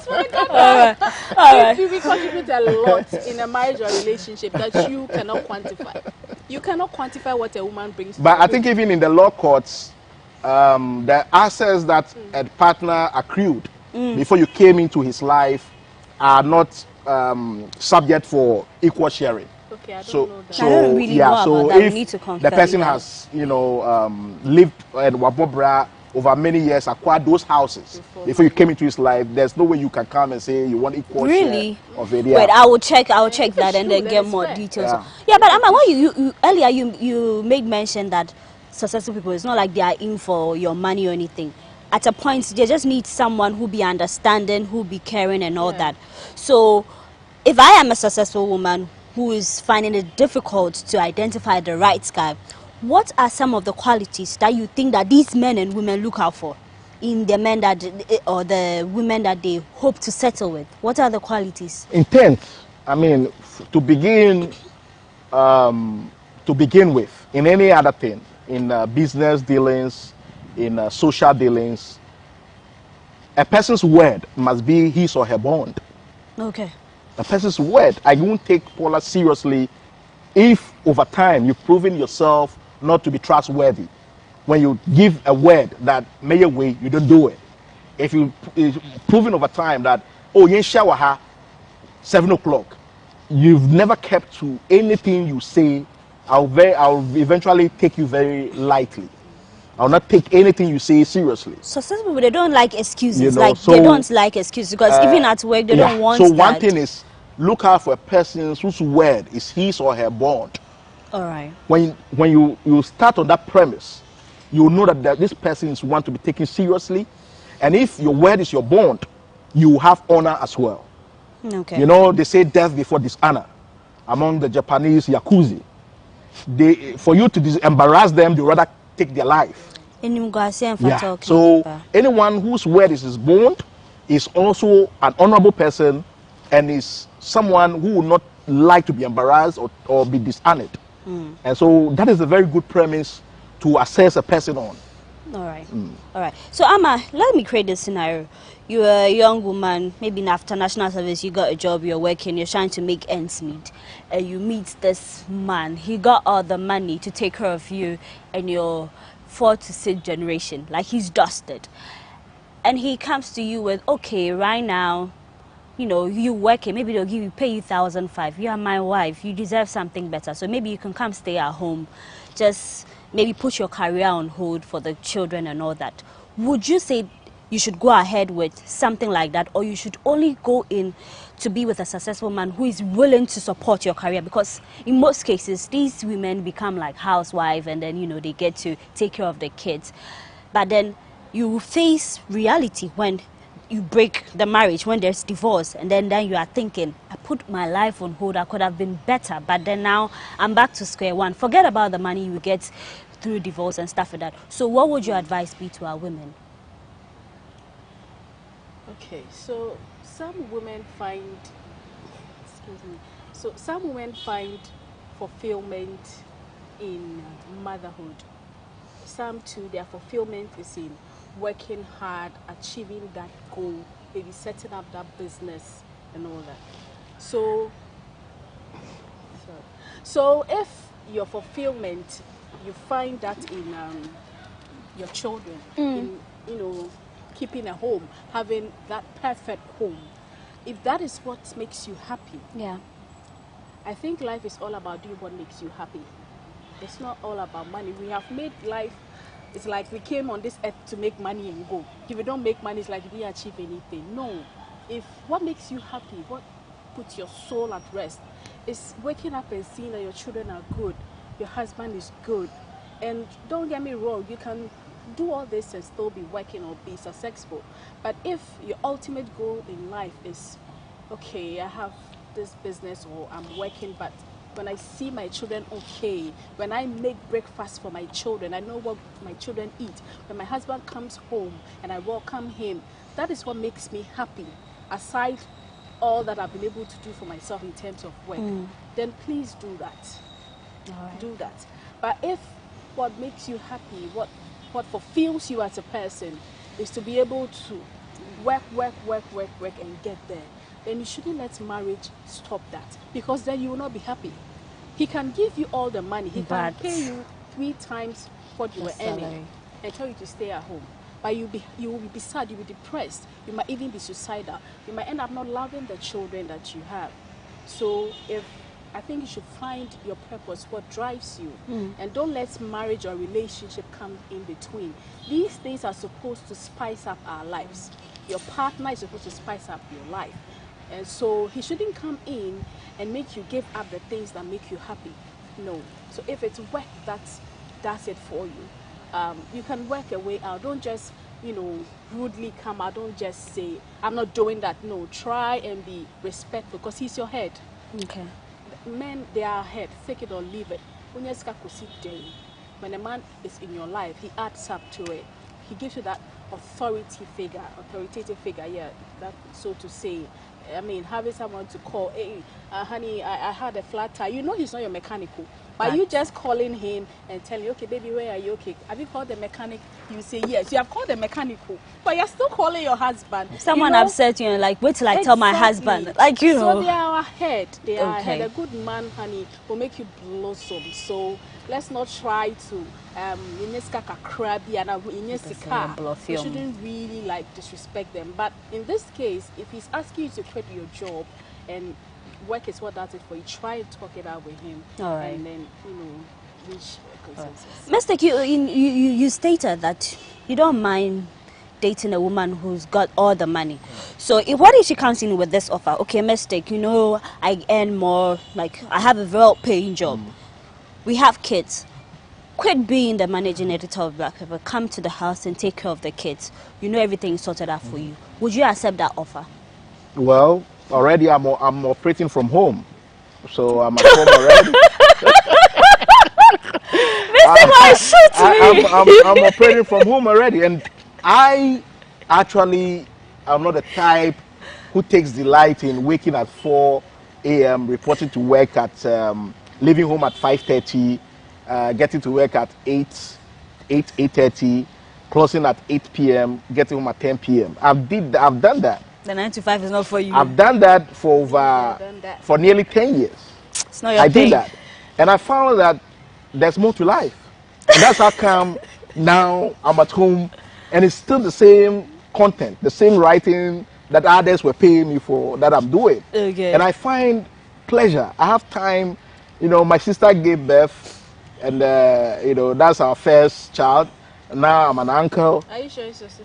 Yeah, my sister, and now I'm an uncle. Hey, Amma, why are you asking? Are you sure it's your sister? My sister is,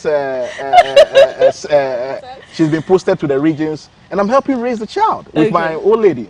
And I find, I've come to find life, that there are dimensions to life. Yeah. There are experiences that I experienced with this child. I'm like, whoa. You know, and I can say now that I'm more than ready. I've been gone through the school to also bear my own child now. Okay. Because I've slept, I feed at dawn, I change nappies, and I'm like, this is cool. I've got this. Well done. That's how I got this. So if I find a partner who is reasonable and is wealthy, and you can reason with her, and there's balance, because once she's wealthy and she is generous, it doesn't mean you will take her for a ride. You would also have to balance it, you know, with the other needs of the house. If she goes to executive meeting and comes home very late, and I can cook, why don't I prepare a meal? Remember you said you can cook. Yeah, why can't I prepare a meal, you know, make sure her beverage is ready, breakfast, handle the other things. If there's a garden at home, make sure it's taken care of. If you can attend to her music selection, music that she likes, you can do the selection for her. You really know so that when she comes, she can groove to music. And I'm a masseuse as well, and give her some massage. Are you available? Mistake. I know my viewers want your contact to get, but then we'll take a quick break here. When we come back, Mons and Cuddles continue.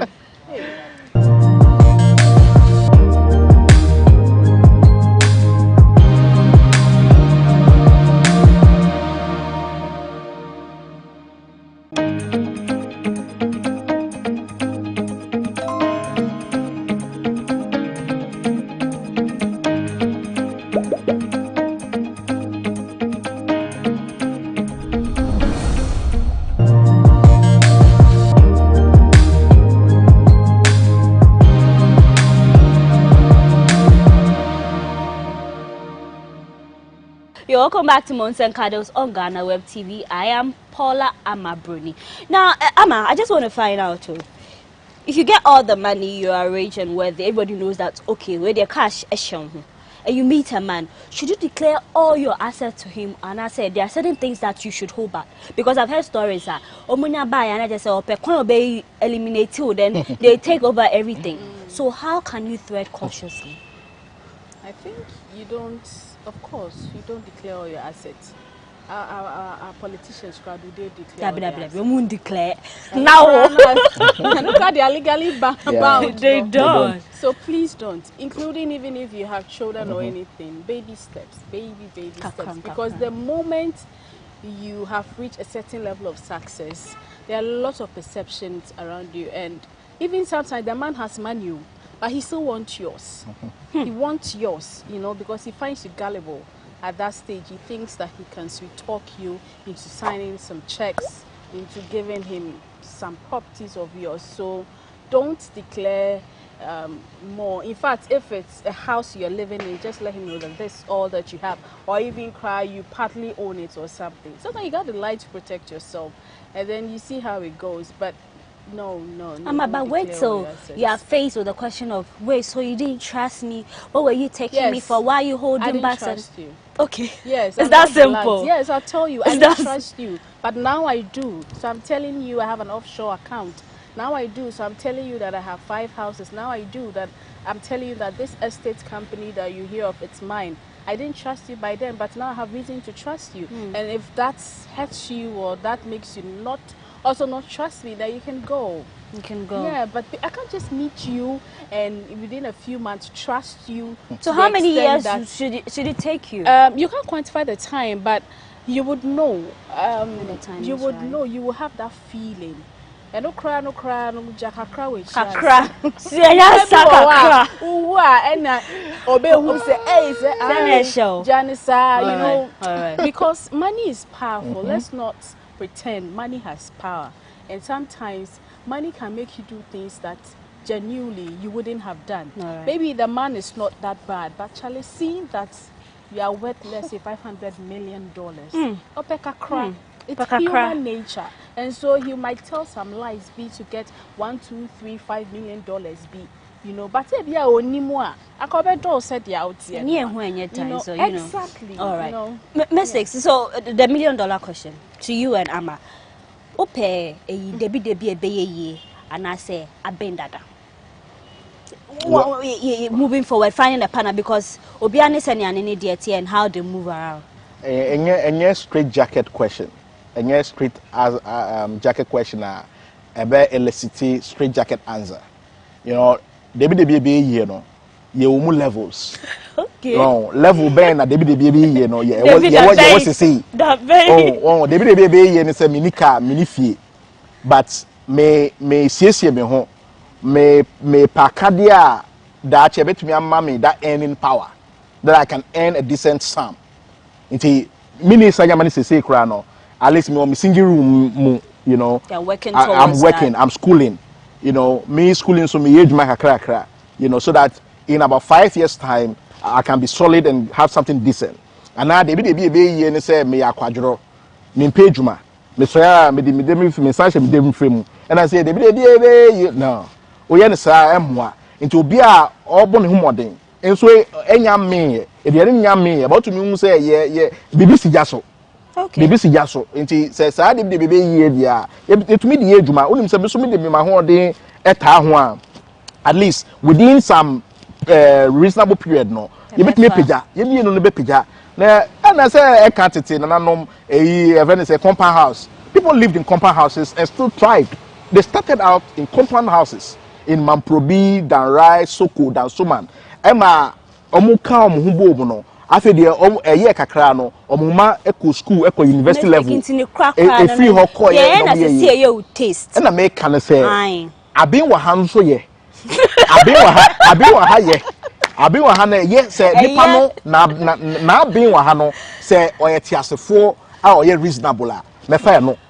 But se mi ko share the baby ye no so born home model we oba obo home model a se na making manfo free e compound house e koto asase e wa blekum ko hwa blekuma amanfo a free compound house bebre na se no so e betumi ayo but say abin wa ha abin lafia na we tiasefo so a eno so ye yeah I'm all you say to that I say we dear. It's always the best thing. Hey, daddy, look back, girls. I'm girls. When the money comes, you become all of a sudden not his type of woman. Charlie, you know that thing hurts like you know, it hurts because sometimes. Sometimes no, you can. It's better to cry in a bed. Just give me a handshake. You know, because I mean, some of the men, like he's saying, yes, the baby, you can see all the signs. In fact, Obetime who saw Baba president to cry. I mean, if you have that, yes, if you have that sense of, you kind of say cry. If you can sense that, you can see that this man can really become someone good. But where do you see yourself in that picture? In him as a president, that picture, do you see yourself standing by him as the first lady? Beside him? Don't we have a very clear example of a man now sidelining his first wife, and the second wife is the one standing by him? He's a very big public figure. They try to cover the first one. They try to say that she is the first. But I mean, those of us that know if you know, you know. The one that suffered is being asked to stay back. That really hurts. So, I mean, if it's a question of this or that, please make your money before you can, because I'm expensive to maintain. Thank you, my love. And it's good. A woman, you decide what you want. If a woman says she wants this, it's not because she's a gold digger. Some people say you're a gold digger, but they don't even have any mind. Gold. So have the like, gold. What is your mind that I'm going to become a gold digger? She's a gold digger. So make sure you have the gold before you come. Because you're a digger, what they do. Just have the gold and come. If you don't want the gold diggers, go. Those who want to dig sand are there. Okay. It's simple as that. That's up here. But Mystic, why are men intimidated by women who are outspoken? Like, she knows what she's about. I'm not going to let you boss me around. Those people who they say they are successful, that's one of their traits. If you're not self-assured, every other person threatens you. It's not just even only for man and woman relationship. In life itself, if you're not self-assured in your abilities, in your skill set, in yourself, that means any other thing irritates you and threatens you, even at workplaces. When I won't trust it, that's will be bold, articulate, and self-assured. No, there's a way of feel so high, or feel so high, and yes, feel so high. Some will be to me, my show working, and you can and top on call. Show working, and here. I say, footballers are field. Now it comes to crunch time. We see those who are exceptional, even though they are footballers. But it comes to crunch time, and I say, Salah, Egypt, penalty. You know,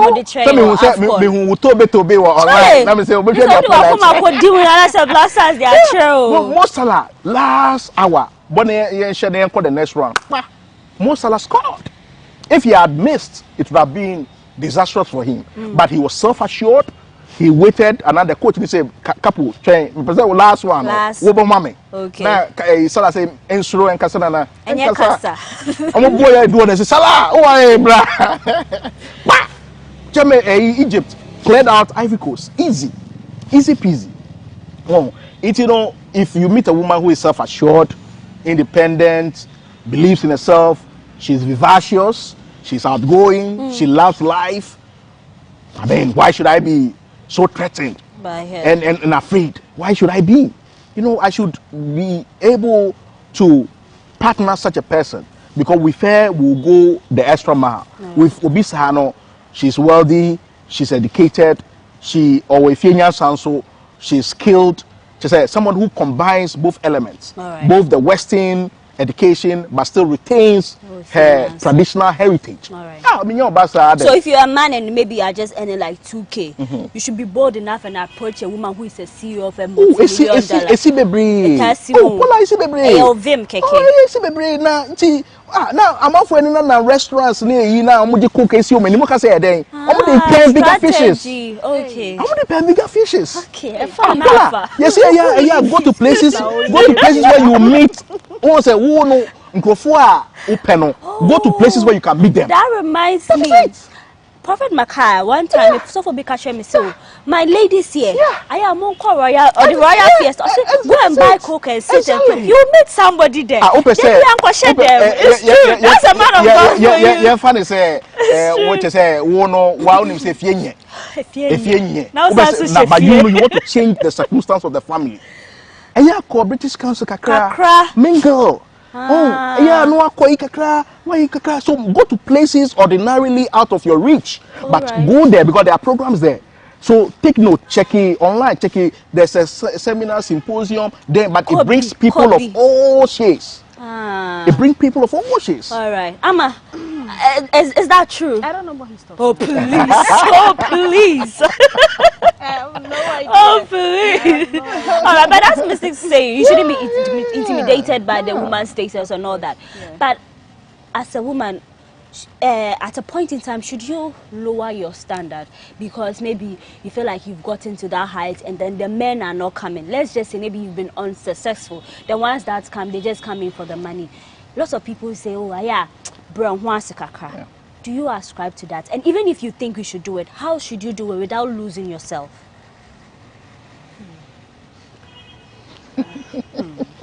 The attitude, the problem in question. Mr. Kempis, I'm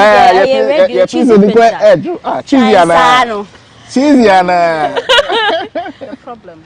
If it's your attitude, as in your pride, as for that one, you work on it not only for the man but for yourself. For yourself. So I know Sano dear, just I'm sure you need say, and so be doing but sometimes so never be so, but you have to do that because, like I said, the men they are heads, and every man, if you have a son, you know when they get a certain age, when they can sign away your own child, now he wants to, you know, rub shoulders with you. So it is divine. Men are made or they are created to be the heads. And he as the head need there are certain demands. But if the other thing that she had to let go is it's not attitude now, but I had a friend who met a guy and the guy told her Kumasi to Accra on Jai flight for non for bus. We still scheduled Kumasi to Accra they on for bus. On Jai sell lunch or restaurant 200 cedis, 300 cedis. On you know kind of lifestyle is extravagant. On Jai me aboarding the top. Brother, I know Sikau, but you know he thinks. But the guy was coming from a good place. He was coming in a way. He said, trying to tell her to cut down, save money for herself. But can you do that? Let's say that. Let me use cosmetic as an example. You now use a makeup brand that cost you 1,500.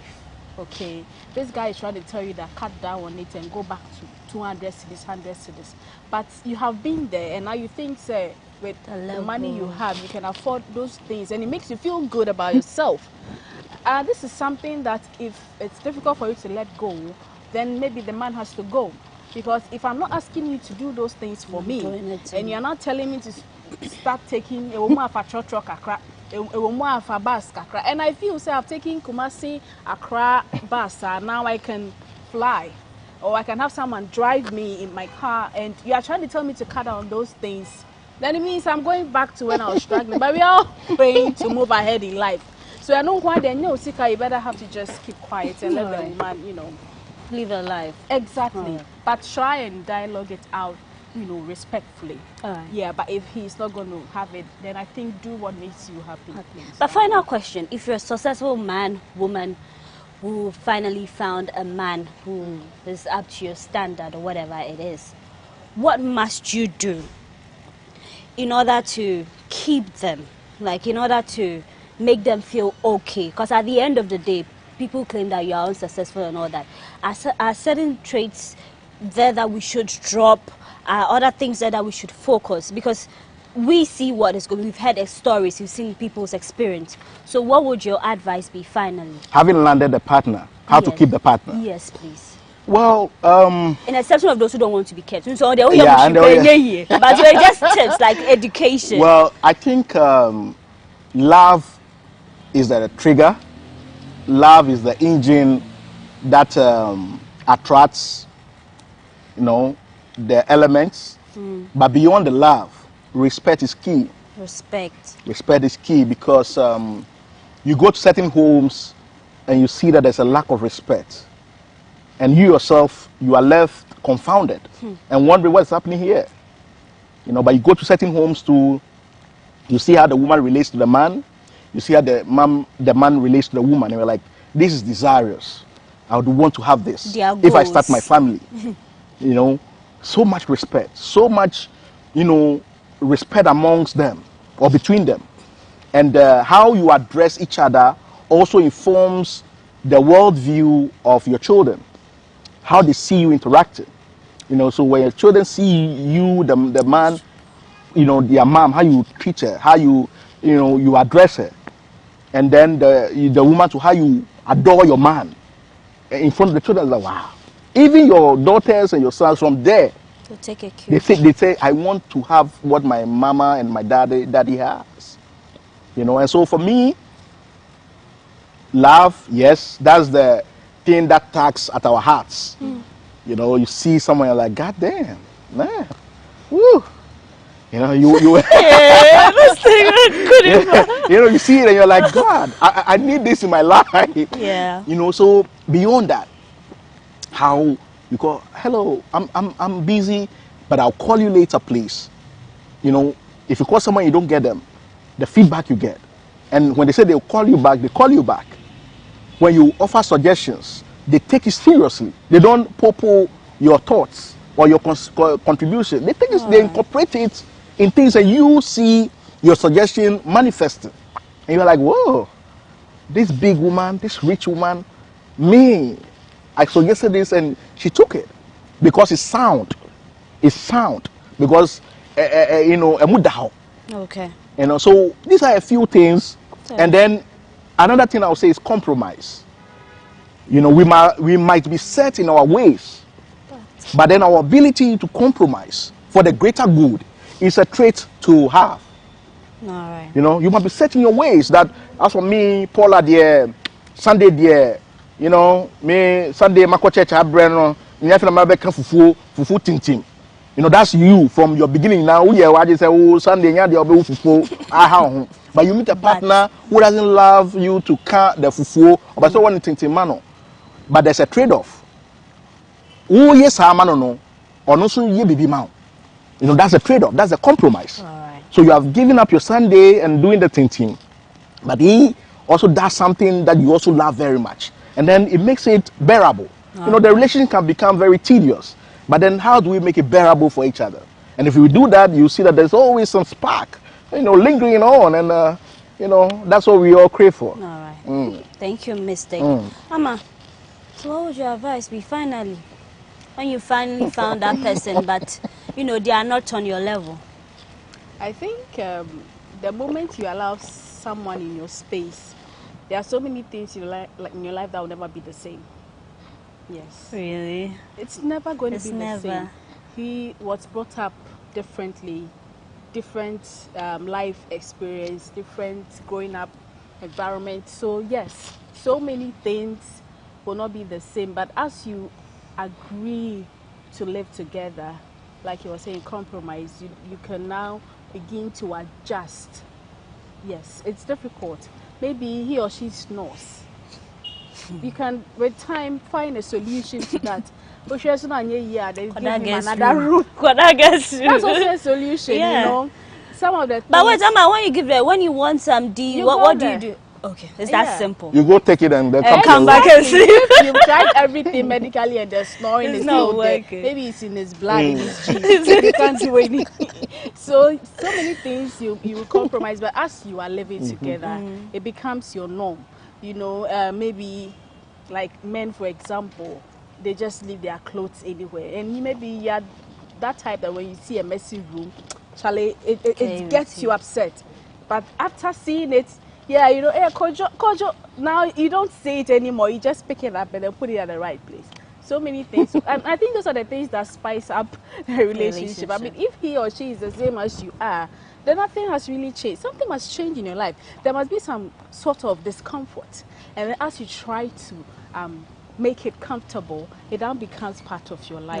That is when you feel like it's another presence in your life. It's true. And so, yes, it's definitely, you might have to adjust to certain things. And then the things that you feel like are unchangeable and you cannot really cope with, I don't know, but let's say, for example, if he's like a womanizer or something of that sort, and you know, that's really bad, and you try everything and he's still a womanizer and you know you can't live with him, that one, dear, you have to let go. But certain things that has to do with way of life, you know, living in the house, how he even talks, how he walks, how he dresses. You know, you teach him, he also teaches you certain things that you might not be good at. And then it becomes a happy home. All right. Yeah. Thank you very much, Amma Krampa. But just on the part of men who don't know how to keep their stuff tidy, leave things all around, I always tell the ladies, just assume that your husband is your first child, like a kid. So you know what your kid will do. It will not really upset you. With that, it will not really get to you. Time now to uncover what's in the mystery box. So this is the rules of the game. We've got some questions here. When you pick, you hand it over to me, I'll read it, and you give me your honest answer. Let's like, no libi, no laba. And if you get to pick the blank sheet, then you get to ask me a question. Okay. We're good? All right, we're good. Fair play only. Mistake. Okay. Thank you. Can you forgive a cheating partner? That's a hard one. I don't reckon. I don't reckon that I can. Okay. So it's a no for you. No, Once so I find you cheating. Once you think if you are a cheat, be very good at it, so that I don't find out. Okay. But once I get to find out, then it's my decision to make now, and that decision will be that if anybody can bed you, then why would I keep you as my valuable, partner? Because men derive joy from their women. Working, that's my lady, that's my lady. And if my lady is being bedded all around the neighborhood, then where's the pride? Where's the joy? So what if the cheating didn't entail her sleeping? But what else could the cheating be involved with? Okay. If it's not bedded. All right. Yeah. Thank you very much. You can pass it to Amma, so Amma gets to pick. Do I get a pick? Yeah, babe. Oh no. All right. Thank you. The mystery box is back. You keep it right here. Fingers crossed. I always felt it was an empty sheet. It's empty. There's no empty. I've got a question on it. Oh no. Oh, okay. This one is a big one. Okay. Big or small dick? Oh my god. Big. My goodness. How you want it? I tell my son this. My children are going to see. My goodness. Okay, so who pardon Amma? Mistake. She will have to take. You want another one? We will pardon you. I can't. I know what you want, but what you like. How would you I can't. I know what you love. Hey, how do you know? Oh, come on now. You're from course. How much to be answer? Seriously, how can you answer that? Okay, so this one is quite easy. Playboy or church boy? None. I'm a main pair of. None boys say. Church boys will say. It's open the mixture of everything. It's too extreme for her. Too Exactly. extreme, yeah. I mean, you have to be a little experienced. Playboy is there, he's overly experienced. That one is just too much. Church boy is there, not just say, probably even a virgin. No. So virgins then you what? Yeah. No, I can't do it. There's too much endowment for a virgin. There's a lot for him to use, and if he doesn't know what to do with what, I mean, like. Too much endowment for a virgin. Yeah. There's too much tools. Yeah. That's what you're trying to say. Amma wants a mixture of everything, but Playboy there is not your thing. No, please, I don't want. I'm very fragile. All right, sure. With my heart. And to you, our viewer who did the watching today, we just want to say a big thank you to you. As I told you, this year our mantra is positive vibes only. Yes. So we're just going to find ways to spice up our relationship, and if you think it's not working for you, you decide what you want to do. But to our successful men and women out there, our guest Mystic and Amma have detailed how you get to find who is right for you, and the advice when you find a man or a woman who is not up to your level, how to deal with it in order not for them to feel intimidated by your worth and all that, because we all deserve love. But when you find someone who is not for you, just accept it's just part of life and move on with your life. My name is Paula Amabroni. Remember that the show was proudly sponsored by Cheesy Pizza, your way. We'll be back with the next episode of Monse and Cuddles. Thanks for watching.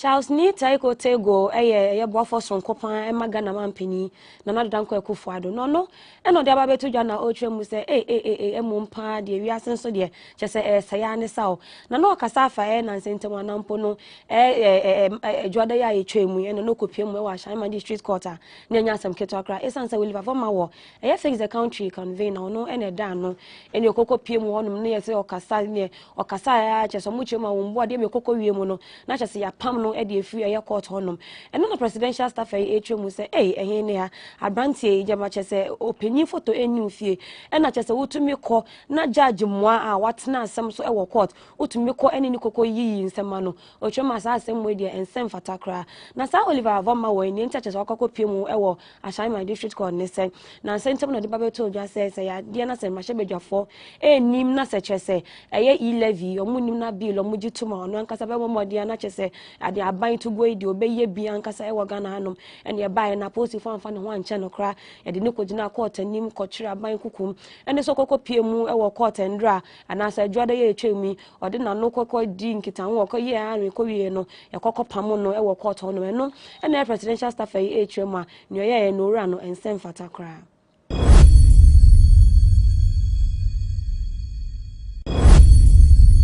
kopie mu e wo court na emra eye Justice Lydia Osaima for no ene tena asemi so emra mo kan na asemi no ka che ye orei se onko na okwa mo onhwe na wankwanko ye bonye biem na emra o cheso babe kwa na o ka se da bibi kakra bi e wo hono ma opese court for no so na wona wo court hono no etibi ena na o twe mu se e ade a WhatsApp messages awodo na ababe pie wo no judge nenim enti no on dia on kan bebe na so kakra pipe wo mu no ena opese o kan se na ebe ya amanfo so be hu ni aye orei ene one nkofo WhatsApp messages a odi ama nkofo na okan no chese baby di otwe mu san ya dia sa judge no na po justice no chese ono no oye bitch ankasa afenso na djuma kura odi no onim djuma papa bi a chese oti court hono ma odi ene be deja e wo court hono mu ye fa na no na by the manfo kasa ni etwe mu anso no freelance journalist ore ya dia ba beto dwa say ya dia ya san akwa akwachi ni biem